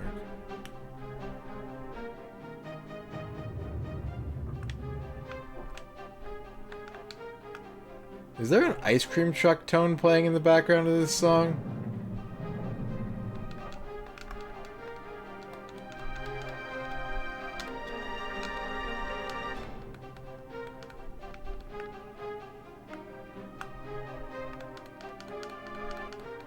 Doing good. What were you up to tonight?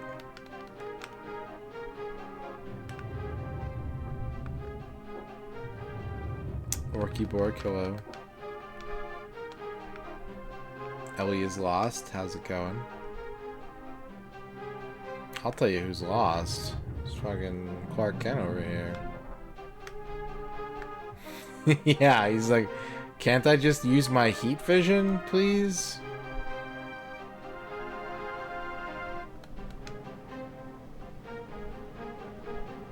Roy Story, hello.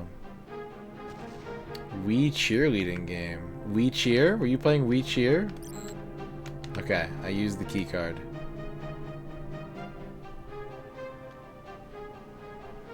Look at the crease in Superman's neck. He's got like a upside down V of meat on his on the back of his neck.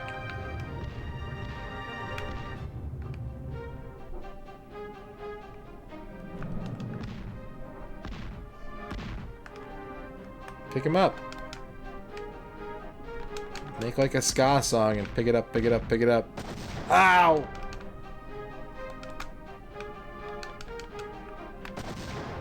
Oh, come on. Alright, which one of you is the canal door? This one. What would Superman pick up as a health item? You're too late, Superman. You'll never stop the bombs without the help of the dam workers, and I've hidden them in a secret cage deep underwater. Dilbert 64. Hell yeah.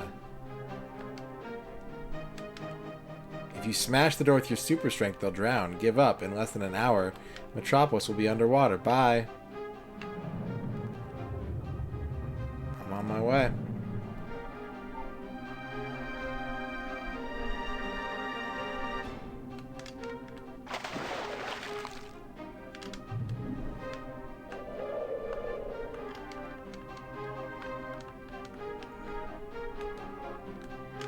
Yellow sun lamp, yeah, that'd be good. Cannabis Absinthe, thank you for the follow. Shadrock, thank you for the 50 bits.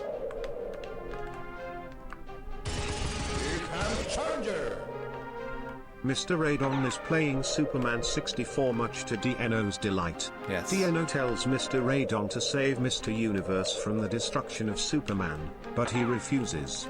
The man is in his 20s. DNO is taken to the White House in his 20s and is being held by the Secret Service for a very long time. As DNO's fate shifts, he finds a new, loving home within a world-changing event. Aww. DNO returns to a world where he is safe. Yes. On his second trip to the New 52, he comes across a special portal. That sounds amazing. Thank you for the 50 bits, Shadrock. I tend to do that. That tends to be what happens to me in these stories. I'm just sitting there playing Superman the whole time. You're like, save Mr. Universe. I'm like, yeah, yeah. How do I open the door again?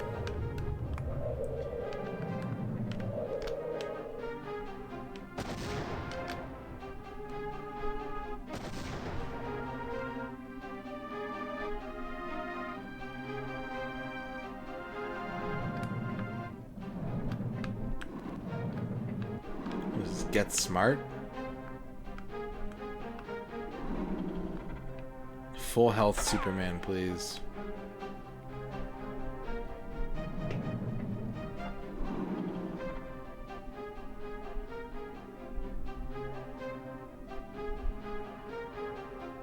Do, do, do. Boop, boop, boop, boop, boop, boop, boop, boop.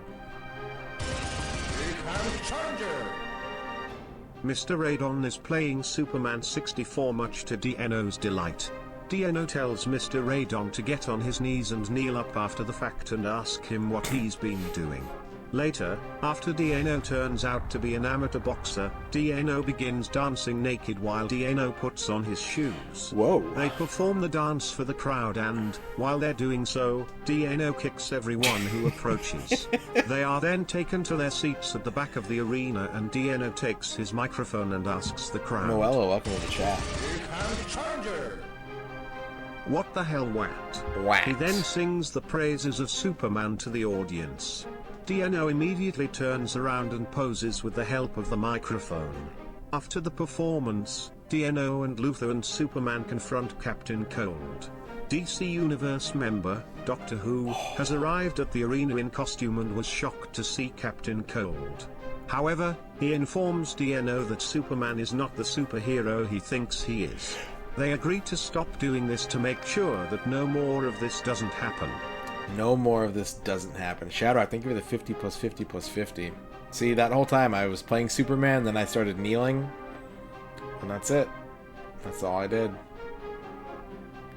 Thank goodness you're here, Superman. That mad woman has placed a bomb in each turbine room. If they go off, Metropolis will be swallowed by the flood.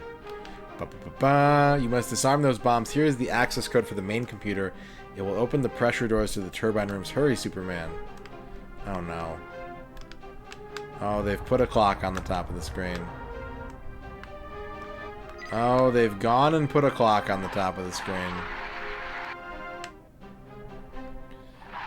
Super speed. Whoa. Whoa. Whoa. Whoa.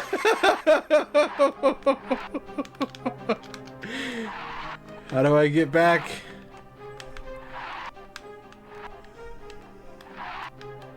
Help! Let me back in!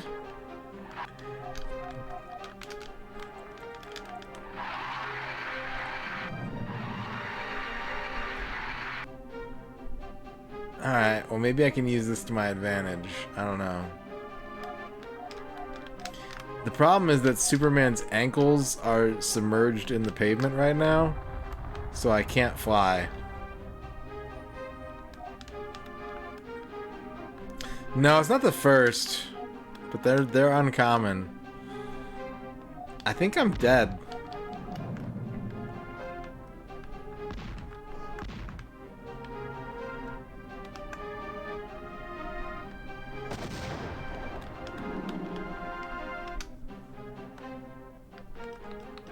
Restart mission?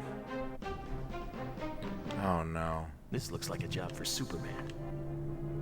Maybe that was the wrong choice. Maybe I could have had a checkpoint at some point if I hadn't done that. I need to go to the bathroom real quick. I don't know how much longer I'm going to stream tonight, but I feel compelled to play at least a little bit longer. But I need to use the toilet. I'll be back in a usual toilet amount of time.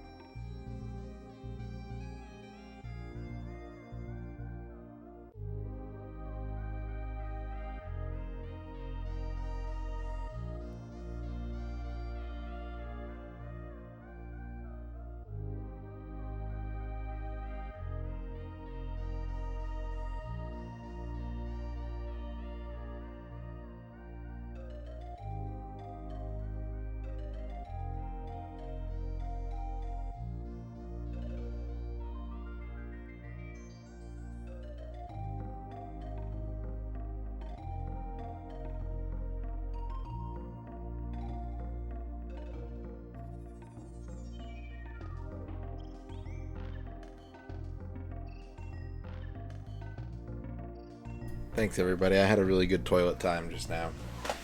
Thank you for letting me toilet. The Firmament. Thank you for the follow. The Firmament.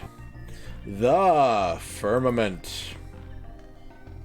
What a stream it's been. We did a tier list. We did the big giant tier list. I left the timer running.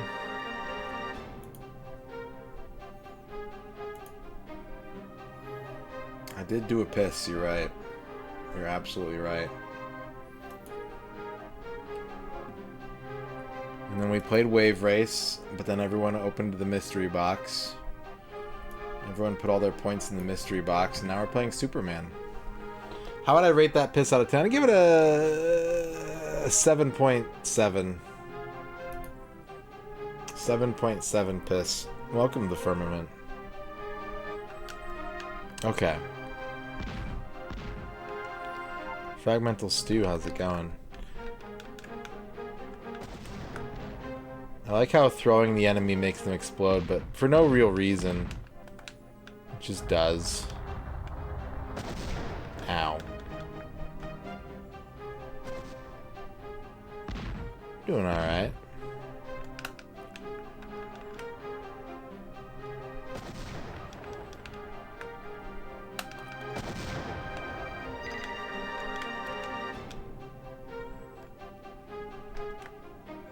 There's like a tone in the back of this song. It's very subtle.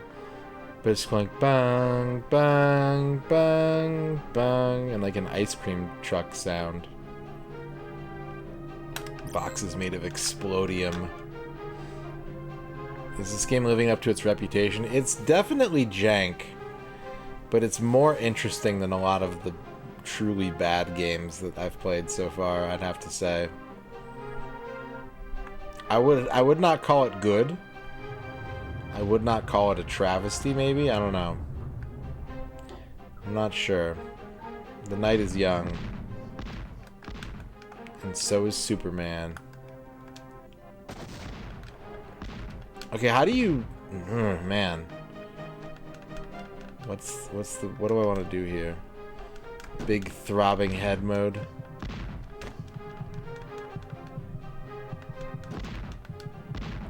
Man, Superman's heart must pump blood with, like, the pressure of a fire hose, like...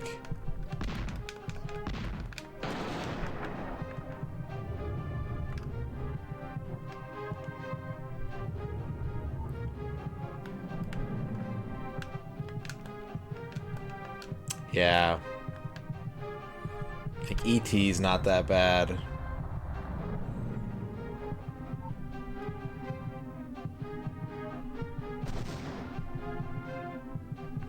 Not as bad as the people say.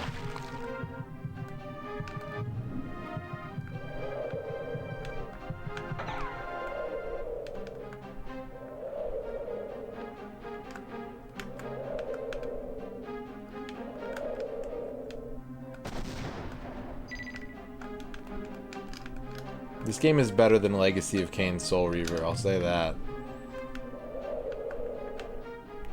I'll say that with my chest.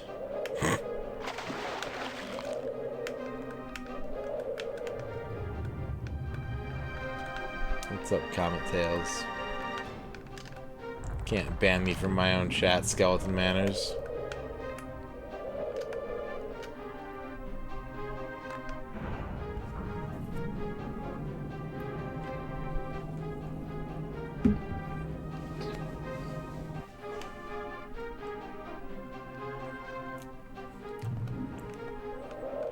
Although I would not put it past this game to have some obnoxious block puzzle in it.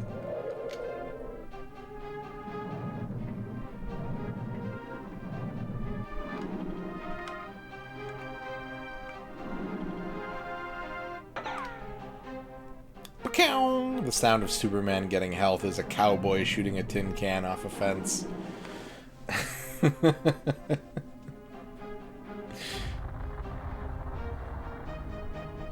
Winning a pie at the state fair.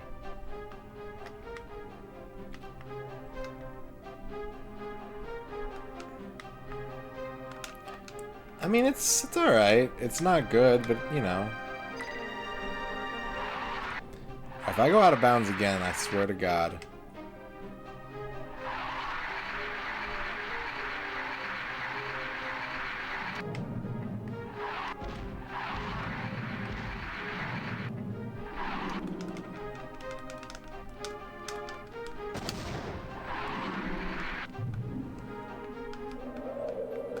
We gotta find the turbine rooms now.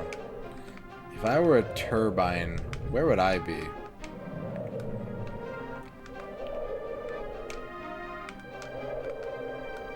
Are you a turbine? No, I don't think so. I thought you said it was your favorite childhood game, Comet Tales. Wouldn't you know if it was your favorite from your childhood? Or were you lying just then?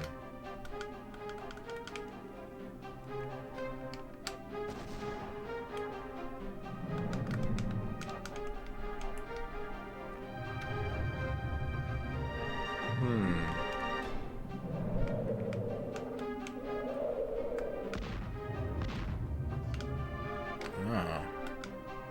A super breath pickup.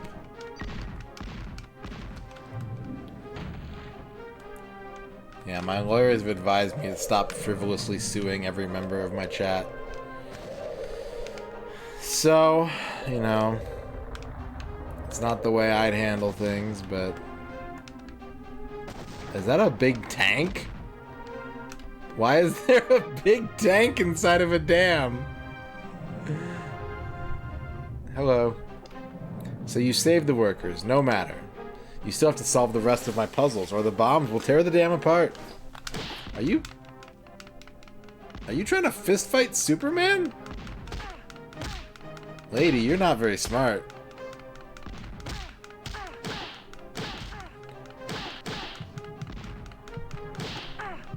Oh my god, she's got hands.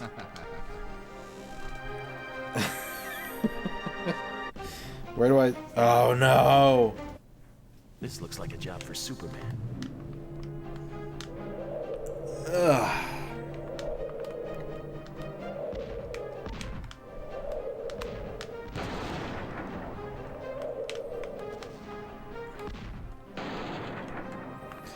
Okay, so if you fly into things, they can't explode on you, is what I'm seeing. I don't have a great reason for why that is, it just seems to be so.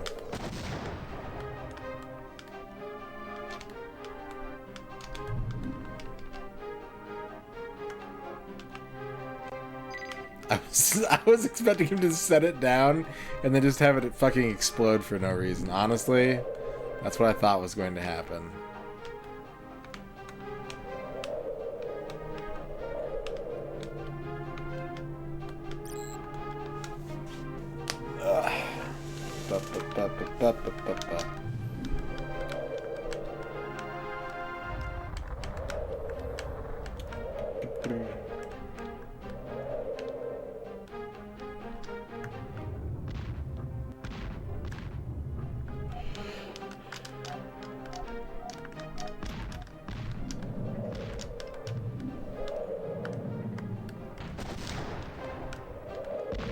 Superman is... okay.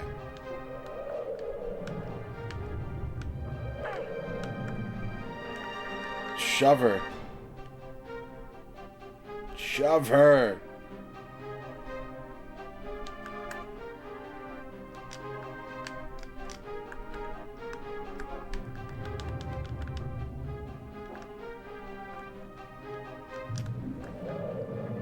I was trying to. Honestly, I was trying to. Ow!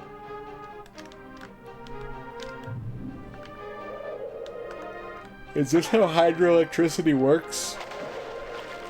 They build a dam and they put a bunch of electric eels in the dam.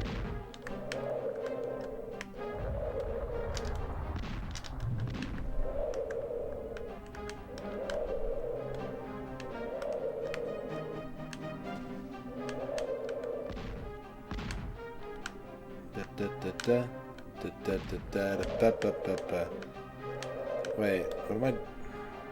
Oh, I didn't get the key card. Doop.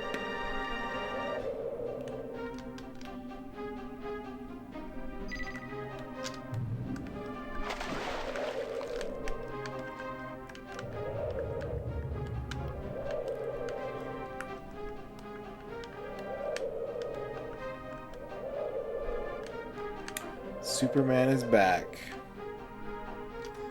Everyone is so happy to see him.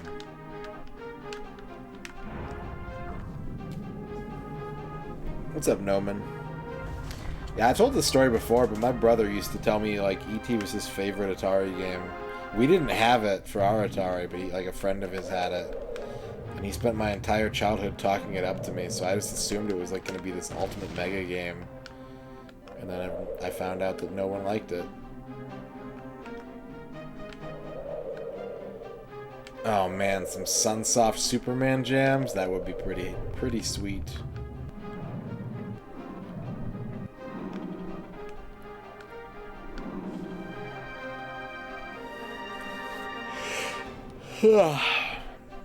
Yeah, Haunted House is like, goddamn, such a good Atari game.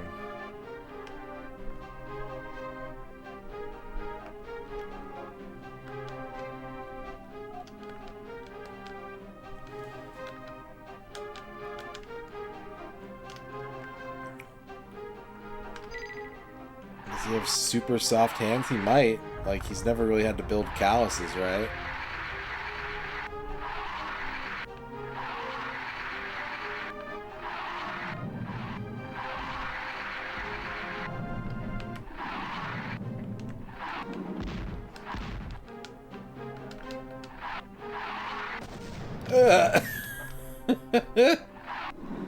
Yeah, Sunman. With the power of Sunsoft.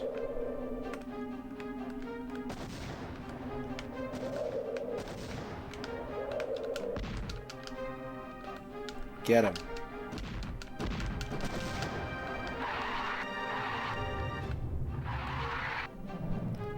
I should get some health, actually. I'll be right back.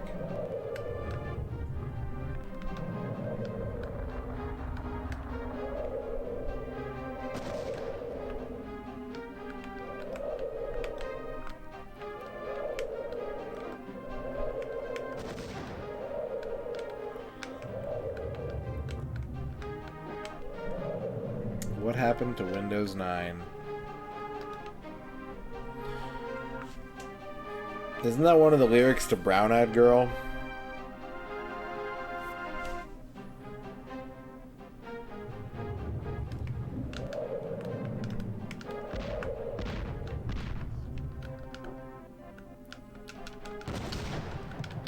What happened to Windows 9?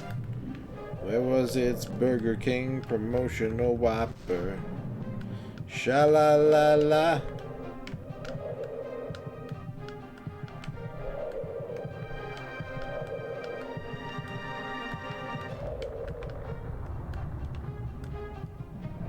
Compact Presario. Patown.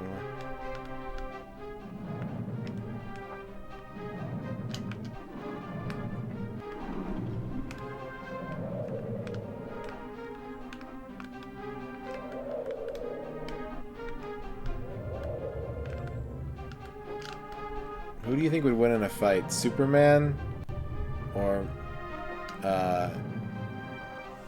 the Gunstar Heroes?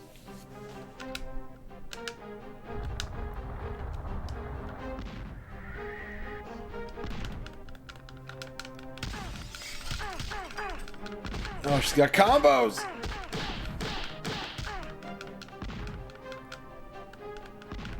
Did I kill her? Or did she just start blinking?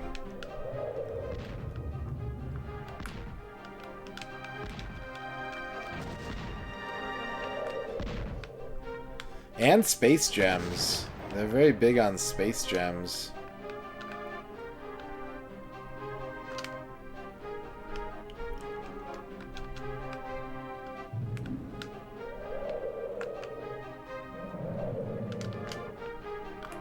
Let me in! Please!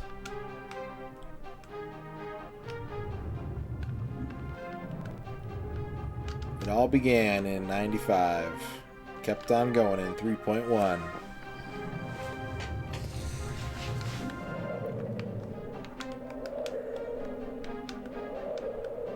Throwing stuff is pretty good when it actually goes somewhere. What's up, Froggy the G? Welcome to the chat.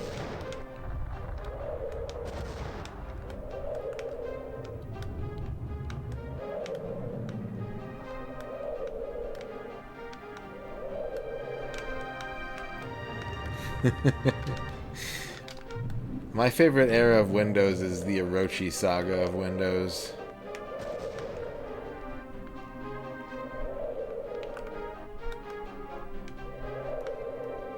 When Bill Gates got the Orochi blood.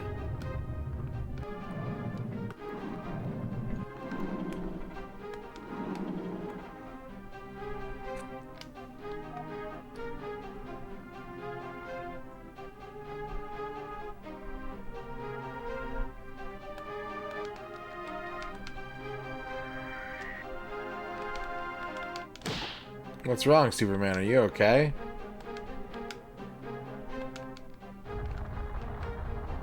Dude, that guy just took a Superman punch to the face. And he's like, "Hey, is something wrong, bud? Are you alright?" Yeah, I'm fine. Your little crappy punch didn't do anything. Like, are you good? Oh, Balmer.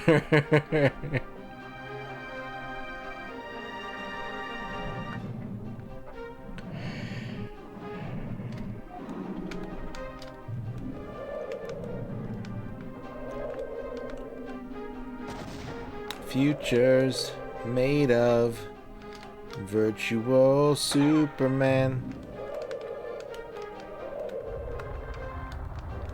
Always seems to fly through all of the rings around.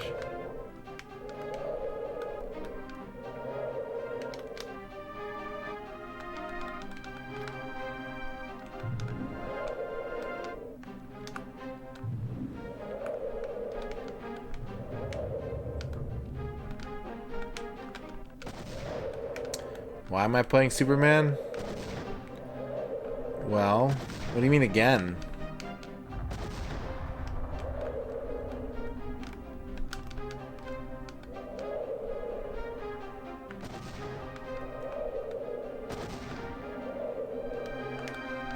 No. No, I never played this. You must be thinking of someone else. Lex wins. Lex wins. This looks like a job for Superman.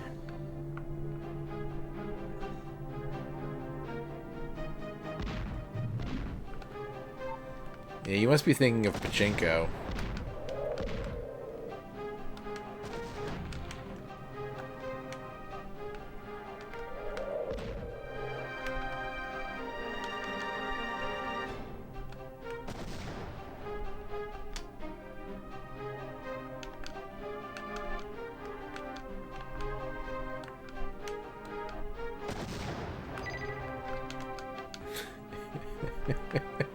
Like, nothing in this game works.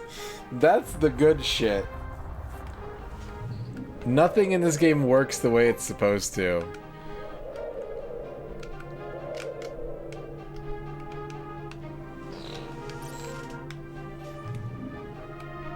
Pick up a box, throw it.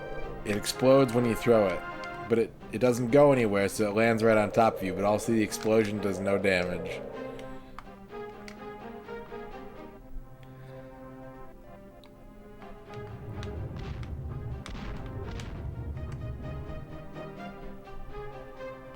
Superman Pachinko.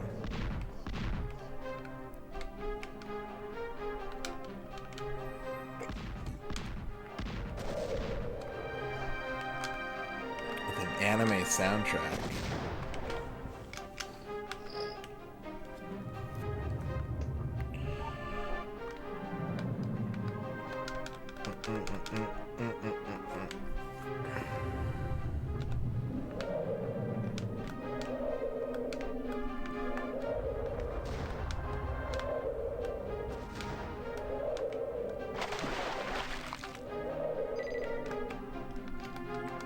Side doors are open. Super Saiyan Superman? That sounds way too strong. need to do something about that. We need to arrest Superman.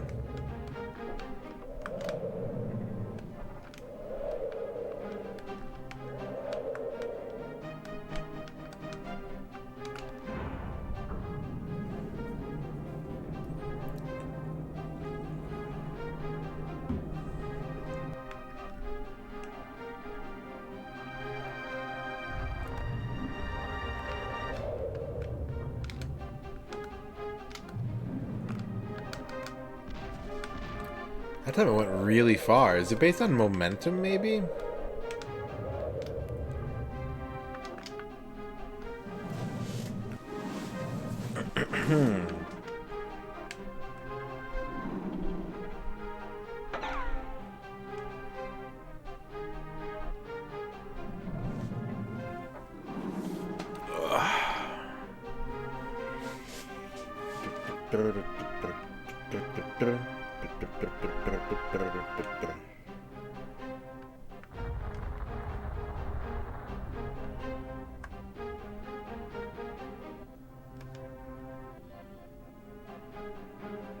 Oh, that's what I'm doing wrong. I need to take it back to the main computer.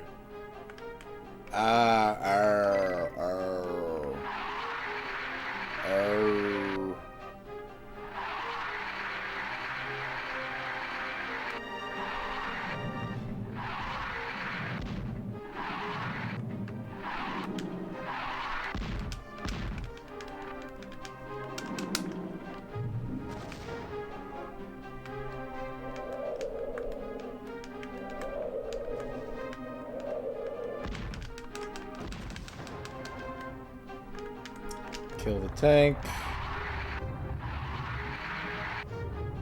I'm solving it, Mike. I'm solving it.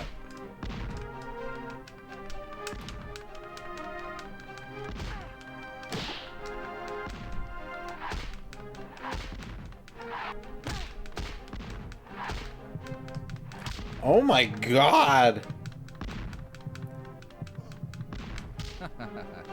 Okay. This looks like a job for Super. Okay. The breath strat is the way to go. I just didn't pick up the breath that time.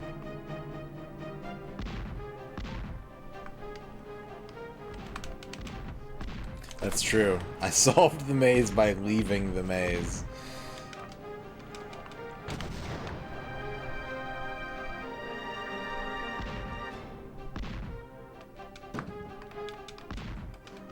The only way to win is not to play.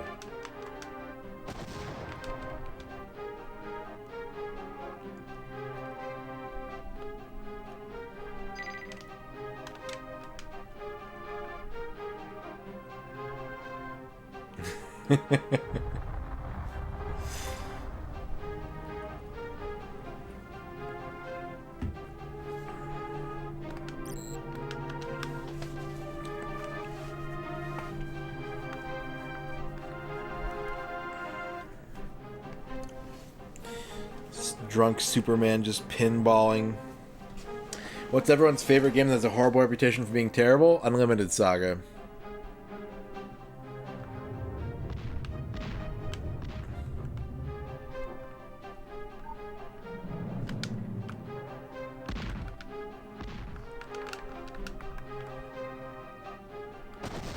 What?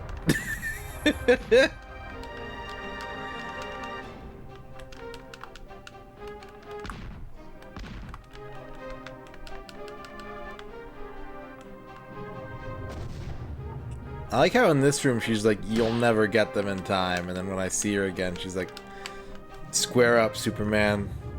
Put up your dukes.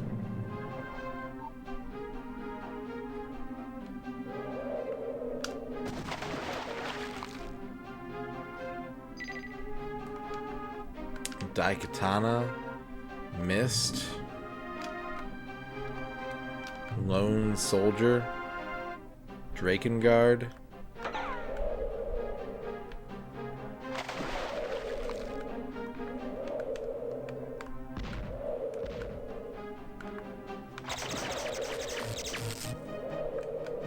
Damn the damage. Metroid Other M is a good one too. That's another good one. Good answer, good answer.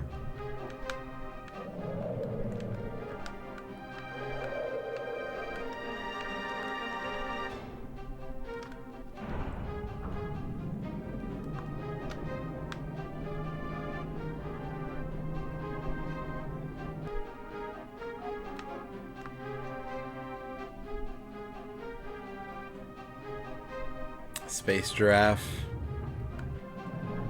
Look, I just don't get it. I just don't understand how to play it.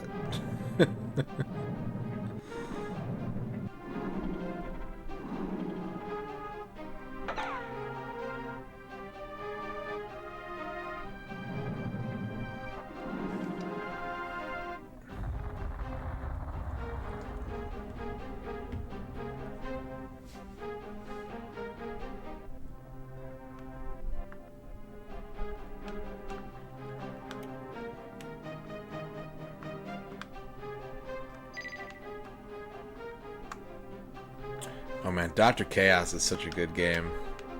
I love Dr. Chaos. That game has such a otherworldly vibe to it.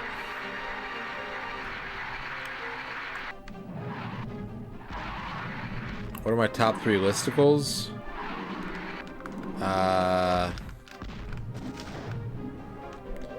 Top 10 places to play Game Boy on the beach. Top 10 beaches for sexy Game Boy players. And the all-time ranking of NFL mascots based on their ability to speak fluent Cantonese.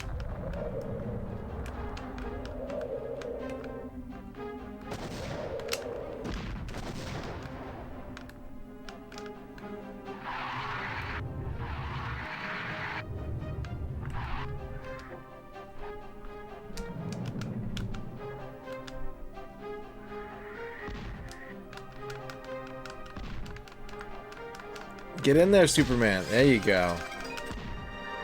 Do it again.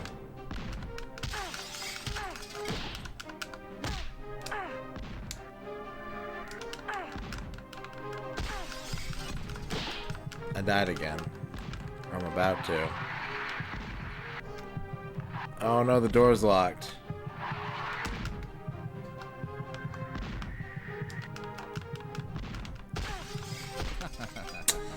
Oh my god.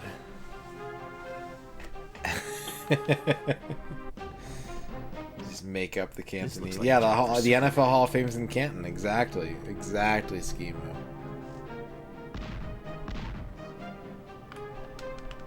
Might and Magic X. Man, how did I beat her that one time?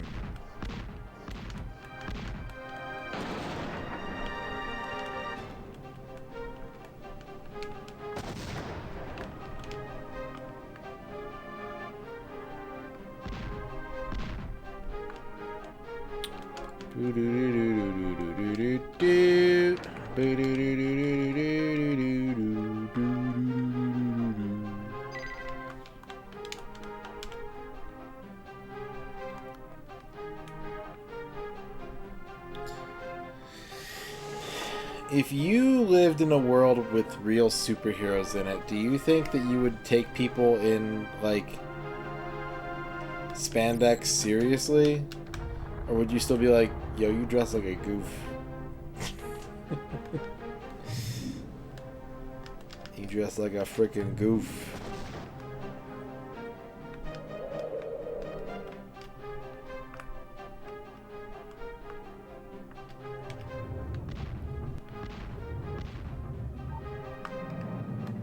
My man, what is this color palette?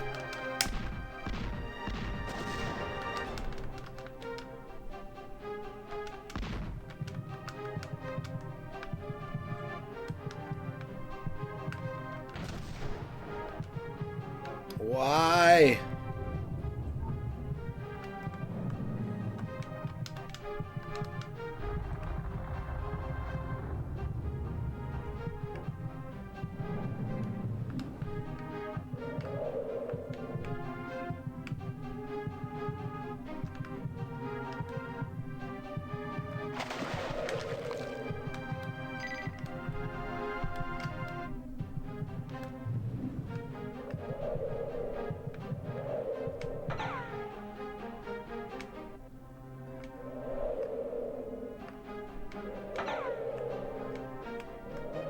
Sploosh. I would say, man, this PN03 is another game that I like that people say is bad. I don't like it nearly as much as I like Unlimited Saga, though. Like, Unlimited Saga is the answer to that question for me,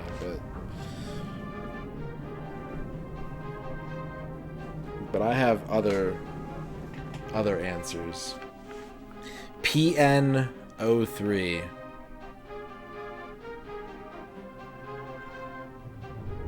Product number 3.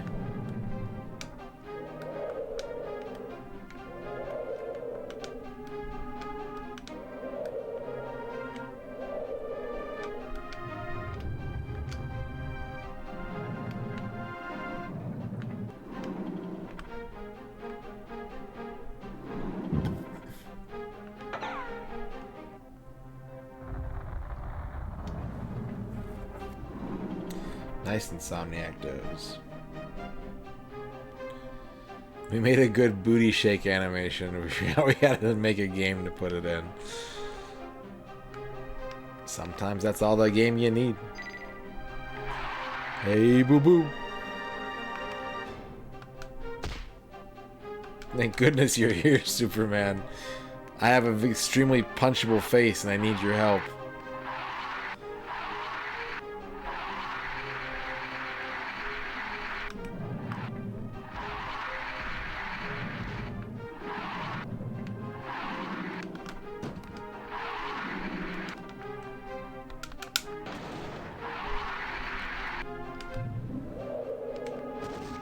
Okay, I gotta get the super breath.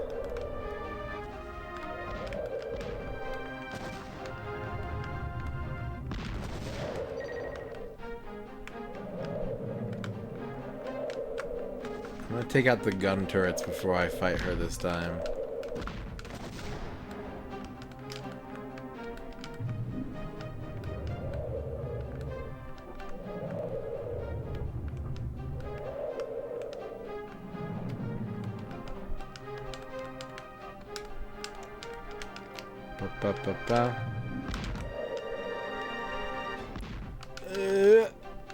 I can't see.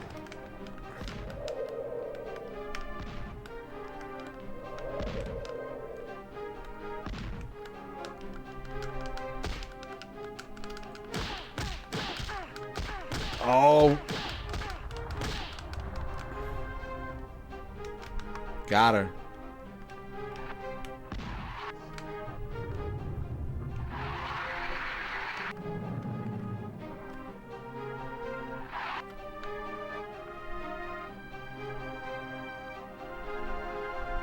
Awesome phone, how's it going?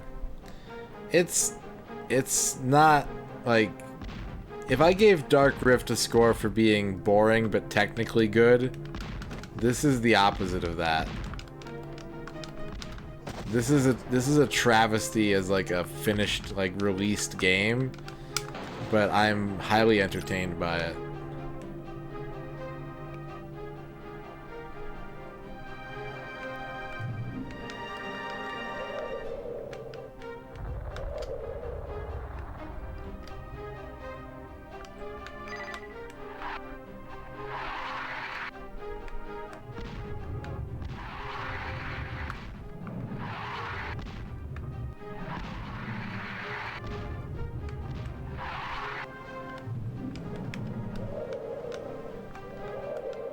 Alright, what are the odds that I'm going to find a bomb and, like, punch it and it's going to blow up and give me a game over?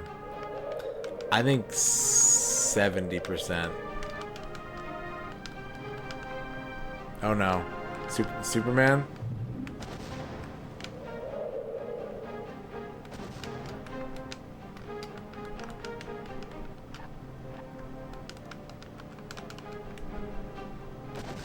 How do I... Oh, do I have to use... Is this like Metal Gear Solid 2? No.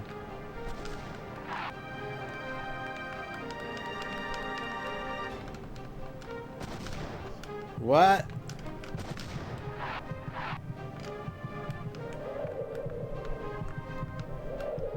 Yeah, I'm just evolved, man.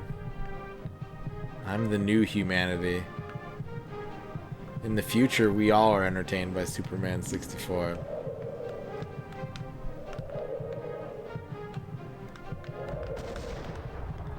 Oh, Soup, you're gonna die, Soup. Soupy, Soup, my boy, Soup, Soup.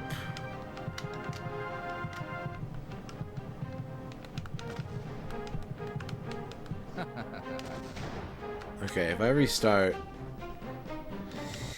Yeah! Alright, I think we're gonna call it a night there. I'm starting to get tired. It's 2:30 in the morning. I have to restart this mission over again. But we can come back and play more of this next time. I'm intrigued. I want to see more. I want to see more of this game.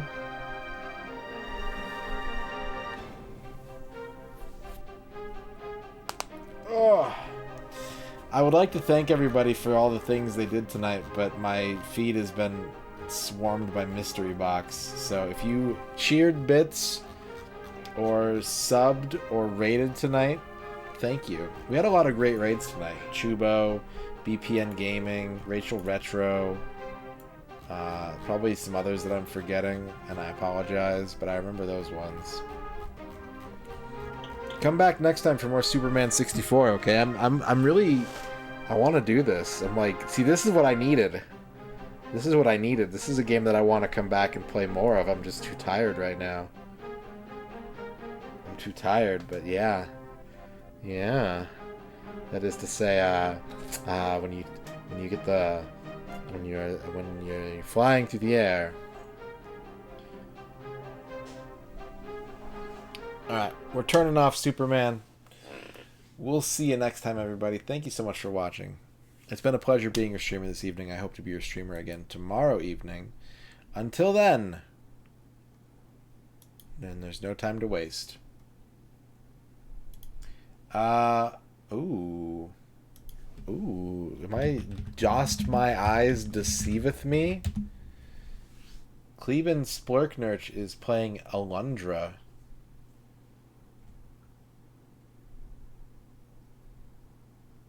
Cleven Splurknurch is playing Alundra. Let's go watch Cleven. That's a good game. I like Alundra. It drives me crazy whenever I play it, but I like it. Anytime Bonaire says something horny, take a drink. Alright? And I'll see you next time on the Switch. Switch? That's the name of this website, right? Switch? Stoich? Lizards, bye.